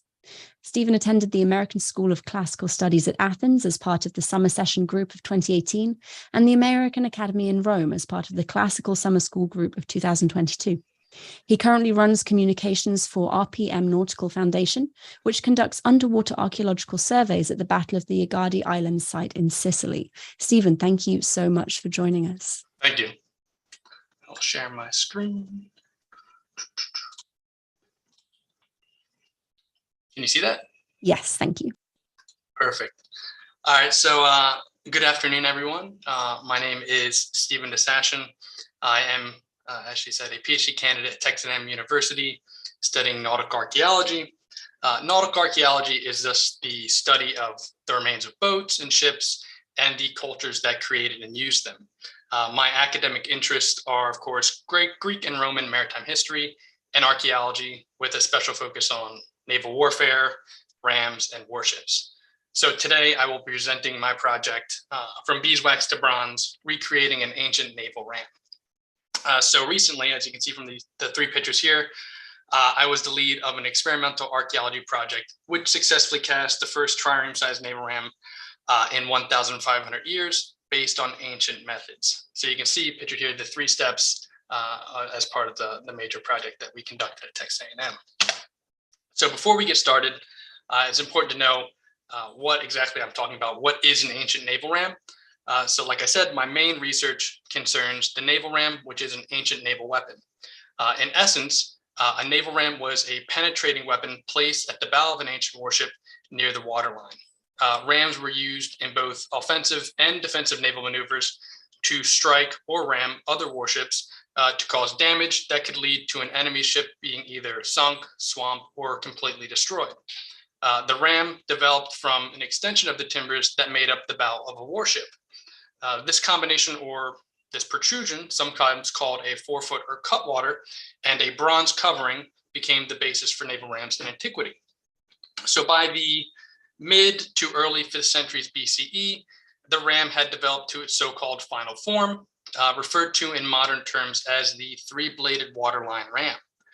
Three-bladed waterline rams are characterized by their three fin profiles that were used to split and puncture enemy warship hulls that were held together by pegged moors and tenon joinery. Eventually, three-bladed waterline rams, like those built during the Hellenistic and later Roman Republican eras, were used to break through harbor siege defenses and even ram enemy warships head-on, striking the frontal face of a warship or directly ram to ram. So on the picture on the right, you can see the example of a three-bladed waterline ram at the front of a warship. So how were naval rams used? I'll just give you a quick example of how they were used at the Battle of Arginusi in Turkey in 406 BCE, as described by Diodorus Siculus in Book 13. So he states, right, last of all, he rammed the trireme of Pericles with a rather heavy blow and broke a great hole in the trireme. Since the ram of a ship stuck in tight the gap, they could not withdraw it. Pericles threw an iron hand on the ship, and when it was fastened tight, the Athenians surrounding the ship sprang upon it, and pouring over its crew, put them all to the sword. So the GIF on the right might not, be a perfect visual, but it kind of gives you a little bit of a sense of how ramming actually happened in antiquity. So when were naval rams used? A lot of people don't know exactly when naval rams used, but the naval ram was the dominant naval weapon for almost 1,000 years. Beginning at some point in the mid-500 BCE and ending actually around the mid-500 CE. So 1,000 years, the naval ram reigned supreme as the best weapon in naval warfare. The extensive use of pegged moors and tenon joinery in ship construction, large bronze casting, and the invention of larger warships in the 6th century BCE led to the introduction of the three-bladed waterline ram that I studied. This ram design could, again, penetrate the hull of the enemy ship while splitting the planks along the horizontal axis. The three-bladed waterline ram was first likely used in naval warfare sometime after 540 BCE and became the standard ram design during the Greco-Persian Wars and into the early years of the Peloponnesian War. The ram was used by a majority of ancient navies in the classical Greek, Hellenistic, Roman Republican, and Roman Imperial periods. So navies that highlighted the best in naval tactics and ramming include those of Athens, Carthage, Egypt, Macedonia, Rhodes, and Rome through various periods of antiquity. The decline of the naval ram actually began at the Battle of Actium in 31 BCE, which was fought by Octavian and Marcus Agrippa against the combined fleets of Mark Antony and Cleopatra. This engagement was the last great naval battle of antiquity, which saw the use of ramming tactics, the development of massive warships, and the use of large Hellenistic-style naval rams. The historian Procopius is the last to directly mention the ancient Greek word for the ram in his work. The ancient Greek word for ram is embolos. He mentions this word embolos in the Battle of Sena Gallica, which occurred in 551 CE. So over 1,000-year history of the naval ram in the Mediterranean. So what is the evidence for naval rams? We have three main veins of evidence: textual, iconographical, and archaeological. Most of our textual evidence comes from ancient sources like Herodotus, Thucydides, Diodorus, Polybius, and many others. Many of the ancient sources describe how rams were used in naval battles. However, the sources lack information about how they were actually made. None of the ancient sources talk about the construction or production of ancient naval rams. In terms of iconographical evidence, there's tons of naval ram depictions stemming from the mid-500s BCE all the way down to the 500 CE. This includes rams on coins, rams on mosaics, pottery, medallions, and tons of other artful depictions that have rams on them. But the most important evidence that we have concerning naval rams is archaeological. So in terms of archaeological evidence, more than 31 naval rams exist in the archaeological record, many of which are considered three-bladed waterline rams. Of the 31 rams in the archaeological record, 26 have been recovered at the Egadi Islands near Western Sicily. The Egadi Island site is the 241 battle between Rome and Carthage that ended the First Punic War. Other notable discoveries include the Aquildroni ram, the Bremerhaven ram, Follonica ram, the Piraeus ram, and also a Mithridatic ram found in the Black Sea. We have a different type of ram actually, proembolia or subsidiary rams that have been found, like the Bergamo ram, and also an unpublished Imperial Roman era proembolian has also been found. 2 supposed boar's head rams have been found as well. And then of course, there is a very important ram fragment found from the Battle of Actium that likely comes from the Battle of Actium from 31 BCE. So tons of archaeological evidence concerning 3-bladed waterline rams and various ram-like artifacts.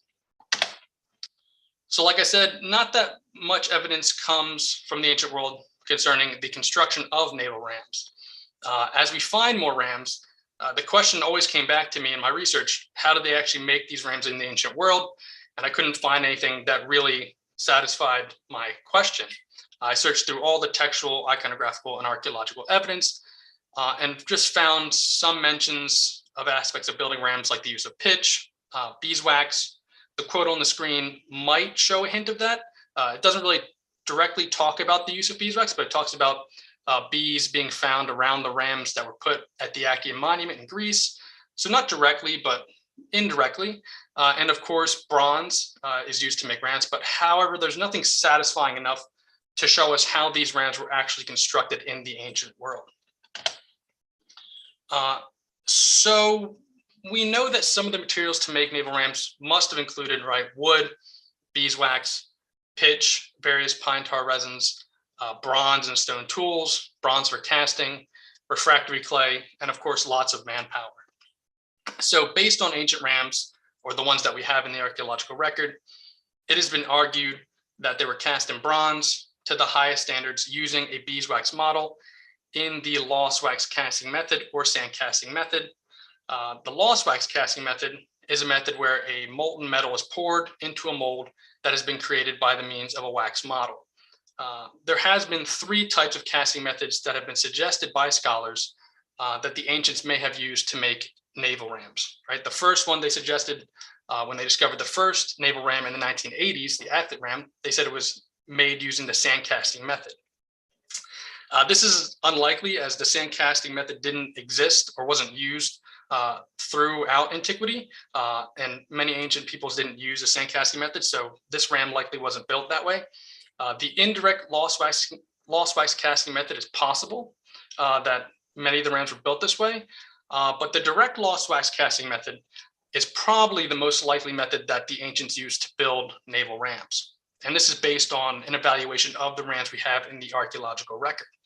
So quickly, the direct lost wax casting method is where a model is made of wax and then invested directly in clay that is subsequently baked to harden the mold and then melt the wax out, hence the lost wax casting method.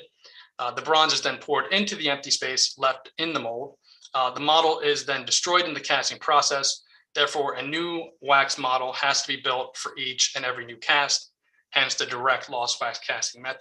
So in the direct lost wax casting method, you only get one shot to build one model. You don't get a second shot at it. In the direct lost wax casting method, you might get a few shots at it, but building ancient rams would seem that they only get one shot to build one ram at a time.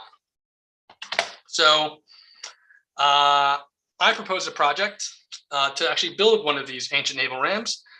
So while it is known that the ancients used the lost wax casting method to produce large bronze objects, the intricate details of this process as it relates to ram production is debatable. Like I just said, we're not really sure. So based on this information or lack of knowledge in creating rams, the project that I proposed to recreate a trireme size naval ram consisted of 3 major steps to replicate the process. First, false bow construction. We actually had to build the front of a warship.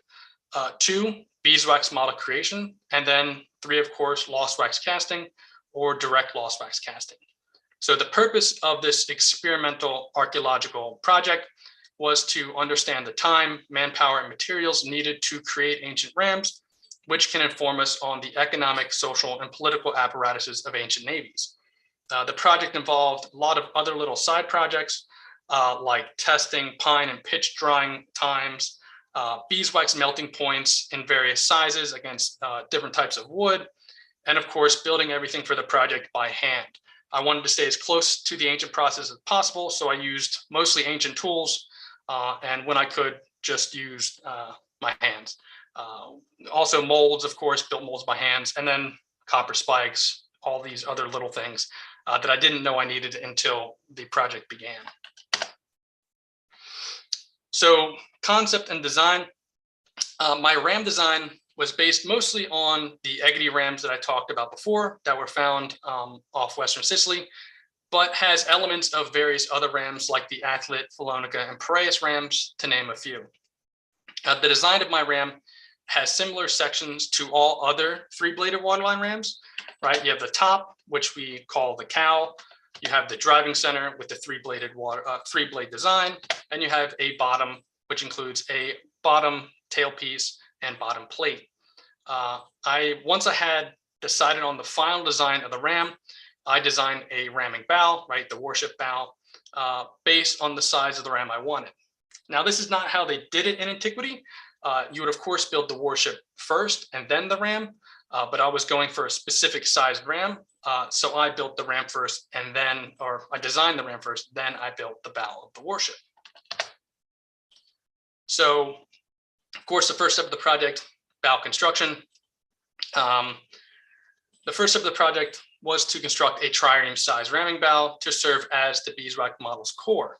The bow was based on a culmination of archaeologically attested ramming bows, such as those found inside the Aquiloni, Athlit, and Egidi rams. So the bow is like those found from the ancient world.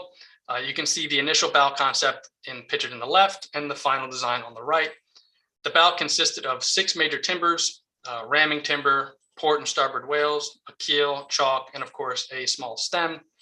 These 6 pieces of wood in combination actually reflect a bow that may have been constructed as part of a frontal ramming vessel after 413 BCE. So actually a very specific type of ramming vessel.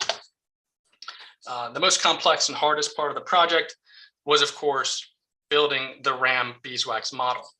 So the second step of the project involved the use of beeswax, around 40 pounds of beeswax, to fashion a model of a trireme size ram onto the false bow.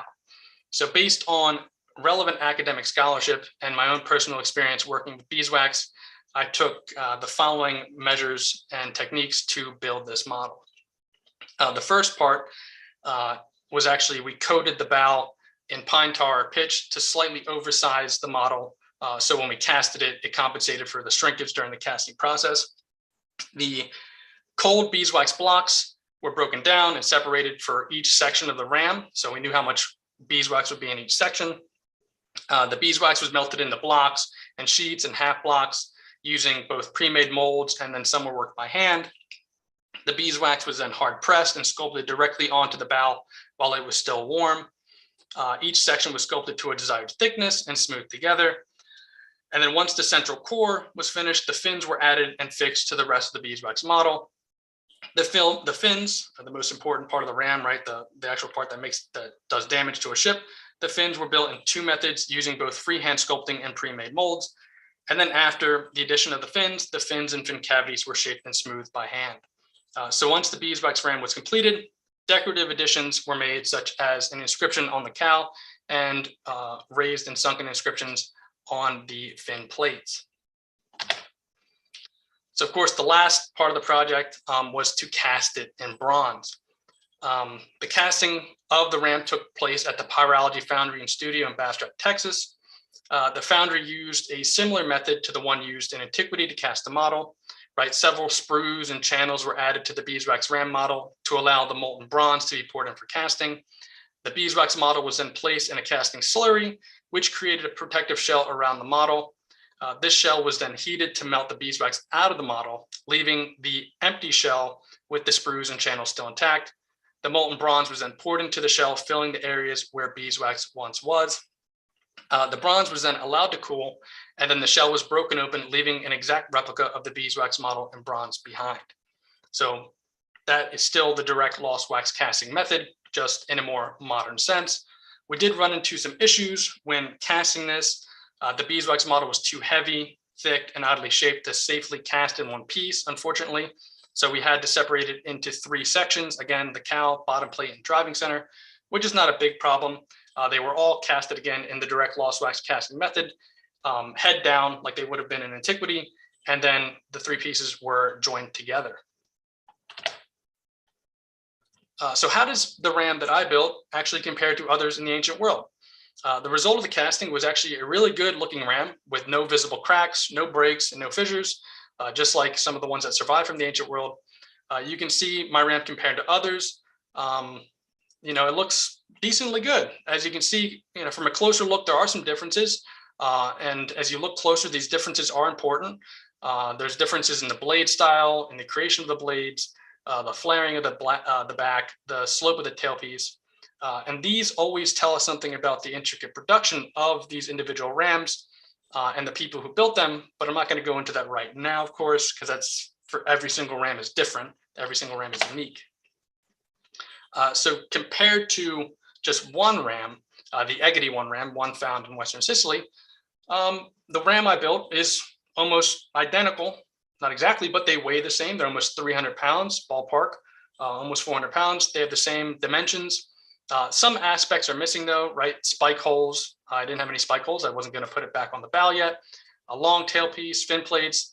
But as we know, experiments can never be perfect, but it is pretty close to what the ancients would have built in antiquity. So initial conclusions and further research. This reconstruction informs us that all ancient naval rams were made using the direct lost wax casting method, as opposed to the indirect lost wax casting method or sand casting methods. Based on these findings concerning casting, it is now clear that each ancient naval ram built in antiquity was uniquely built for each warship. No two naval rams were the same, and they were never reused for another warship. In terms of material, we can now safely assume that in antiquity, a trireme-sized naval ram required an average of 30 to 50 pounds of beeswax to create a model for casting, meaning that any ancient civilization that wanted to build a fleet required an extensive amount, access, and trade in beeswax, as well as pitch and wood. In terms of time and manpower, it would take as many as 3 to 4 skilled craftsmen, 1 to 4 working days to build one beeswax model, depending on its size and complexity. This indicates that ancient navies could be built relatively fast and effectively if the materials and manpower were accessible, hinting that naval rams were likely only used by organized ancient states. The entire reconstruction process indicated that naval rams were expensive, time-consuming to build, and crafted to the highest standards in antiquity.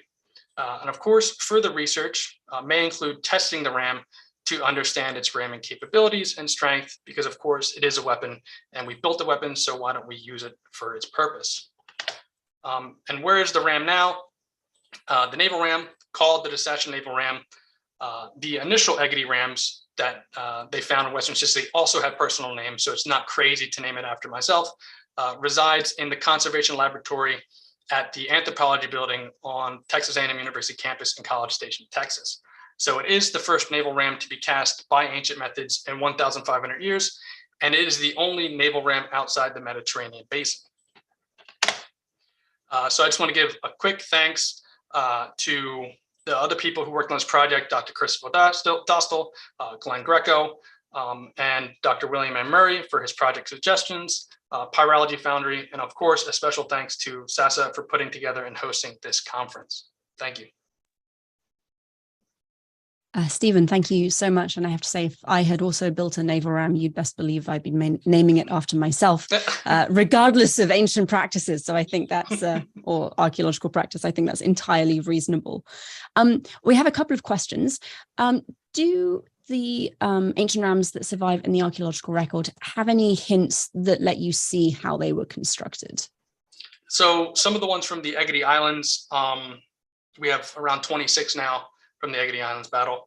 They do have markings that indicate the use of scrapers or combs in the inside. So when they were building the beeswax model, the person who built the model didn't finish actually combing the beeswax or finishing the model. So when they cast it, that is still reflected in the bronze. So these markings, also there's markings that may indicate the weight of the wax that's left over, things like that. You can see just different comb marks, different tool marks. You can see this with different ancient bronzes as well. They're basically built the same as other ancient bronzes, just in a different manner. So not in the indirect lost wax casting method, but the direct lost wax casting method. But you see these tool marks that you see in other bronzes in rams. Could you tell us what the indirect lost wax casting method is? Because I suspect there are some people watching who don't know. So the indirect lost wax casting method is basically you have everything you have in the direct lost wax casting method, but in the direct lost wax casting method, the mold that you build around your model is lost in the direct, where in the indirect, it's not lost. You have a secondary model. So that's basically the difference. So in the RAM model that I built, the wax model is not saved over, it's melted out. Whereas in the indirect, you build a mold, you save the mold, and you can reuse it to build other models with it. I see. And I assume that given each RAM is made for specific ships, this really wouldn't be terribly necessary. Yeah, so each ship is built, use pegged mortise and tenon joinery. So each ship is built completely unique. So you can actually not build indirect lost wax casting method for ships, because the front of the ship doesn't match another front of a ship. They never match each other at all. Thank you. Is there anything like maker's marks on the rams that we have from antiquity? There's no names, no places. We do have actually inscriptions on some of the Roman rams from 241 BCE that says, Marcus, son of, Caesar, I approve the construction of this ram. So we actually do have some of that, but nothing else on any of the other rams. So the rams from the Egady Islands are unique in that they show Roman state approval of the building of these rams. I see. Thank you. And do we see the use of rams, outside of the Mediterranean, or is this a very localized phenomena? I would say that like ramming into the sense of naval warfare, sure, we see that in Asia, Southeast Asia. We see it in early modern naval warfare, but not with this type of ram, obviously, right? The three-bladed waterline ram is unique to the Mediterranean, but ramming happens. There's like a torpedo ram in early naval warfare, stuff like that, but not in the sense that it's a three-bladed waterline ram like we see in the Mediterranean.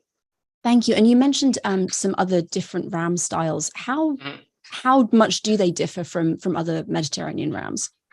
So before the three-bladed waterline ram, we have probably maybe 500 years or 400 years where we have this, I would call them proto rams, where we have conical style rams, boar's head rams, bronze sheathing put on ships, where people are trying to figure out how to protect the front of the ship, but also ram other ships. And this is like this odd period of naval warfare that happens before 540s BCE, where people are competing to see what is the best design to protect your own ship, but also ram other ships. And when they come up with the three-bladed design, that becomes the standard for almost 1,000 years. So you do have like this weird arms race, I guess, for after the Homeric period, right, to 540, where people are trying to figure out how this works. That's awesome. Thank you. Got a couple more questions through from the chat. How easy was it to get the wax model off of the wooden frame? The addition of pitch sounds very sticky. So the pitch is very sticky, and the pitch helps to hold the beeswax model on. But very surprisingly, when I had two other people helping me take it off, all I needed to do was knock the back twice, and it just actually popped right off the front. It slid right off. The guy, my friend and colleague, Glenn Greco, was at the end. He actually caught it, which is very lucky, but it came right off. So important information to know. That is useful. Another question: what does knowing that rams were unique to each warship and not reused tell us about the importance of the rams, and did they serve as more than a ship's weapon? So rams. Sorry, can you repeat the first part? What does knowing that each one was unique to specific warships and not reused tell us about their importance, the importance of the rams? So it tells us a lot about materials used in the ancient world.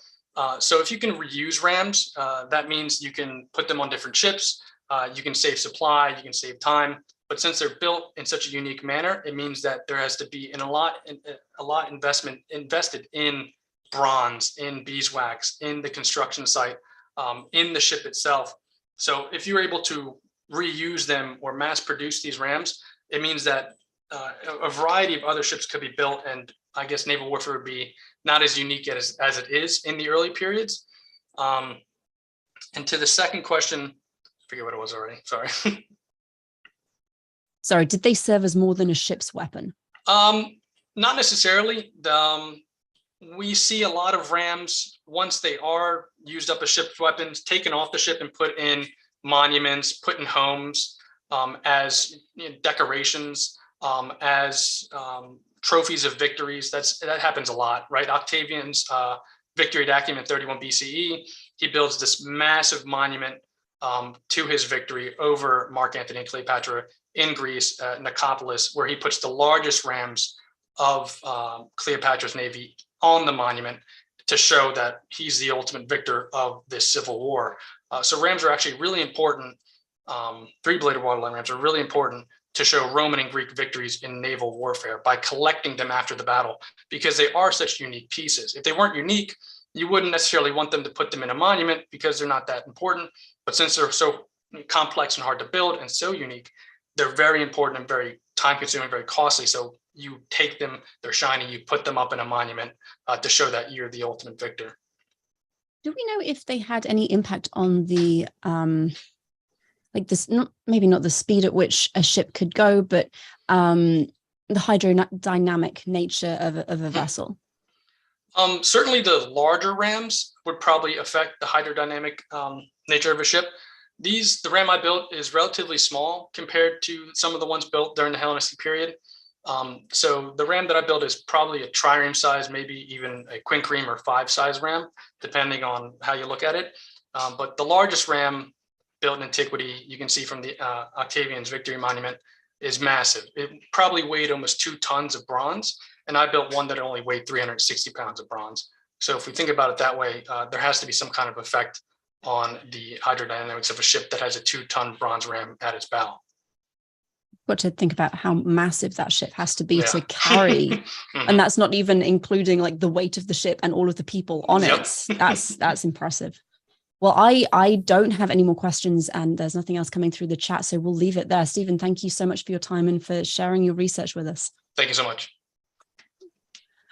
Okay, we have one more person in this session to present, and I am actually going to hand over to Sam, who is going to continue moderating for us. Thank you all for joining me. I hope you enjoy the rest of the session. Sam, thank you so much. Yeah, thank you so much, Megan. So, all right, so for our final presentation of this session, we have a presentation on the Parthian cataphract by Patrick Smith. Patrick Smith is a research analyst, writer, and independent scholar, and he is a member and contributor to the World History Encyclopedia, which is one of our streamers today. He is presented for the American Academy of Religion, Society of Biblical Literature, and American School of Oriental Research, and the Missouri Academy of Science at different venues throughout the United States. Mr. Smith? Well, okay. I just want to thank you, Sam, and I want to thank SASA for inviting me and accepting my proposal, and special thanks to the prior presenters. All I can say is, wow, that's really, really interesting and very well done. We hope our presentation will equal that. So let me bring this up on my screen share here.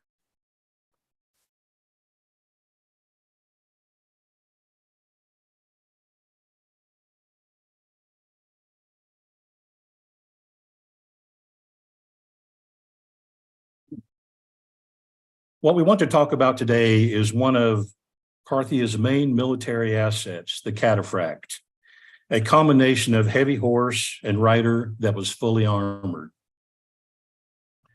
But first, to put things in context, ruling from 247 to 224, Parthia's empire stretched between the Mediterranean in the west to India in the east. Pretty expansive place. From a timeline, Parthia got its start by moving south out of Scythia into the Greek Seleucid Empire in 330 BCE, that it eventually took over in the 2nd century BCE, where the Parthians were instrumental. Other pivotal dates include their takeover of Media in 148, from whom they learned or employed to breed a better horse. Their defeat of the Romans at Kere in 53 BCE in modern-day Turkey represents the zenith of cataphract and bow technology. Finally, while it is not known the role of the cataphract in Parthia's defeat of Mark Antony in 36 CE or their loss to the Romans in 166, their battle with the Sasanians in 224 shows the cataphract was still a robust instrument of war. As they were influenced militarily by the Scythians, as horse archers, the Parthians kept to Scythia's general hit and run tactics and avoidance of direct engagement with set infantry formations. The improvements they made, as you see here, were fourfold. They bred better horses, they manufactured stronger bows, they streamlined their weapons to a primary use of lances, swords, and bows, and they made innovative use of heavy cavalry, resulting in the cataphract as a fully armored, what I call a horse tank. These three artifacts here represent in the superiority of I think, the Parthian bow as opposed to the Scythian. The ones above are Parthian ones. And if you look at them in relation to the body of the person and the horse, they certainly seem much larger than the lower ones of the Scythian. That figurine looks fairly minuscule in relation to the body. So it does appear that at least by appearance, that the Parthian bows were superior.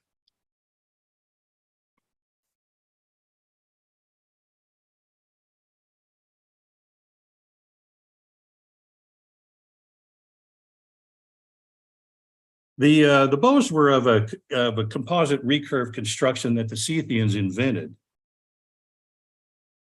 If you compare the size of their bow, as I mentioned, in relation to the body, the Parthian bows certainly appear larger.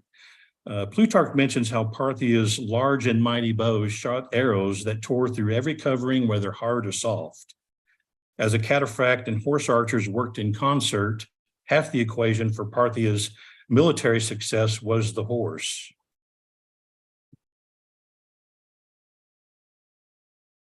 Well, I'm trying to get my slides to move forward here, so I'm not sure what's going on here.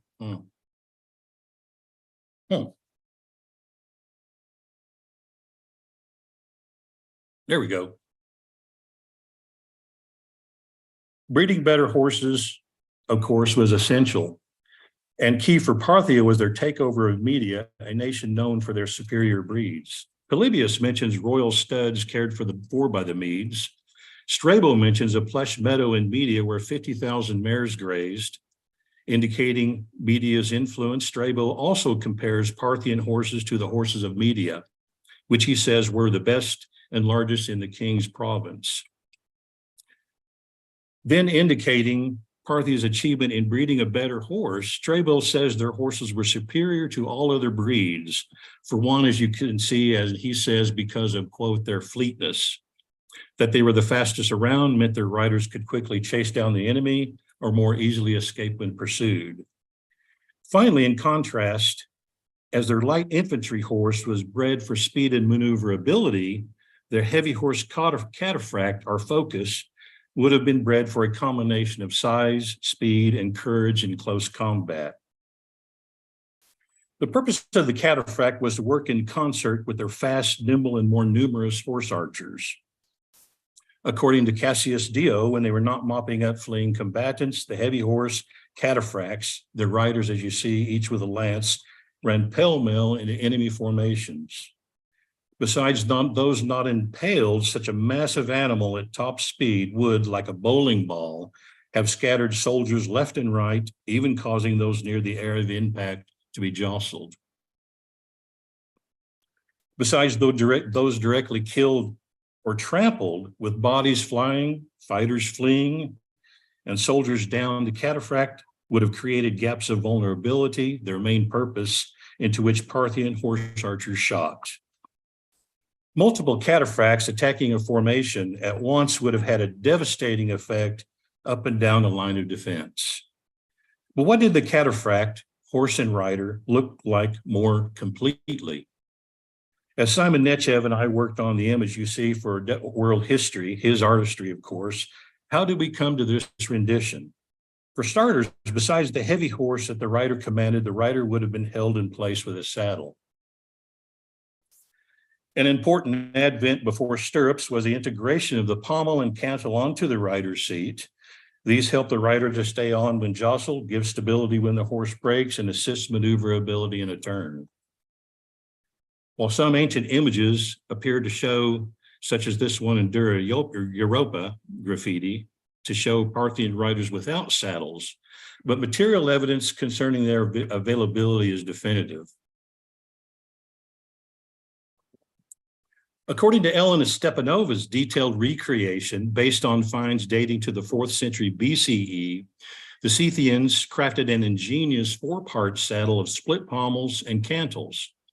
The design itself reveals the rider's purpose, turning and directional changes as well as swift acceleration. Such saddles are also found, as you see here, on the Black Sea Bosporan reliefs of Cimmerian horse archers dating to the 2nd and 1st century BCE. While these saddles were probably for light horse cavalry, Parthia's heavy cataphracts would have needed a simpler design. Given their head-on impact and extraction purpose, I think, a robust 2-part design is probable.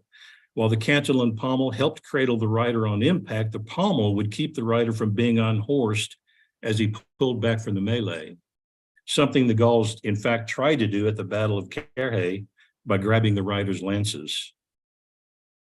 At the Firuzabad, a substantial pommel and possible cantle appears evident on the Swiss Sasanian riders from the relief at Firuzabad, Iran.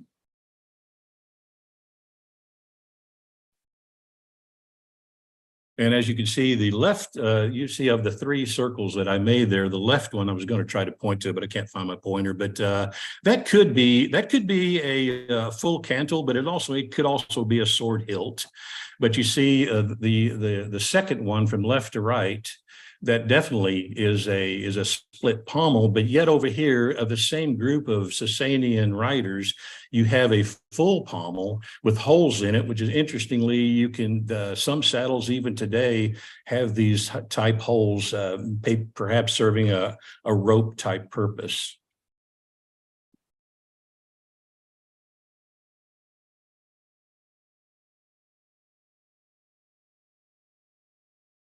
A substantial, as I mentioned that about the pommel and cantle, again, that Parthian-Scythian relations were ongoing, that the Scythians and Parthia's contemporary, the Cimmerians, and conquerors, the Sasanians, used saddles makes it likely the Parthians did too. When it came to the cataphract riders' weapons, the Parthians kept it simple. Unlike the Scythians, they even employed infantry. They had other type weapons, axes, maces, etc. But the Parthians, interestingly, really reduced their array of weapons, and they kept it simple, using basically for the Parthian rider, the cataphract rider, using a long metal tip spear and a long sword. But what was the appearance of horse and rider since both were fully armored? For the rider, breastplate, helmet, and mail would have been used, while the horse would have been protected by a full gambeson of scale. One of the best sources for an image and use of the Parthian cataphract is Plutarch's own account of the Battle of Kayleigh. There, with Serena in command, 1,000 Parthian cataphracts and 9,000 horse archers defeated, with Crassus in command, Rome's 30,000 infantry and 4,000 cavalry. You think it would have been a no contest for the Romans, but it wasn't, and I think basically because of the cataphract. In his account of the Battle of the Cataphract riders, Plutarch mentions their, quote, their blazing helmets and breastplate, their Marjanian steel glittering keen and bright, unquote. That their helmets and breastplates were of Marjanian steel and they blazed in the sunlight is telling. The moniker Marjanian steel, like Damascus swords or Corinthian helmets, suggested a higher quality product. Interestingly, a higher grade steel is stronger and less prone to corrosion. It keeps and displays a keener sheen. Moreover, that their helmets and breastplates shone so brightly suggests a fuller surface of reflection, something full helmets and cuirass-like breastplates would do. Later in the same battle, Plutarch again mentions steel breastplates, but also including leather ones. Obviously, like many armies of antiquity, there was a varying standard of equipment. Perhaps the poorer nobles could only afford the cheaper but still effective leather breastplates. Interestingly, the word cuirass carries a leather construction etymology. Cuirasses can be traced to classical antiquity, with surviving Greek ones dating to 620 BCE. As vassals and conquerors of the Seleucid Greeks, such products would have been familiar and likely used by the Parthians. Even their conquerors used them.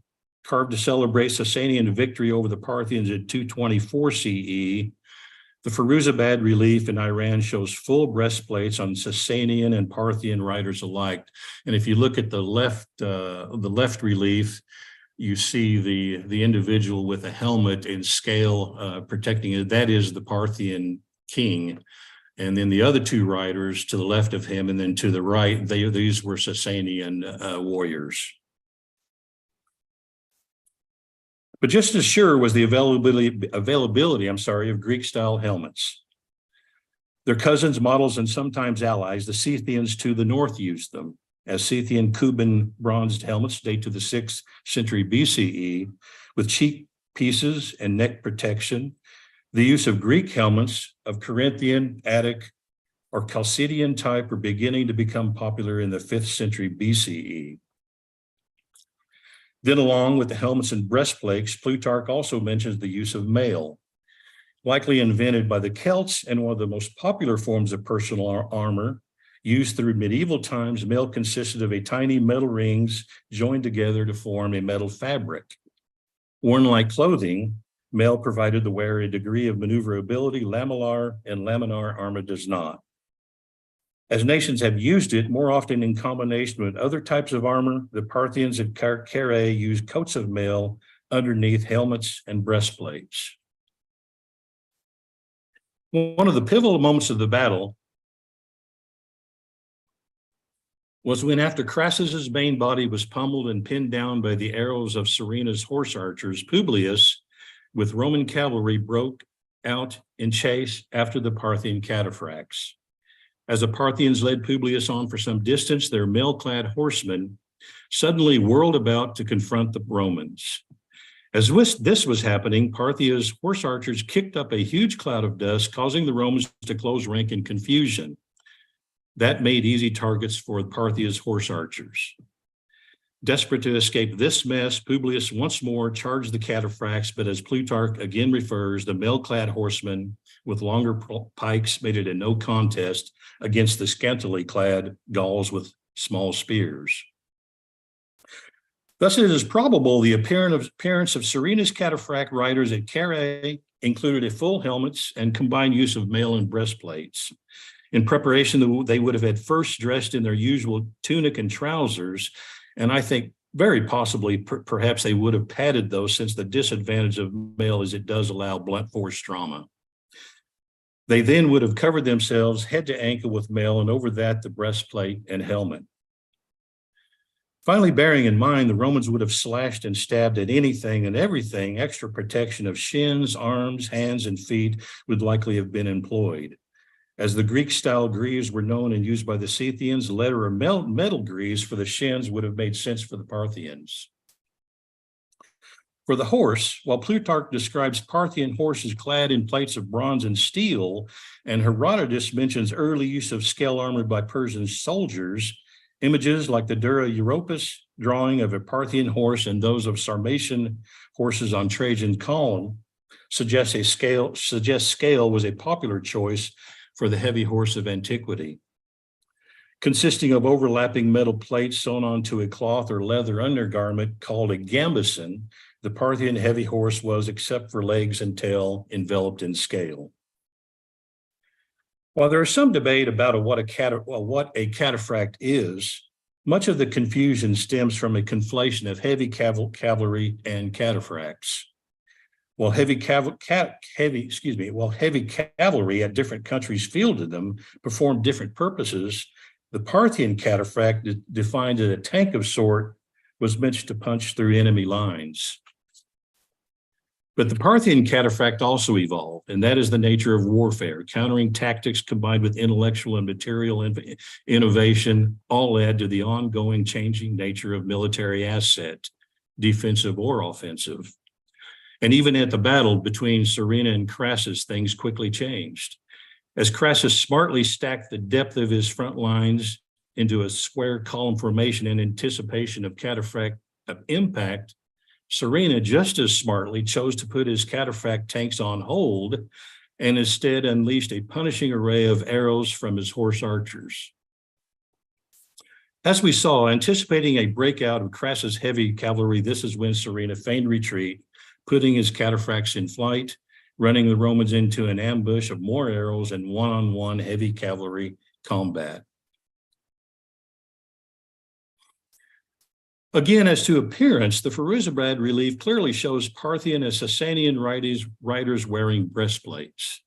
Additionally, as the Sasanian riders use mail for arm and leg protection, and the Parthians use laminar and dons a full helmet with scale protection for the neck, the Sasanians wear only headbands. And that is telling. As it relates to tactics, if there is one impression the Firuzabad relief means to show, it is the swiftness of their riders and steeds. With their horses in midair at full gallop, their tails horizontal, and the riders' hair and scarves swept behind, the swiftness of their cavalry is apparent. Thus, it appears the Sasanians employed a change of use. Overall, there appears to be a lightening of the load for speed. The Take Bostan image from the 4th century CE shows a Sasanian cataphract horse with front armor only of what appears to be a partial gambeson of padded cloth, not the full gambeson of metal scale of the Parthian cataphract. Not only does this reveal less weight, but an ending of the tactic of full penetration in enemy ranks and the ensuing melee. Moreover, at Firuzabad, their shelving of head and neck protection provided some weight reduction while allowing a broader field of vision, an advantage for change of direction maneuvering. Sporting their fashionable diadems, these riders certainly do not seem to be worried about strikes to the head or neck. Thus, for the Sasanians, an added emphasis on speed and maneuverability appears to be the order of the day. Finally, was this change of use a contributing cause of Parthia's demise at the hands of the Sasanians? Though Parthia's internal strife weakened them as they clung to their slower moving, weight-heavy cataphracts, probably. In conclusion, ultimately appears the heavy cataphract used as a tank to break infantry lines as the Parthians designed them would finally go from select to little use until the Middle Ages with comparable implementation by the Byzantines. So there you have it.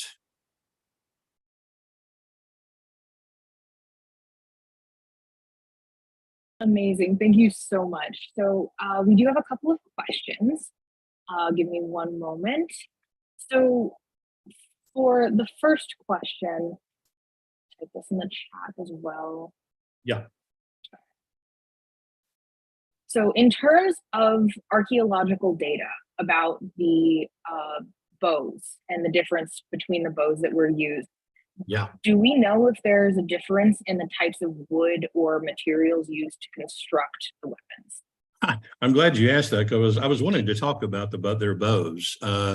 So thank you. But the Scythians, of course, they used what is called a recurve bow. I had one when I was a kid, when I was 15, and they definitely can be lethal. This was just a 55-pound bow. And it was composite, and it was a recurve. Some of your modern, and that is your modern bows, and they were built much like the Scythian bows. And obviously, as the Parthians built them too, they were laminate, and today it's a lamination process. But then too, and I think the Mongols used them also. I think it really started with the Scythians. The Scythians, it was a combination of lamination of bone, of sinew, and horn. And it was just, again, you saw the configuration of the sort of circular configuration. And that recurve configuration, what that did was that allowed greater acceleration applied to the arrow as it left the bow. And also, therefore, you could have a shorter bow, which would be advantageous when you're riding a horse and you're shooting from a horse. Unlike the English longbows, they were, I believe, as tall as a person, maybe taller. I think maybe around 6 feet tall, if not. And so you could not use a longbow on a horse, but that was the advantage of the recurve construction. Now the Parthians perfected on the Scythian bow, as you saw, and as Plutarch attests. I mean, they were made so strong, and I believe one estimate was 100-pound release. The bow I had as a kid was about 55 pounds. So, and you had, of course, they're using these bows ever since they were little kids, and they had to have developed some extra strength in their upper body here.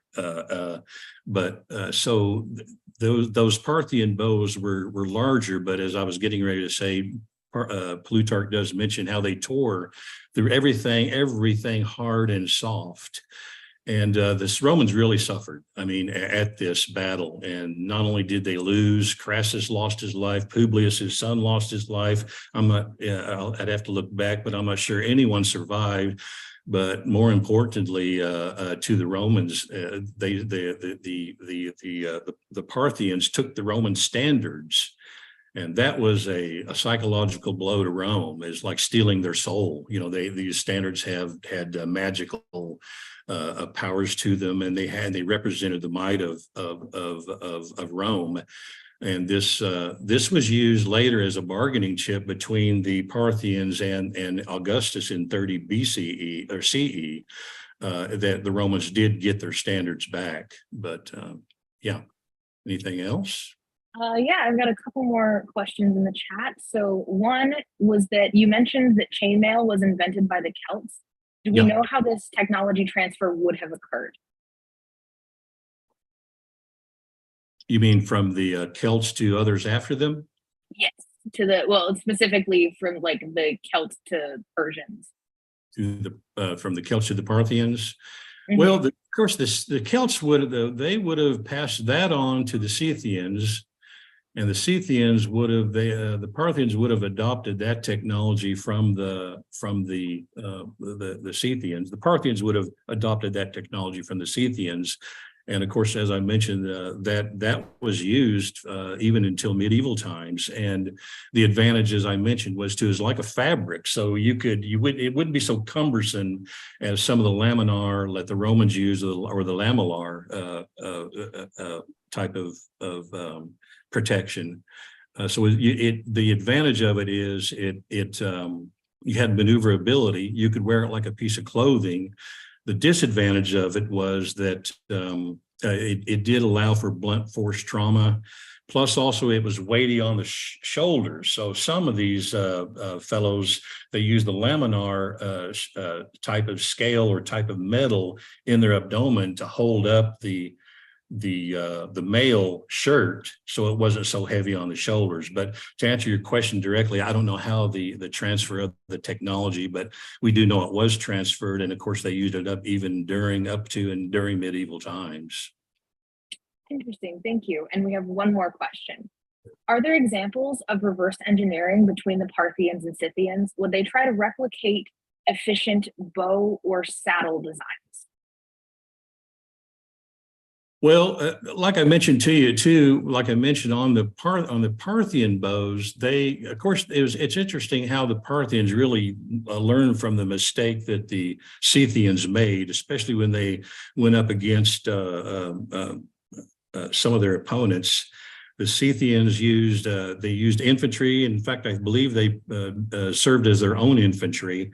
Parthians went away from that. All they did was they basically narrowed it down to their bows, swords, and then for the Parthian cataphract rider, a long sword, and for the smaller horsed infantry, they used the bows and then a smaller sword too. But as far as reverse engineering, I think they just improved on what the Scythians provided them, and they improved their tactics too. And what's interesting is really the Parthians were the only nation that brought Rome to a stalemate, and they held their own for many years, and they did bring Rome to the bargaining table where they both agreed to a stalemate. So they used their tactics were very efficient. One of the things that they learned from the Scythians is never engage, and they as far as directly never engage in a set formation. So they always kept their distance and shot their arrows from a distance. But they did use it was up close and personal with the heavy cataphract. I mean, they would run right directly into a Roman formation. Well, you can imagine that the courage it had to have taken on the part of the horse, let alone, and then on the part of the rider itself. I mean, it just pretty amazing once you look into it. Oh, absolutely. It's incredible.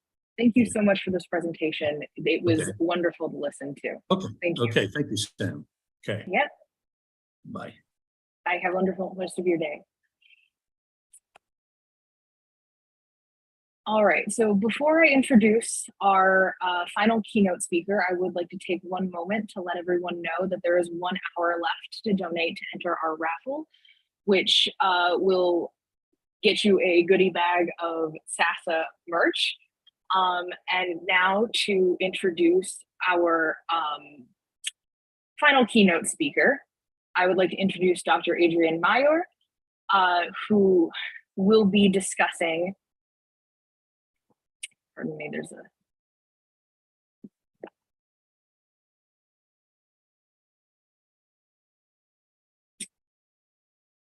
who will be discussing biological and chemical warfare in ancient myth and history.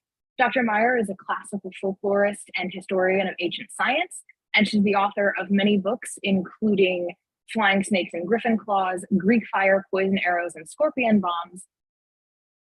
And she was invited to be a research scholar in the classic department in history and philosophy of the science and history and philosophy science program at Stanford University.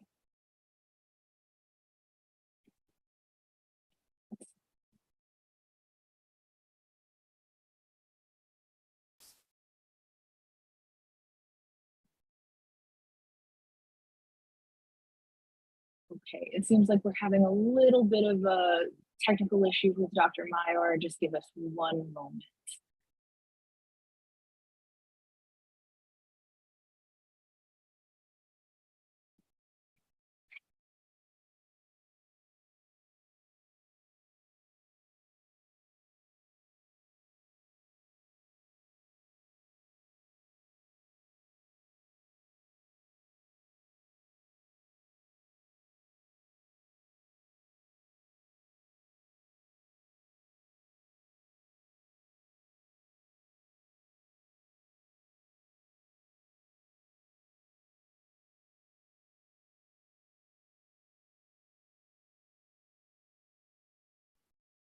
All right, Dr. Mayor, if you could turn on your camera and unmute for me, and you are welcome to kick off your presentation whenever you're ready. All right, thank you very much. Let me share my screen.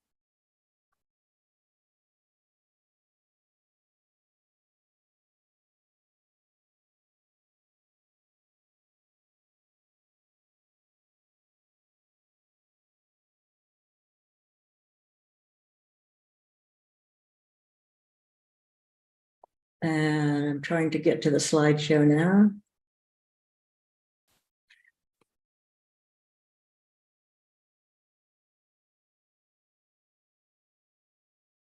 Is it sharing now?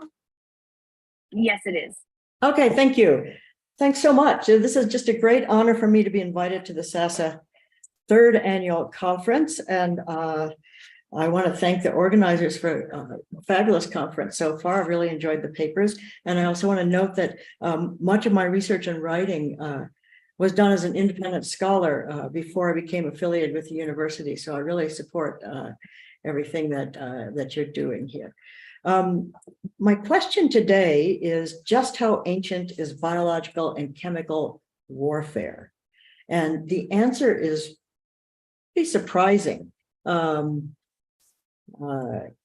I'm trying to move to my next screen, but it's not moving. There we go.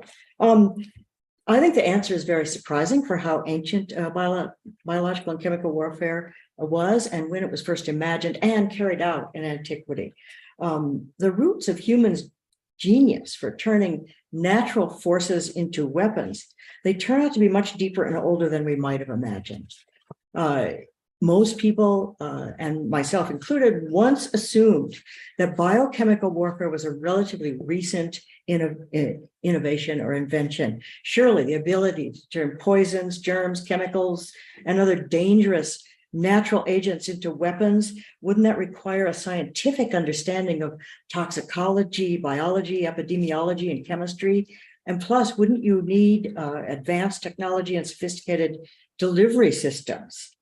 And besides, wasn't we've all been taught, or we sometimes assume, that warfare in antiquity was supposed to be based on honor, courage, skill in combat? And indeed, many modern historians have just assumed or taken for granted that poison weapons and unscrupulous, unfair tactics were forbidden by the ancient rules of war. And with very few exceptions, those rules were followed in classical antiquity. But the evidence shows that despite qualms and disapproval that did surround biological and chemical tactics, there were no real formal rules of war forbidding them. Now, some in the past have traced the first deliberate use of germ warfare to the Middle Ages, when it was said that plague-ridden corpses were catapulted over city walls. And many of you probably already heard of that notorious episode in 1346 medieval period, when the Mongols, who were afflicted with bubonic plague, were besieging the fortified city of Kaffa on the Black Sea in the Crimea. And it was said that as the Mongols withdrew from the siege, it was said that they threw or catapulted bodies of their own dead soldiers from plague into the city with the intention of spreading the plague among the enemy. Now, that incident is quite controversial, and there are some really good recent studies that point out that the Black Death was spread to Europe by ships leaving Kaffa, not from catapulted corpses into the city. So whether or not the catapulting event really happened, however, the accusation and the belief that it was plausible shows that such a tactic was thought to be possible and was feared at the time. And for a lot of ancient historians, the medieval episode brings to mind the event in the 5th century BC when devastating plague broke out in Athens during the Peloponnesian War. And we know from Thucydides that the Athenians' first impulse, their first reaction, was to blame the Spartans for deliberately poisoning or tainting the Athenians' water supply with that disease. Now, note that the deliberate spread of contagious disease in antiquity, that wouldn't really require any formal scientific knowledge. Everyone knew in antiquity that proximity to victims of plague, or even to their own clothing or possessions, usually spelled doom. And we do have concrete ancient evidence from Sumerian and Hittite cuneiform tablets that there was indeed a practical understanding of contagion and plague going back to about 1700 BC. We have tablets that warn against touching the belongings of plague victims. Other tablets describe sending infected victims of plague, both animals and people, into enemy lands with the intention of spreading the disease. Another surprising discovery to me was that the Romans even had a name for man-made epidemics, pestilentia manufacta. The term was used by Seneca and Cassius Dio to describe two separate incidents in which terrorists were said to have poked or stuck people with needles that were infected with plague. This was reported in AD 90 and then in AD 189. And again, whether or not it really happened, that it was written about and that there was an accusation means that the concept was plausible and feared in antiquity. So we have those two concepts of intention and plausibility. And as I delve further into the ancient literature looking for the roots of biological and chemical warfare, I learned that the ways of turning nature's armory of natural things to military use, they were not just imagined, but they were practiced much earlier and more extensively in the ancient world than has been realized.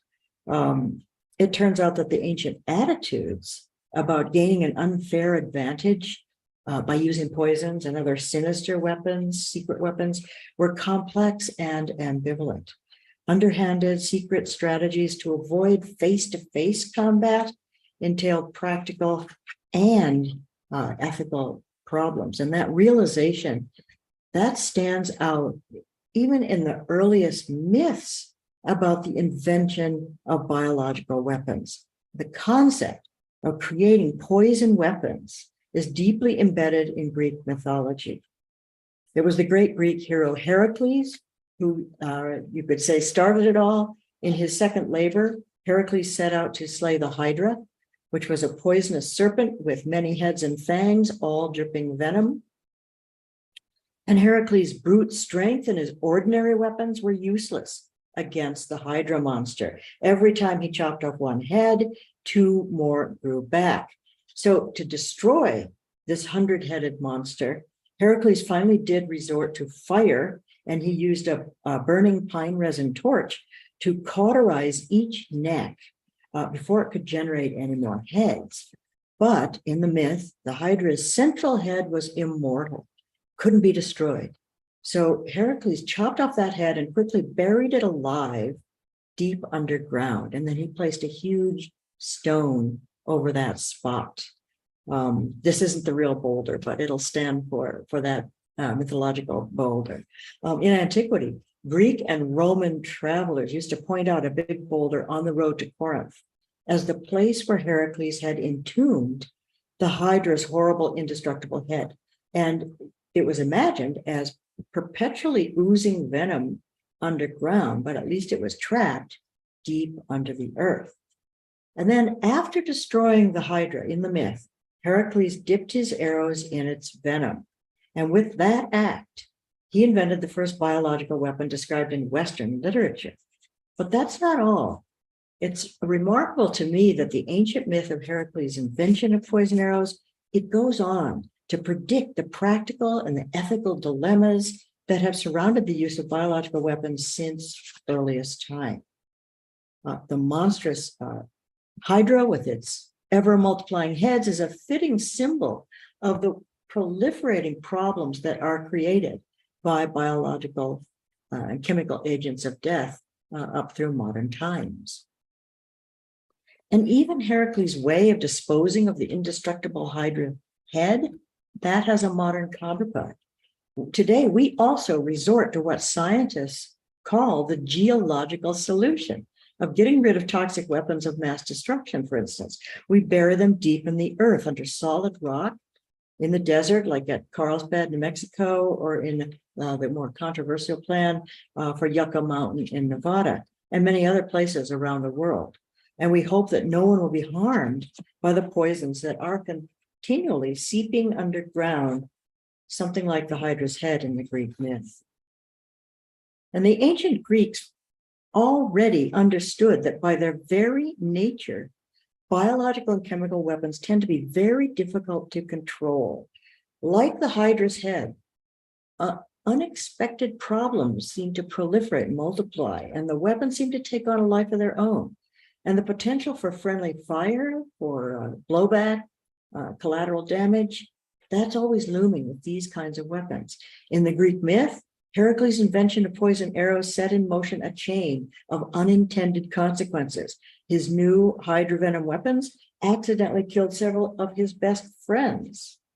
In the famous battle against the centaurs, one of Heracles' toxic arrows pierced his oldest friend, the wise old centaur named Chiron. And the pain for Chiron was so ghastly that in the mythology, Chiron begged the gods to let him trade his immortality for a quick death. And the next to die was another friendly centaur named Pholos. And while Heracles was tending to Chiron, the myth says that this young centaur curiously picked up Heracles' quiver of toxic arrows, and one of the arrows slipped from his hand and nicked his leg. It was just a scratch, but this centaur also died a gruesome death. And this was yet another unintended victim of Heracles' poisoned weapons. In the tragic chain of events, as we know, Heracles himself was the ultimate victim of his own toxic weapons. The superhero did not die bravely in glorious combat on the battlefield. He succumbed to secondhand Hydra arrow poisoning. His wife, Deianira, thinking she was applying a love potion, unwittingly soaked his tunic in the poisoned blood of a centaur that had been shot with a Hydra arrow. And in Antiquity, there was a famous statue of Heracles in that burning toxic tunic. Now, this is a more modern version of that ancient lost statue made in 1676. Heracles' invention of poison arrows and his own agonizing death in that envenomed tunic, that was a favorite subject in art and tragic drama, both ancient and modern, as you can see. And in the Greek myth, just before Heracles died, he entrusted his quiver of poison arrows to his young friend, the great archer Philoctetes, who would later fight in the Trojan War. And this is a vase painting showing the dying Heracles handing over his fatal quiver of poison arrows to Philoctetes while he is on his funeral pyre. But the biological weapons brought suffering to this warrior too. On the way to the legendary Trojan War, Philoctetes dropped one of the poison arrows on his foot in one of the versions of the myth. And this is another friendly fire accident. The wound was extremely painful and it festered, got worse and worse. And this incident, right at the start of the Trojan War, as the Greeks are heading to Troy, was taken as very bad omen by the Greeks. So the Greeks abandoned their wounded companion, the archer Philoctetes, on a desert island, and they continued on to Troy without him. And there are many ancient and modern images of the young archer Philoctetes stranded on the island with his never healing poison wound in his foot. This vase was made in about 450 BC. This myth seems to present a kind of moral lesson of poetic justice. Just like Heracles, who died by his own poison weapons, the young archer who intended to use these arrows against the Trojans himself suffers a terrible wound from his own arrow. And this ironic tragedy was quite popular into ancient art and drama. We know that Sophocles wrote a compelling play about this myth in the 5th century BC, and this classic tragedy appealed to modern artists too. This is a French painting from 1768 showing Philoctetes with his wounded foot and that ominous quiver of poison arrows hanging above him. After surviving 10 years of torturing pain, Philoctetes did finally arrive in Troy, where the war had been dragging on for a decade. The Greek doctors there did cure his wound in the myth, and the expert archer began killing Trojans with his bow. So the ultimate Greek victory at Troy was thanks in part to a quiver full of Hydra venom arrows. And of course, combined with the more clever, more famous ruse of the Trojan horse, which was thought up by another great archer who liked underhanded tricks, Odysseus. Homer doesn't come up right out and talk about poison arrows in the Iliad. But another ancient author, Quintus of Smyrna, later, explicitly described the poison arrows that were used by both Greeks and Trojans in his poem, The Fall of Troy, which was based on an earlier lost epic from the Homeric time. And even Homer gives us strong hints that projectiles on both sides were poisoned with snake venom. For example, he describes black blood oozing from the wounds on the battlefield at Troy. And he talks about doctors rushing onto the battlefield to suck out the wounds. And that was the standard treatment for snakebite. His audience would have realized that.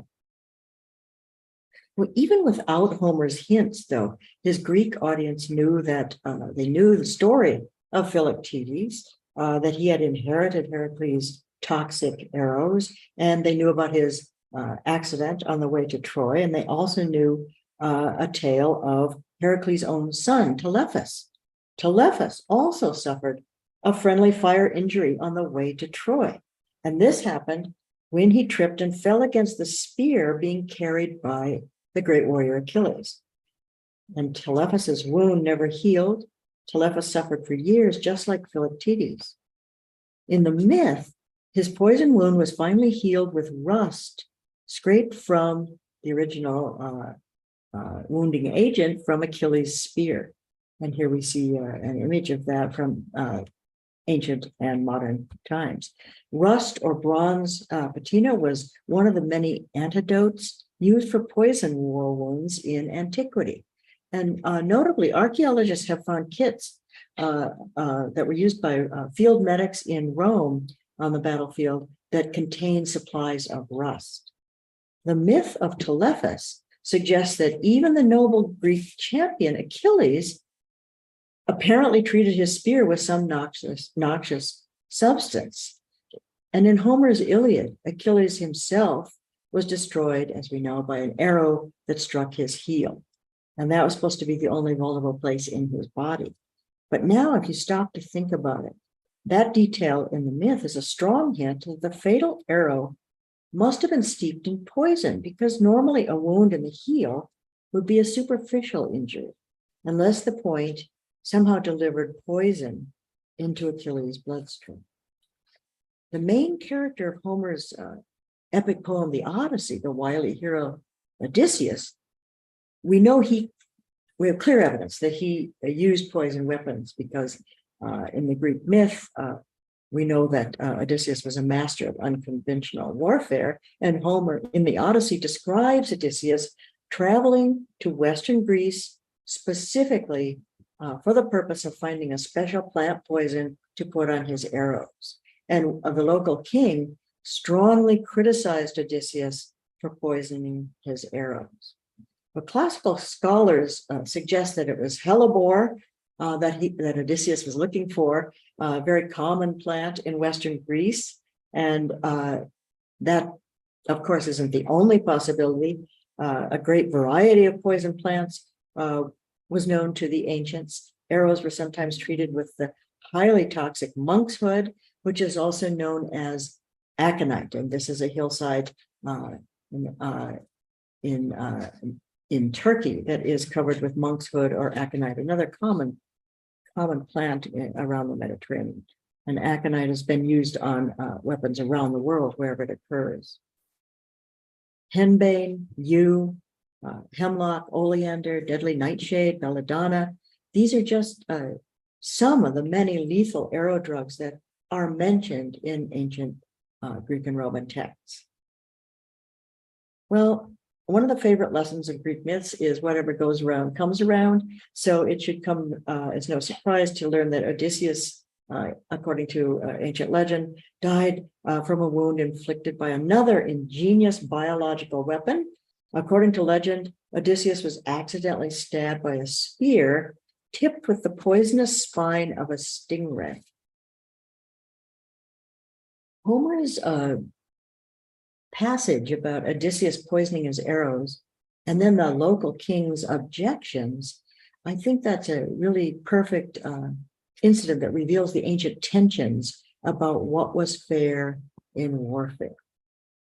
In a traditional warrior society like ancient Greece or Rome, honorable face-to-face fighting with swords or spears was highly valued. The warriors expected to meet similarly armed and trained warriors on the battlefield. But the Greeks and Romans also admired creative, sneaky tactics like those thought of by Odysseus. Well, I've been focusing on all these mythical stories because they show that the idea, the concept of making biological weapons is extremely ancient. And they also reveal the complex attitudes toward weapons that delivered his hidden poison or took some sort of unfair advantage. As the myths show, biological weapons tended to destroy innocent bystanders.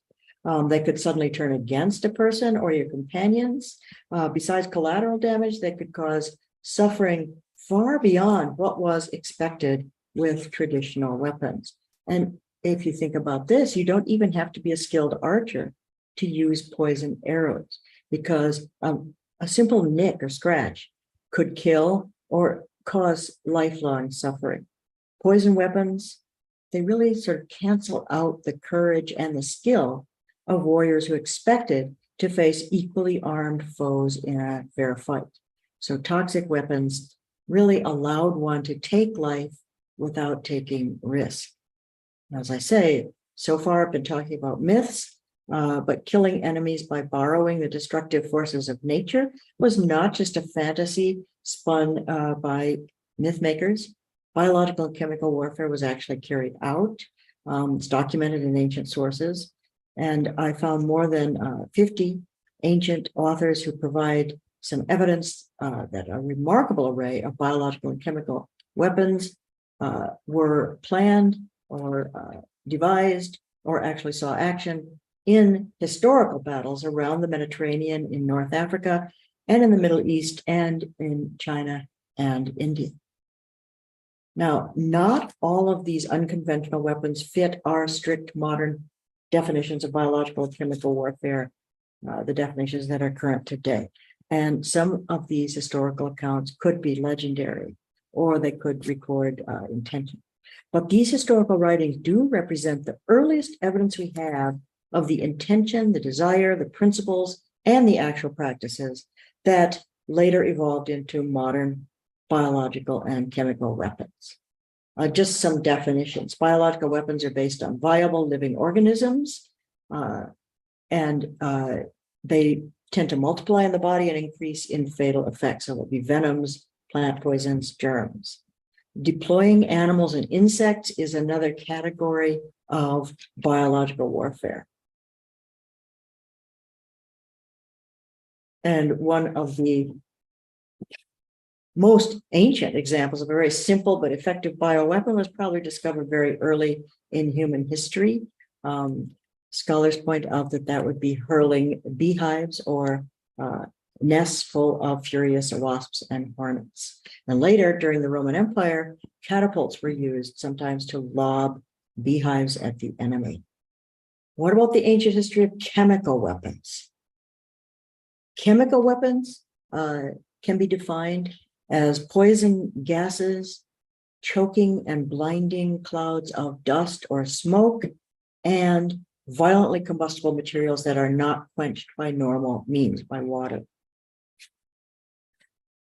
Greek fire, the Byzantine chemical incendiary weapon that was invented in the 7th century AD, was based on naphtha, sulfur, and quicklime, and some other ingredients.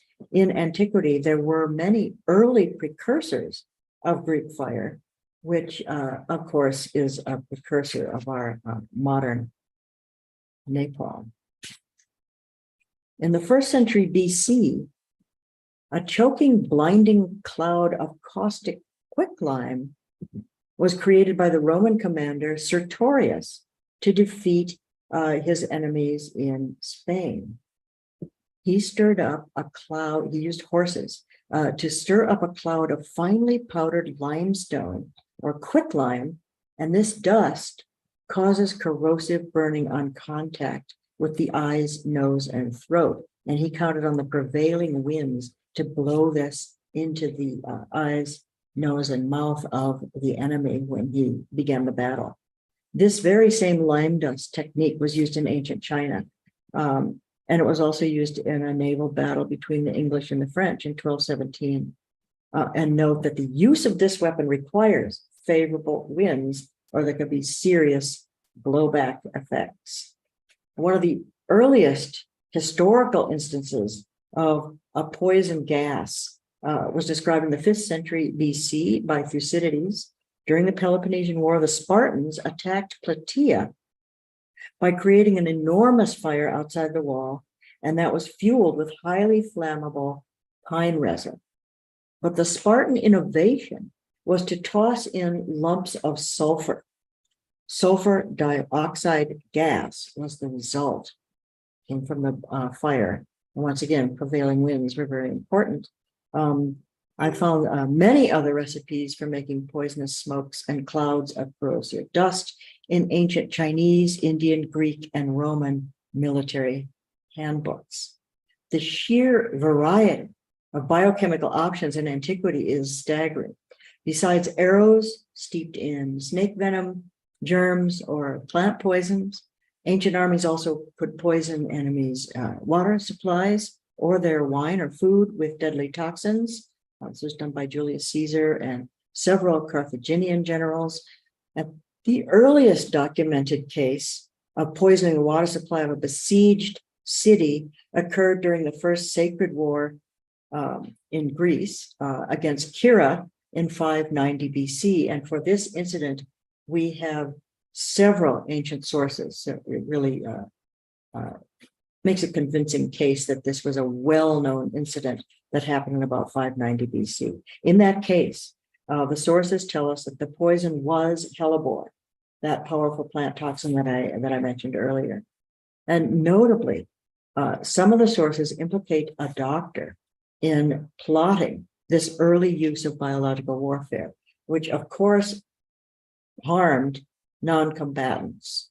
Women and children inside the city, not just the soldiers, were overrun and slaughtered.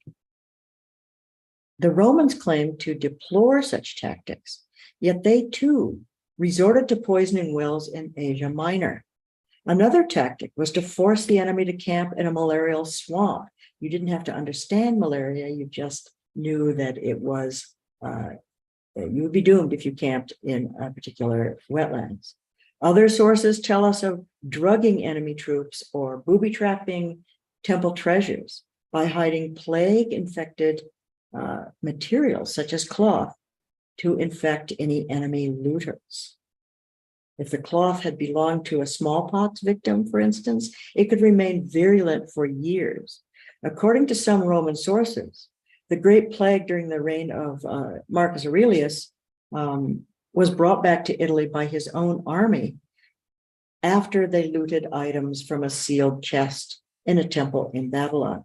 But once again, we don't know if this is actually what happened, but the fact that some sources say this shows that in antiquity, this was thought to be plausible and was feared. Alexander the Great and his men encountered a simple but devastating unconventional chemical weapon in the 4th century BC. And this was during their siege of the Phoenician city of Tyre in what is now Lebanon. The Phoenicians inside the besieged city heated fine sand in shallow bronze bowls, and then they catapulted this red hot sand down onto Alexander's army from the walls. And ancient historians describe the terrible scene as the hot burning grains of sand went into their flesh and burned several inches deep. This primitive burning shrapnel anticipates the fatal deep burns that are inflicted by modern thermite or white phosphorus bombs, which also depend on tiny burning particulates that pierce the body by several inches. And this was not invented until 2,000 years after Alexander. I mentioned that besides insects, animals were also weaponized in antiquity. In the Hellenistic period, after Alexander brought back elephants from India, every large army in the Mediterranean area was training Indian elephants to serve as living tanks. And war elephants became sort of the glamour weapon. They had a great terror advantage, of course, but they also posed a very serious friendly fire potential because elephants could run amok and trample their own side. Alexander the Great, according to an ancient legend, was the first to discover a counter weapon to repel war elephants when he was in India. And this was the idea that elephants panicked at the sight, the smell, and the sound of pigs. And several historical accounts tell us that pigs were successful defensive weapons in the heyday of war elephants, causing them to run amok. The last recorded pig versus elephant battle that I could find occurred in the 6th century AD, reported by Procopius, when the Romans deflected one single Persian war elephant with one squealing pig. Poison arrows were by far the most popular biological weapons in antiquity and around the world. A vast variety of substances, from poisonous plants to snake venom to stingray spines, toxic insect guts, have been used around the globe to poison projectiles. In antiquity, the Gauls were known to tip their arrows with henbane and hellebore, and their archers carried antidotes ready to treat any accidental self-injury to avoid the problems encountered by the Greek mythic heroes. Pliny the Elder remarked that ancient Romans used to dip their spears in deadly nightshade, and the old Latin name for that plant translates as spear poison. The most feared biological warriors of antiquity were the Scythians, nomads of the Eurasian steppes. And not only were they expert archers, but it was said that their arrows were tipped with scythicon, a notorious arrow drug. The Roman poet Ovid wrote that to make the wounds twice as deadly, Scythians dip in viper's venom every arrow tip. And of course, poisonous snakes were deeply dreaded in antiquity, and there were many deadly species. The Scythian nomads could use several different species of viper, the venom of sand or steppe vipers, the Caucasus viper, or the European adder, all of them pictured here. Facing Scythians reputed to be using snake venom arrows would be an especially harrowing notion. And it was especially daunting because the scythicon recipe was much worse than just mere snake venom on the tip of the arrow. We have several ancient Greek and Roman sources that relate that the Scythians mixed up a nasty concoction of dead poison vipers, venom, human blood, mixed with dung, put in a leather bag and buried in the ground and allowed to putrefy for several months. And then they dipped their arrows in that. A slight scratch from one of these arrows would mean a ghastly death or slow death or torture from a wound that was infected with gangrene and tetanus. So a battle against Scythians would be quite daunting.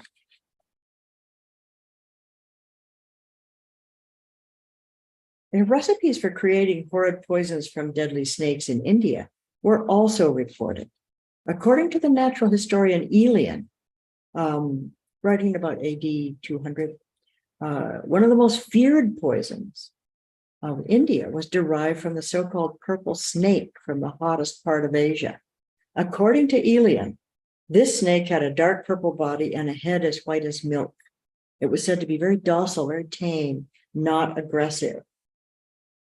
But Aelian gives a detailed description that allows us to figure out the identity of this mysterious purple snake. A herpetologist from Villanova helped me identify it. It turns out there's only one tropical snake in the world that has a dark purplish body and a white head.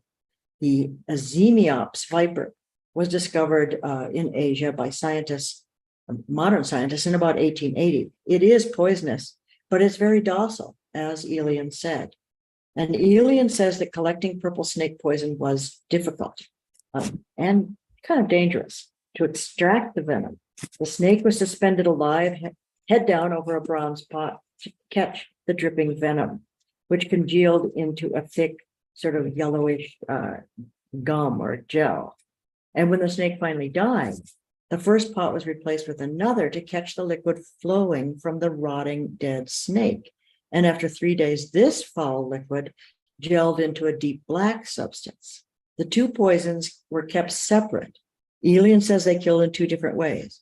The black sludge caused a lingering wasting death, and the amber-colored poison caused a violent series of convulsions. And then, says Elian, the victim died a terrible death as his brain dissolved and dripped out his nose.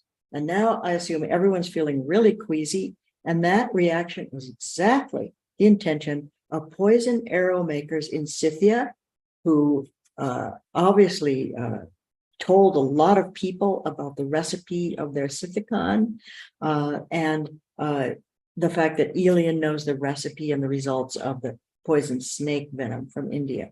Just dipping arrows in pure venom, that'd be deadly enough.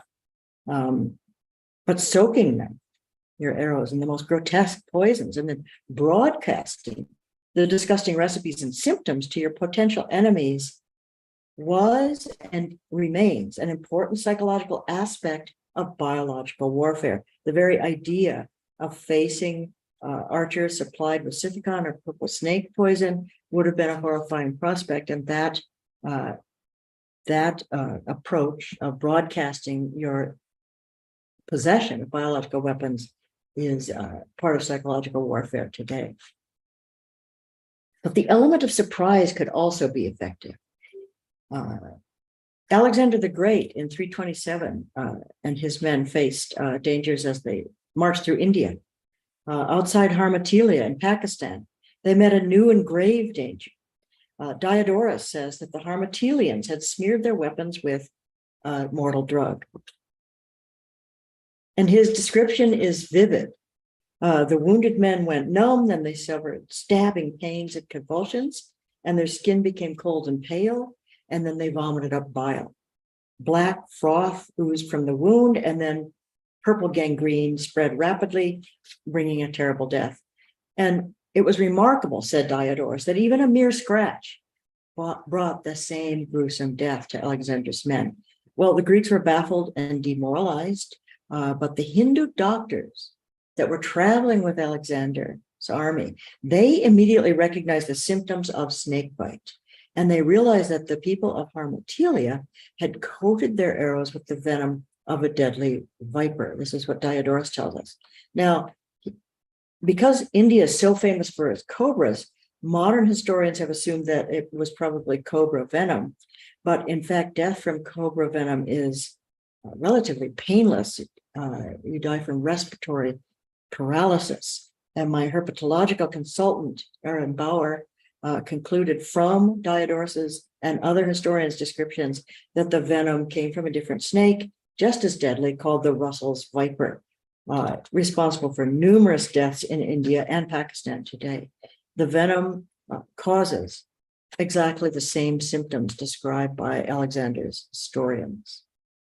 And I mentioned earlier that the Romans were not above using poison weapons and tactics that exploited the biological vulnerabilities of their foes, but the Romans were unprepared for the inventive ploys and awesome chemical incendiaries used by the fortified cities that they besieged in Mesopotamia between the Tigris and Euphrates rivers.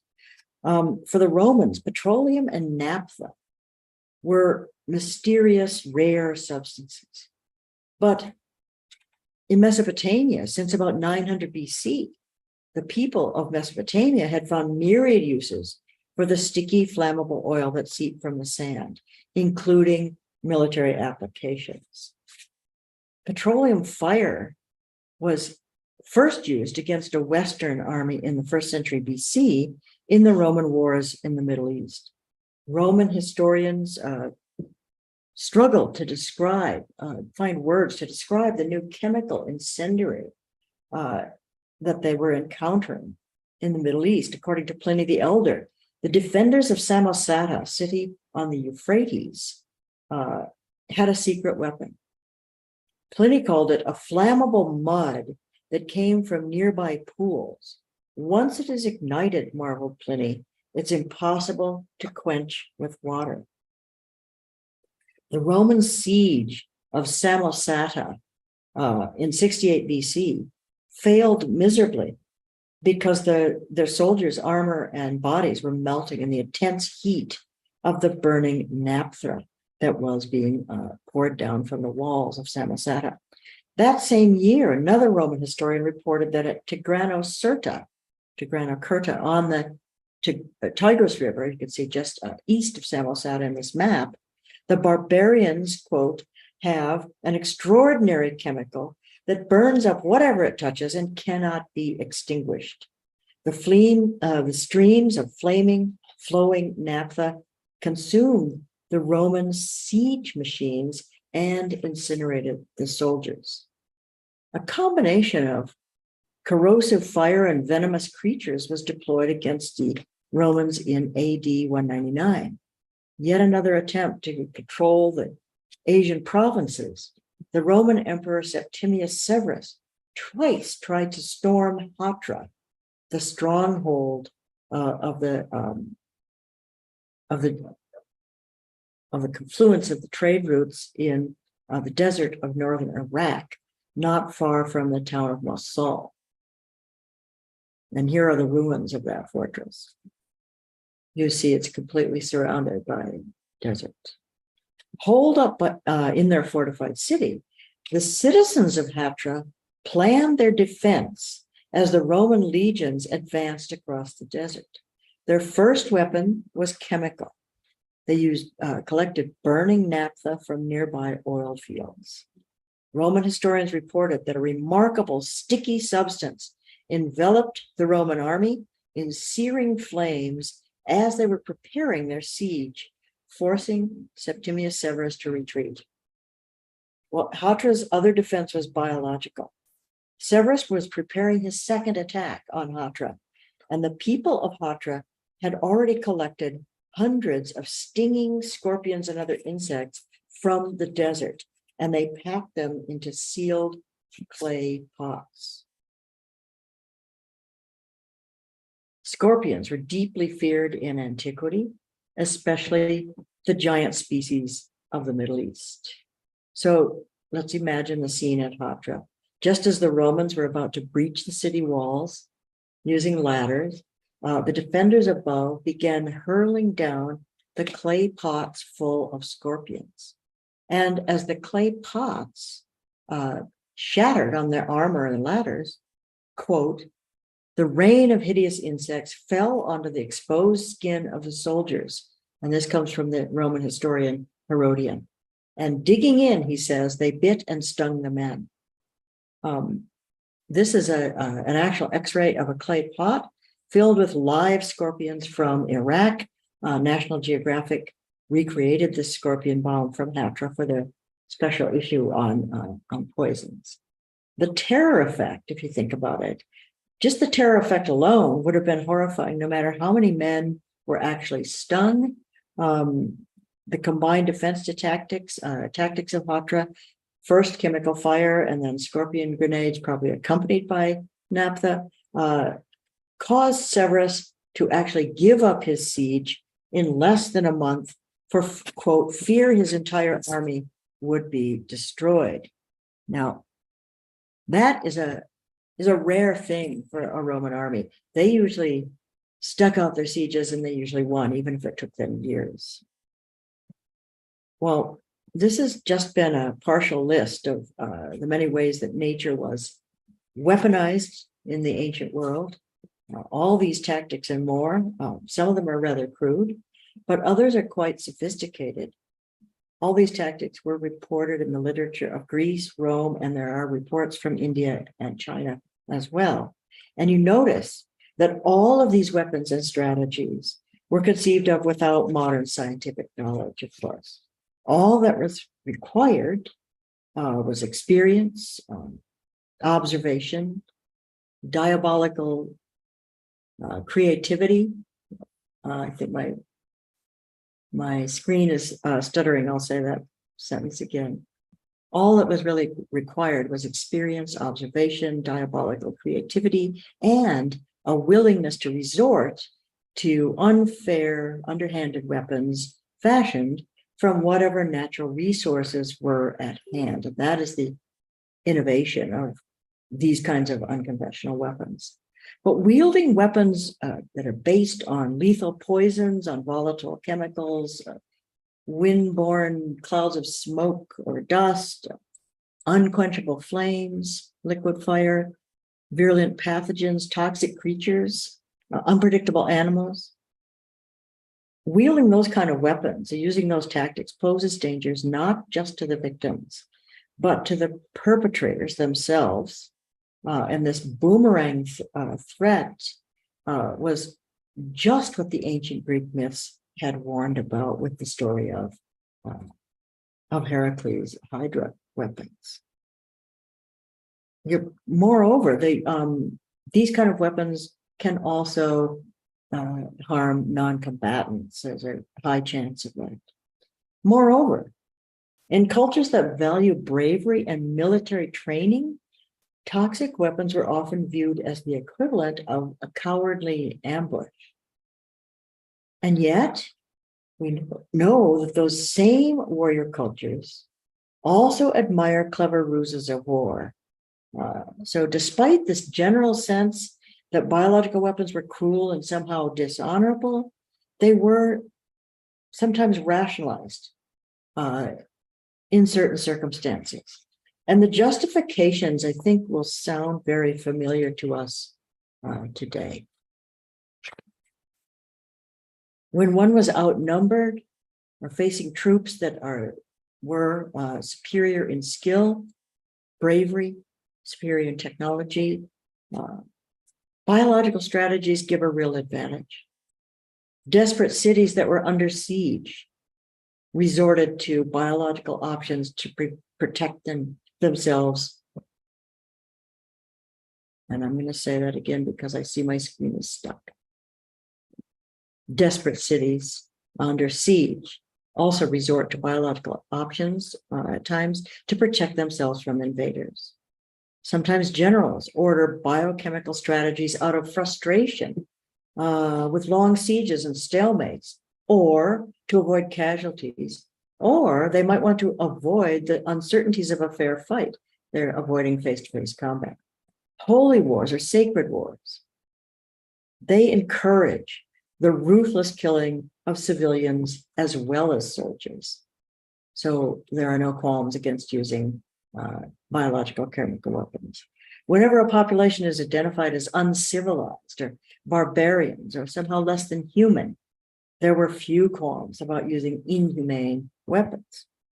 And in some cultures, ambush and poison arrows were just the customary way of making war, similar to hunting. Well, contemplating the history of turning so many destructive natural forces into insidious weaponry, it's a rather melancholy endeavor to study and to hear about.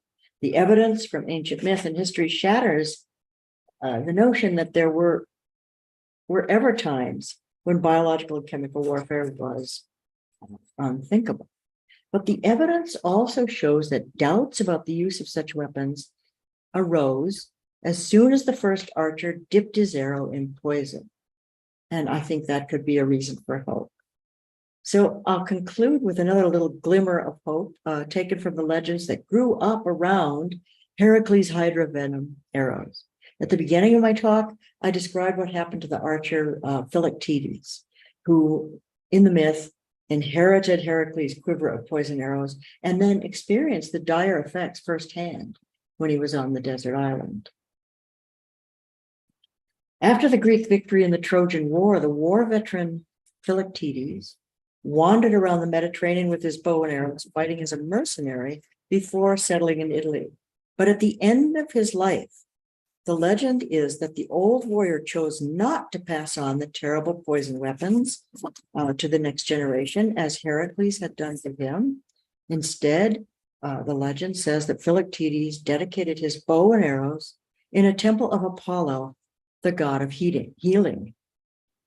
Remarkably, I think it's remarkable that it's the ancient myth that offers a kind of model for ending the cycle of tragedy begun by Heracles. Thank you.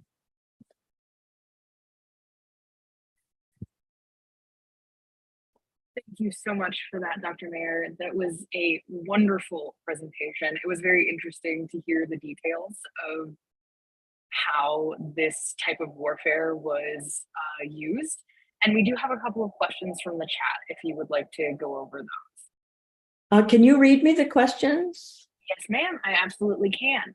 Okay. So the first question was, what precautions would ancient people take when handling these poisons or diseased animals and materials in order to reduce exposure to themselves? Well, if you're talking about Greek fire, which was the most dreaded weapon in the Byzantine era, people did try to devise ways of protecting themselves. They would drape the sides of their ship with wet cow hides to somehow deflect the fire, but there was really no way to protect the wood masts and the sails. So there really wasn't any defense against Greek fire, which is why it was so dreaded.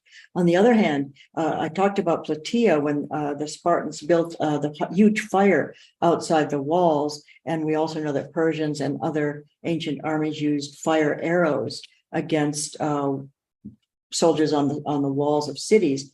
In that case, draping the walls with wet hides did actually protect cities from fire arrows and destruction of their walls. So there were those sorts of precautions against incendiaries. Other peoples, as I mentioned, the Celts and the Gauls who used plant poisons, they tried to have antidotes handy in case of if they were fighting other Gauls, against those poison weapons of people that they knew were using the same weapons as themselves, but it also protected them against self-injury from their own arrows. In the case of the Scythians, we know that they had a special sort of quiver called a goritos, which had two compartments. One compartment was for the bow, and one compartment was for the arrows. And it's interesting that archaeologists who have excavated Scythian graves find lots of arrowheads, but that in some cases they also find shafts of arrows, and they are painted in. Here's an example. The arrows are painted with zigzag lines and curved lines that resemble the snakes that they used for the Scythicon. So the theory is that in this way, they would know which arrows were poisoned and then which ones were not, so that they could be extra careful with the poisoned ones. So other than attempting to have antidotes against various poisons, I don't really know if there were any other ways of protecting yourself against these weapons. And of course, I did write a book called The Poison King about Mithridates, who was so afraid of poisoning that he worked on a universal antidote. I don't think any ancient armies had access to that kind of protection, however. Very interesting. Thank you. So for the next question, somebody asked, is there evidence around that time period that regarded anything about microdosing on poisons to develop immunity to them? Yes, that goes directly to Mithridates' plan to make himself a universal antidote that was supposed to jumpstart his immune system by taking microdoses of every known poison and venom and plant toxin, and along with its antidote. And Pliny the Elder, after Mithridates was defeated by the Romans, all of Mithridates' notes and archives about that antidote were taken to Rome. And Pliny the Elder, we know, had access to all of those. And he says that Mithridates was the first for a theriac or antidote in antiquity. He was the first to not only use antidotes, but use tiny portions of the poisons themselves in combination with their antidotes to make himself immune. So that idea did exist in antiquity. And we know that Mithridates was very well read in many other languages, and there's a possibility that he had heard of this concept of microdoses with poisons and antidotes from India. Wow, he sounds like he took his worry about being poisoned incredibly seriously. He certainly did. One other question from the chat is, are there records of deaths or injuries during the production of these weapons? For example, are there records of people being injured or harmed when capturing snakes or scorpions? Not for capturing snakes or scorpions, but it's interesting that there were ancient texts that told one how to capture scorpions without getting stung. And I was the advisor to the National Geographic when they were making that authentic clay pot from Hatra and putting live Iraqi scorpions inside. They hadn't thought ahead of what they were going to do.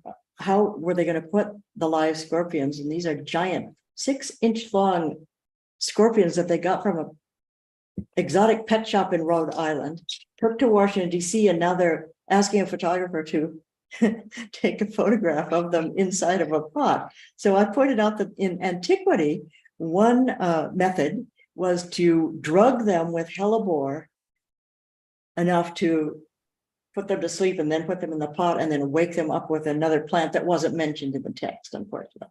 So the other method that they could have used was to spit very carefully onto the scorpion's stinger, which then clogs the stinger so that you can pick them up and not be stung. And they didn't want to do that. So they hit on putting the scorpions in a refrigerator or the freezer for a couple hours before they put it in the pot. That's not available in antiquity.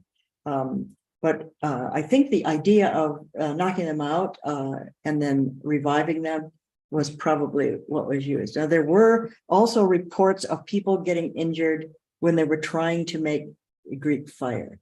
So that we have a lot of texts that, Byzantine texts that talk about all the precautions that you need to take when you're making Greek fire. And of course, we don't have the recipe, nor do we understand exactly how they distilled volatile naphtha or how they put it under pressure and how they then were able to blast it at other ships without thermometers or pressure gauges or anything like that. So I think there were a lot of accidents, and those accidents are alluded to in the ancient texts. That's incredibly interesting. And I will say that Greek fire is something that is incredibly fascinating in terms of exactly what you described. One other question was that, is there a specific real poison or venom that would connect with the poison that was seen in the stories of Heracles, Philoctetes, and the other myths that you mentioned? Like, for example, in Pharsalia, Lucan provides names to the snakes and very explicitly describes how Roman soldiers are afflicted when they're bitten, which has given scholars the ability to kind of determine what types of snake those serpents may have been. Do we have that kind of insight with some of these Greek myths? Not with the mythological snakes. We don't know which snake was thought to have figured in those stories in the myth, but we know that mentioning the Romans in North Africa, of course, really feared snake bite, and they hired the Psylli, P-S-Y-L-L-I, a tribe that were known as snake handlers, and they were known to be immune to some snake bites because of perhaps encountering them as children, who knows, but they were known to be able to treat snake bite, just like the Hindu doctors who accompanied Alexander. So in those two cases, with the Romans and Alexander, we are able, from the descriptions, to know which snakes were involved. Greece has venomous vipers, and so I suppose that it was just a general idea for the myths. Okay, yeah, that absolutely makes sense. Thank you so much for your time today. This presentation was incredibly insightful. I know you haven't been able to see the chat, but it's been going. People have been very interested and invested. So thank you so much for your time today. I really enjoyed it, and I enjoyed all the other papers. So what a great conference. Thank you. Thank you.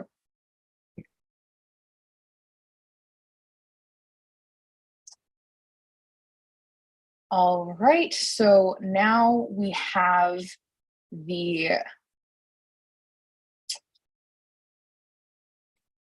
first off, we would like to thank all of our private and organizational donors before we dive into the next set of conferences, which will actually be the SASA team doing presentations. First, we have our SASA Archaeo Gaming team discussing education modules. But before we dive into that, I would like to take some time to thank all of our sponsors and donors. Without their assistance and support, the mission of SASA would not be completely possible. And their work and support of us has been absolutely invaluable to our mission. And with that, I will let our Archaeo Gaming team take it away. Hi. Look, can you all hear me, see me? Yes, we can hear and see you.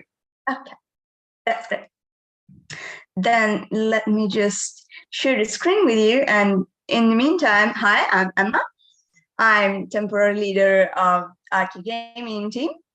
And without further ado, here's our introduction. Are we okay? So this presenting. You can do it.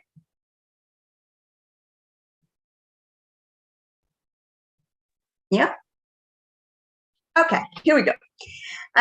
So Archaeo Gaming team mainly creates AEMs, which stands for an Archaeo Gaming Educational Module. And it is made up of fundamentally 3 parts. The core element of an AEM is a short video, roughly 10 to 50 minutes long, which is composed of a narrative that introduces and explains a topic generally in the field of ancient history and the classical world, and we make it as engaging and dynamic as possible. We highlight all sort of interesting tiny details, and this narrative is usually set to footage from video games that have a historical setting that is relevant to the topic in question. Here, for example, you can see a pot maker, or from our AEM about the creation of pottery in ancient Greece, just so you have a visual of what an AEM generally looks like. And this is the first one we ever did. Then we've got another one on building and creating and maintaining the Roman Empire. We've covered urbanization techniques in Egypt and Mesopotamia, some history of medieval Ireland. Then we've done the Viking diaspora and some aspects of medieval medicine in Europe.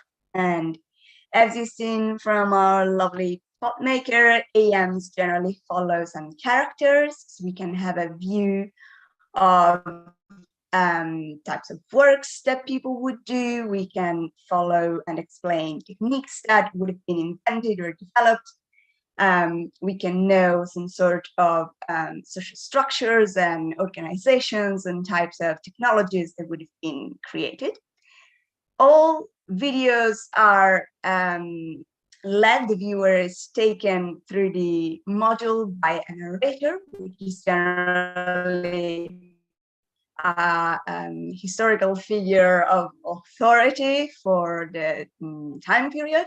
Here we have, for example, the lovely drawn goddess Soga, which is a goddess of wisdom in Norse mythology, for our video on the Viking diaspora. And we generally try to include some maps and historical maps that we use, so we can all visualize where history takes place and have a geographical set. Then the second core part of an AEM are, of course, all of the activities that surround the video, and these expand upon specific parts of the topic, go in depth about some points, and they help students understand better. They help them test their understanding, retain information, work on it, problematize the topic, make parallels, draw out questions that they might have, and so on. And we generally make three broadly speaking, types of activities. We have summative assessments that sort of let the teacher get a feedback on how much the students have gleaned and understood from the video, which take the form of somewhat traditional quizzes. You can see here a couple from Roman Empire and Greek pottery. Then we've got literacy-based activities, like our discussion questions, which are meant to get the class involved and get students understanding and engaging with the video, drawing parallels, bringing their own knowledge into play and thinking about what they've learned and reworking it. And then we've got activities like crosswords, for example, such as the one you see here from our medieval medicine module. And we've got word searches or fill in the blanks type of activities. And here, for example, we've got one on number and the numbering system of cuneiform that encourages students to have a look at different types of writing systems, writing scripts, alphabets, and in this case, numbering systems. And then we've got the more innovative types of activities, a little bit more practical, more engaging, which are our creative or crafting activities. For example, for the Roman Empire module, we've got an activity that centers around building architectural models of buildings, so the students focus on building techniques. For the urbanization module, we have an activity that encourages students to plan their own city, so mix their experience of a city and of urbanism with what they have learned from the video. Then for the Vikings module, here there's a couple of photos. We have a build your own Viking longboat activity, so the students can learn a little bit more and bring into concrete play what they have learned about shipbuilding techniques and learn a little bit more about this integral part of Viking culture. And here we've got some cards from a sort of tabletop role-playing game for the medieval medicine module, which encourages students to retain and rework information about different types of healers, interact, how they would be educated, and what herbs and remedies they would use, what illnesses they would combat, and so on and so forth. And then the third part of an AEM is what we call the teacher's pack, which contains all sorts of background information, a lot of research on the topic so that the teacher can build their own education in it and around it without having to go off and do a ton of research on their own. It expands upon particular points that the teacher might want to go more in depth about with the class. It's got an image bank of miniatures, frescoes, whatever they might need, resources, links to academic research, reading lists for the students of both fiction and non-fiction, lists of games that we have used or games that the students can use to further familiarize themselves with topics, and then suggestions, lesson plans, summaries of the activities, what time they would take, how to implement them, what material they might need. Here you can see an overview from our medieval Ireland module with, as you can see, instructions or lists of keywords, informations on the video games themselves, more useful material, and so on and so forth. So at the moment, as I was saying, we've got 6 AMs completed and uploaded to the site where all teachers can access them completely for free. And we plan to work on 2 new, more brand new AEMs in the fall. We are all very excited for more work. So I've been talking about teachers and students, which make up our target audience. Modules are built to be used for now in a middle school type of class and environment. So of course, we make them with our students in mind. It means that we include all sorts of interesting and attention-grabbing details, like, for example, here we've got a representation of the mysterious rat king from our medieval medicine video. And also it means that we constantly work with an education consultant that gives us guidelines for what sort of content we can put in a video, what is best, what is appropriate, how to approach sometimes historically or culturally sensitive topics.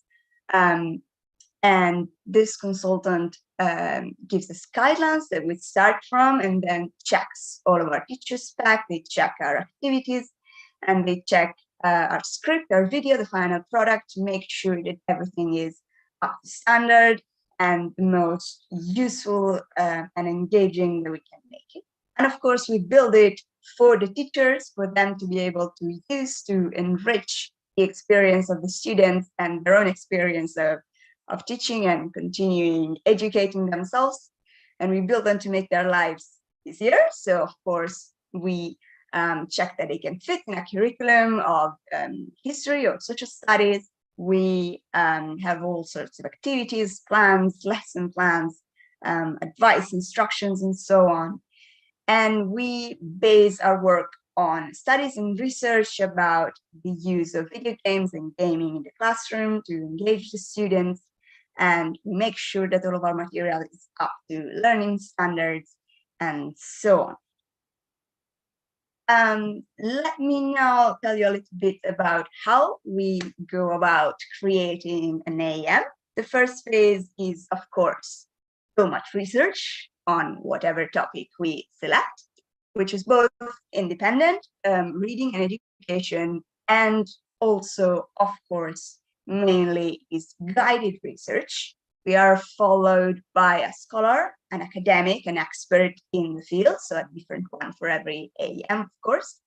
And the academic guides our first research, gives us sources that we can draw from, and helps us break down a topic, understand what sort of information is absolutely needed and must be passed on, gives us all sorts of interesting details, advice on how to approach a particular topic, how to keep in mind different perspectives on history, and generally they check a script, they check the final video, they remain very involved in the whole process, and they make sure that the content that we put out is all accurate and good quality, and that it is as useful and as accurate as we can possibly make it.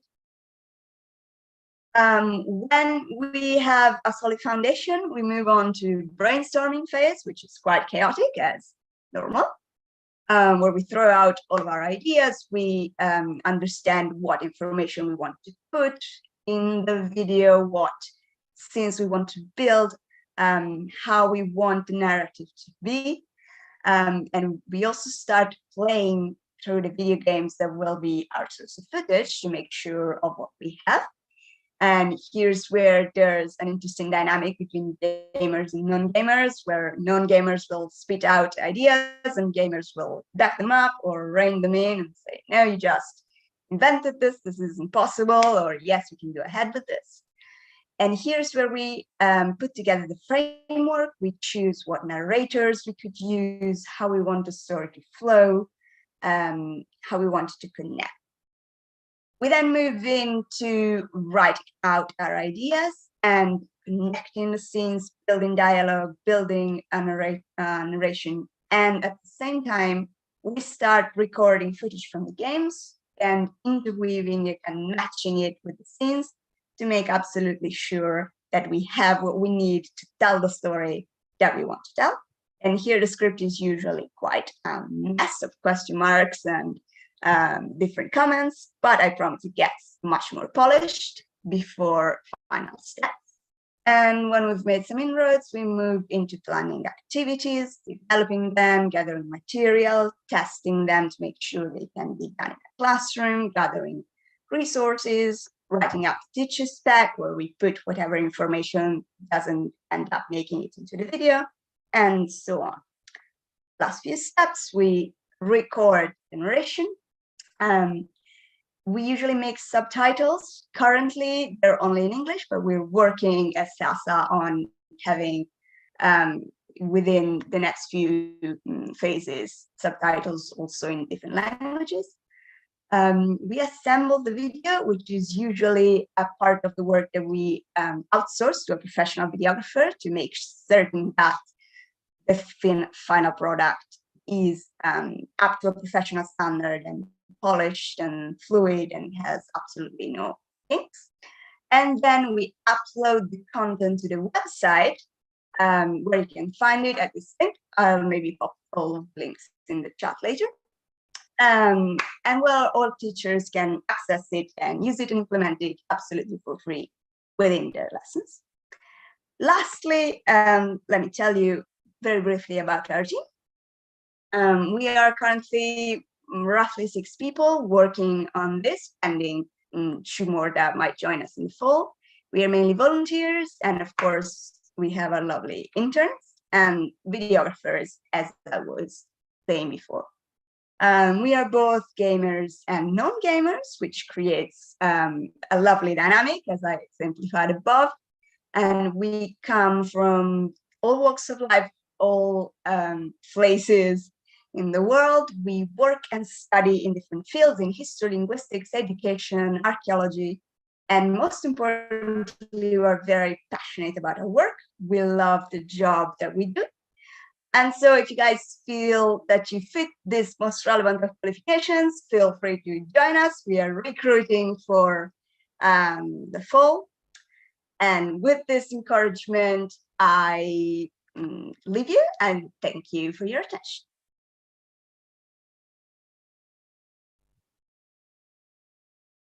Thank you so much, Emma. That was a wonderful presentation. We really appreciate you going over what the Archaeo Gaming team does. You guys are a really awesome team that we have over at SASA, and I really appreciate you taking the time to discuss this with our viewers. Thank you for giving me the space to do it. Of course. All right, so for one last presentation before we switch over to our social hour, we have Dr. Minity and Dr. Lozano going over another portion of the Archaeo Gaming structure.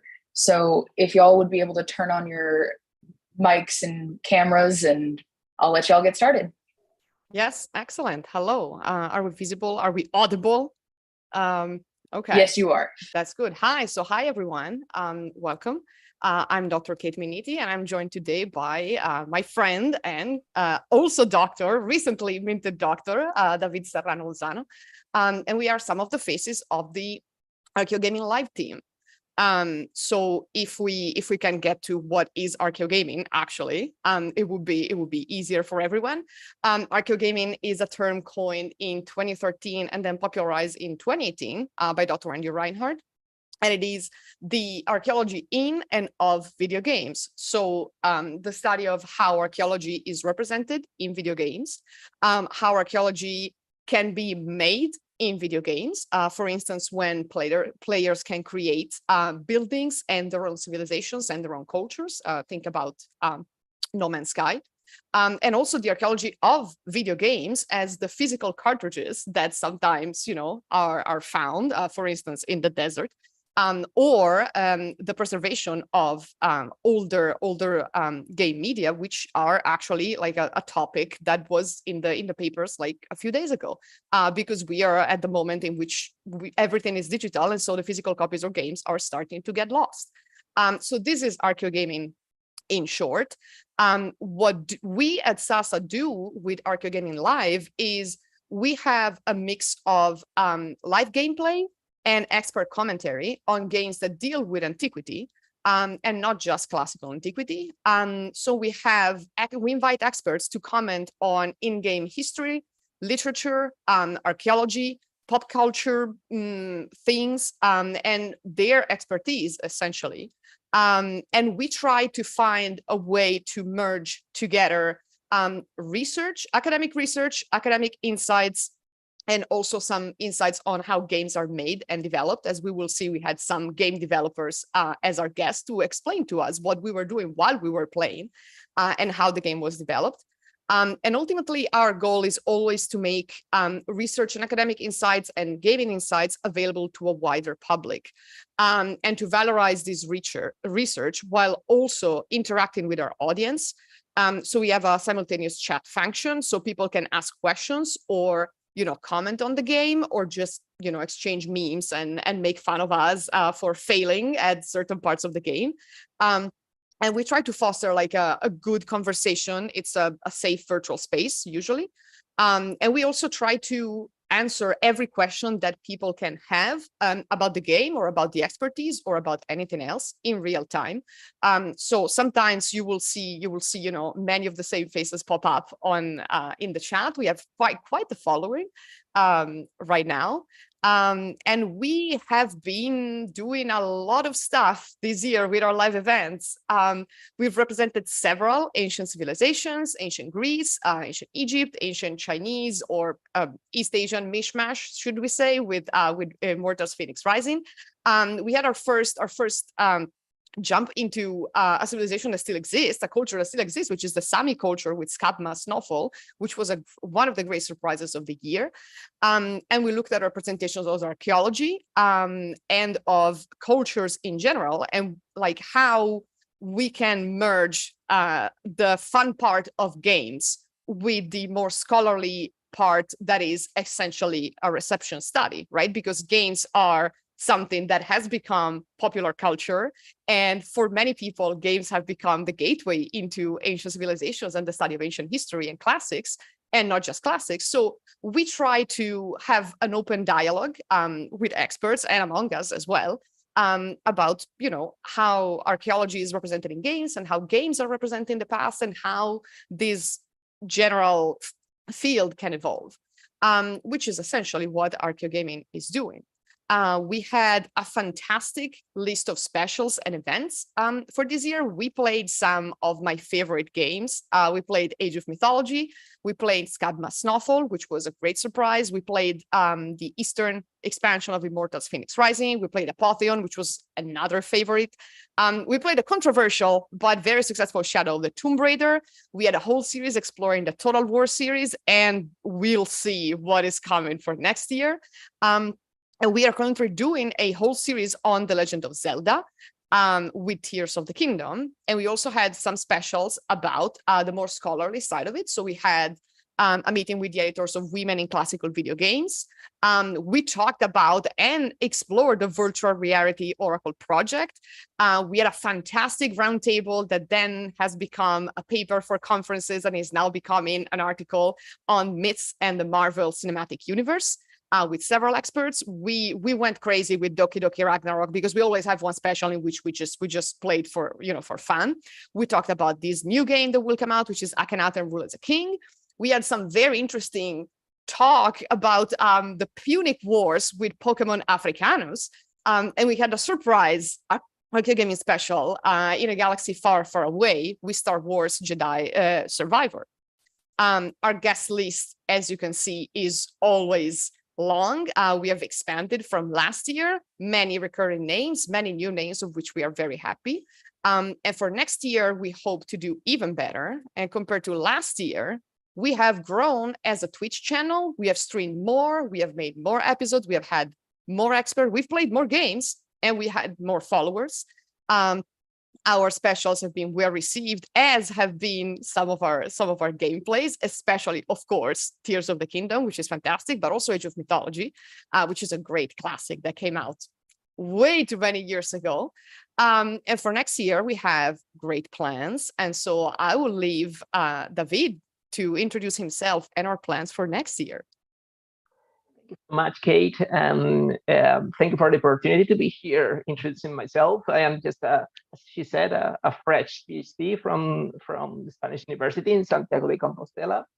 And I was lucky enough to be accepted in Arcade Gaming project. And as she said, we are expecting not only to grow in numbers of games and of projects, but also new ideas. I mean, this year, our goal is going to be clearly to expand the scope of the chronology and the civilizations and cultures we are going to try to cover and represent in the different streamings. Obviously, we are still attached to classical antiquity with examples like Total War Pharaoh or Expeditions Rome, 2 new fresh releases this year. But we are also covering and exploring new ground with games like Pentiment, a very, very creative example of the use of the aesthetics in the medieval Bayeux tapestries as the scenarios for the game, or Stray Gods, a kind of game we have never tried in our live streams, and which is quite a very meta concept of Greek gods living among ourselves in very secrecy and underway and becoming quite pop stars and songs and pop singers. There will be singing. It is a threat. There will be singing. Second time she threats it. So, and of course, our specials still coming up are quite promising because, you know, our brainstormings are very pretty to watch, and all of them came very interesting ideas like Lego, Lord of the Rings. A Hobbit Day was a must, especially coming from Kate. But we are also trying to get into other transversal ideas like retro gaming, where games depicting and interesting us towards ancient world as much as today, we'll discover. Or Tia, a very interesting new experience into down there and a very curious depiction of traditional mythology in New Zealand, modern and magical world. I will make no spoilers. And not only are we expanding in concepts and games and ideas, also in people, as she said, well, apart from myself, we have more new people, the incredible Julie Levy, already working very hard this month with all the streaming about Zelda. And of course, with Chase, Nerdy Archer, maybe better known through Twitter, who is also joining us for the next season. So please stay tuned because this is going to be really interesting. And of course, for as we always like to say, become a recurring donor if possible, because everyone who is enjoying these events and is enjoying SASA, it's utterly accepting not only as a follower, as a commenter in our chats, but also, if possible, of course, as a donor, because for a very, very small amount of money, you can always help not only to save ancient studies, obviously a very interesting aim, but also to subscribe to our channel, or if possible, also through Amazon Prime. But you know, enjoying all the advantages of a subscription to our Twitch channel, you can enjoy us nonstop. So thank you so much, and thank you, Kate, for the opportunity. All right, thank you for joining us, and thank you for giving us this spotlight time. Thank you both so much for your time. That was a really wonderful presentation. Over in the chats, people are very excited and wanting to tune in. So I'm sure your viewership percentages are going to go up a notable amount after this. Thank you guys so much. And I'm going to pass the torch over to David. All right. Thanks so much, Sam, for all this good moderating. Thank you, everyone, for coming and participating in the Save Ancient Studies Alliance Opening the Ancient World Conference over the last couple of days. It's been a really, really great conference, and we all appreciate you joining us to celebrate ancient studies and to learn from all these wonderful presenters. In a moment, I'm going to end the live stream, and that'll be the end of the conference. However, there is a social hour now between 5 and 6 p.m. It's going to be on a separate Zoom that's not live streamed. If you'd like to join it, please come and join us. We'll be announcing the winner of the raffle for the SASA goodie bag. And it's to get the Zoom link, please go to saveancientstudies.org/virtual-conference and click on the RSVP for this event, the social hour, or on our events page.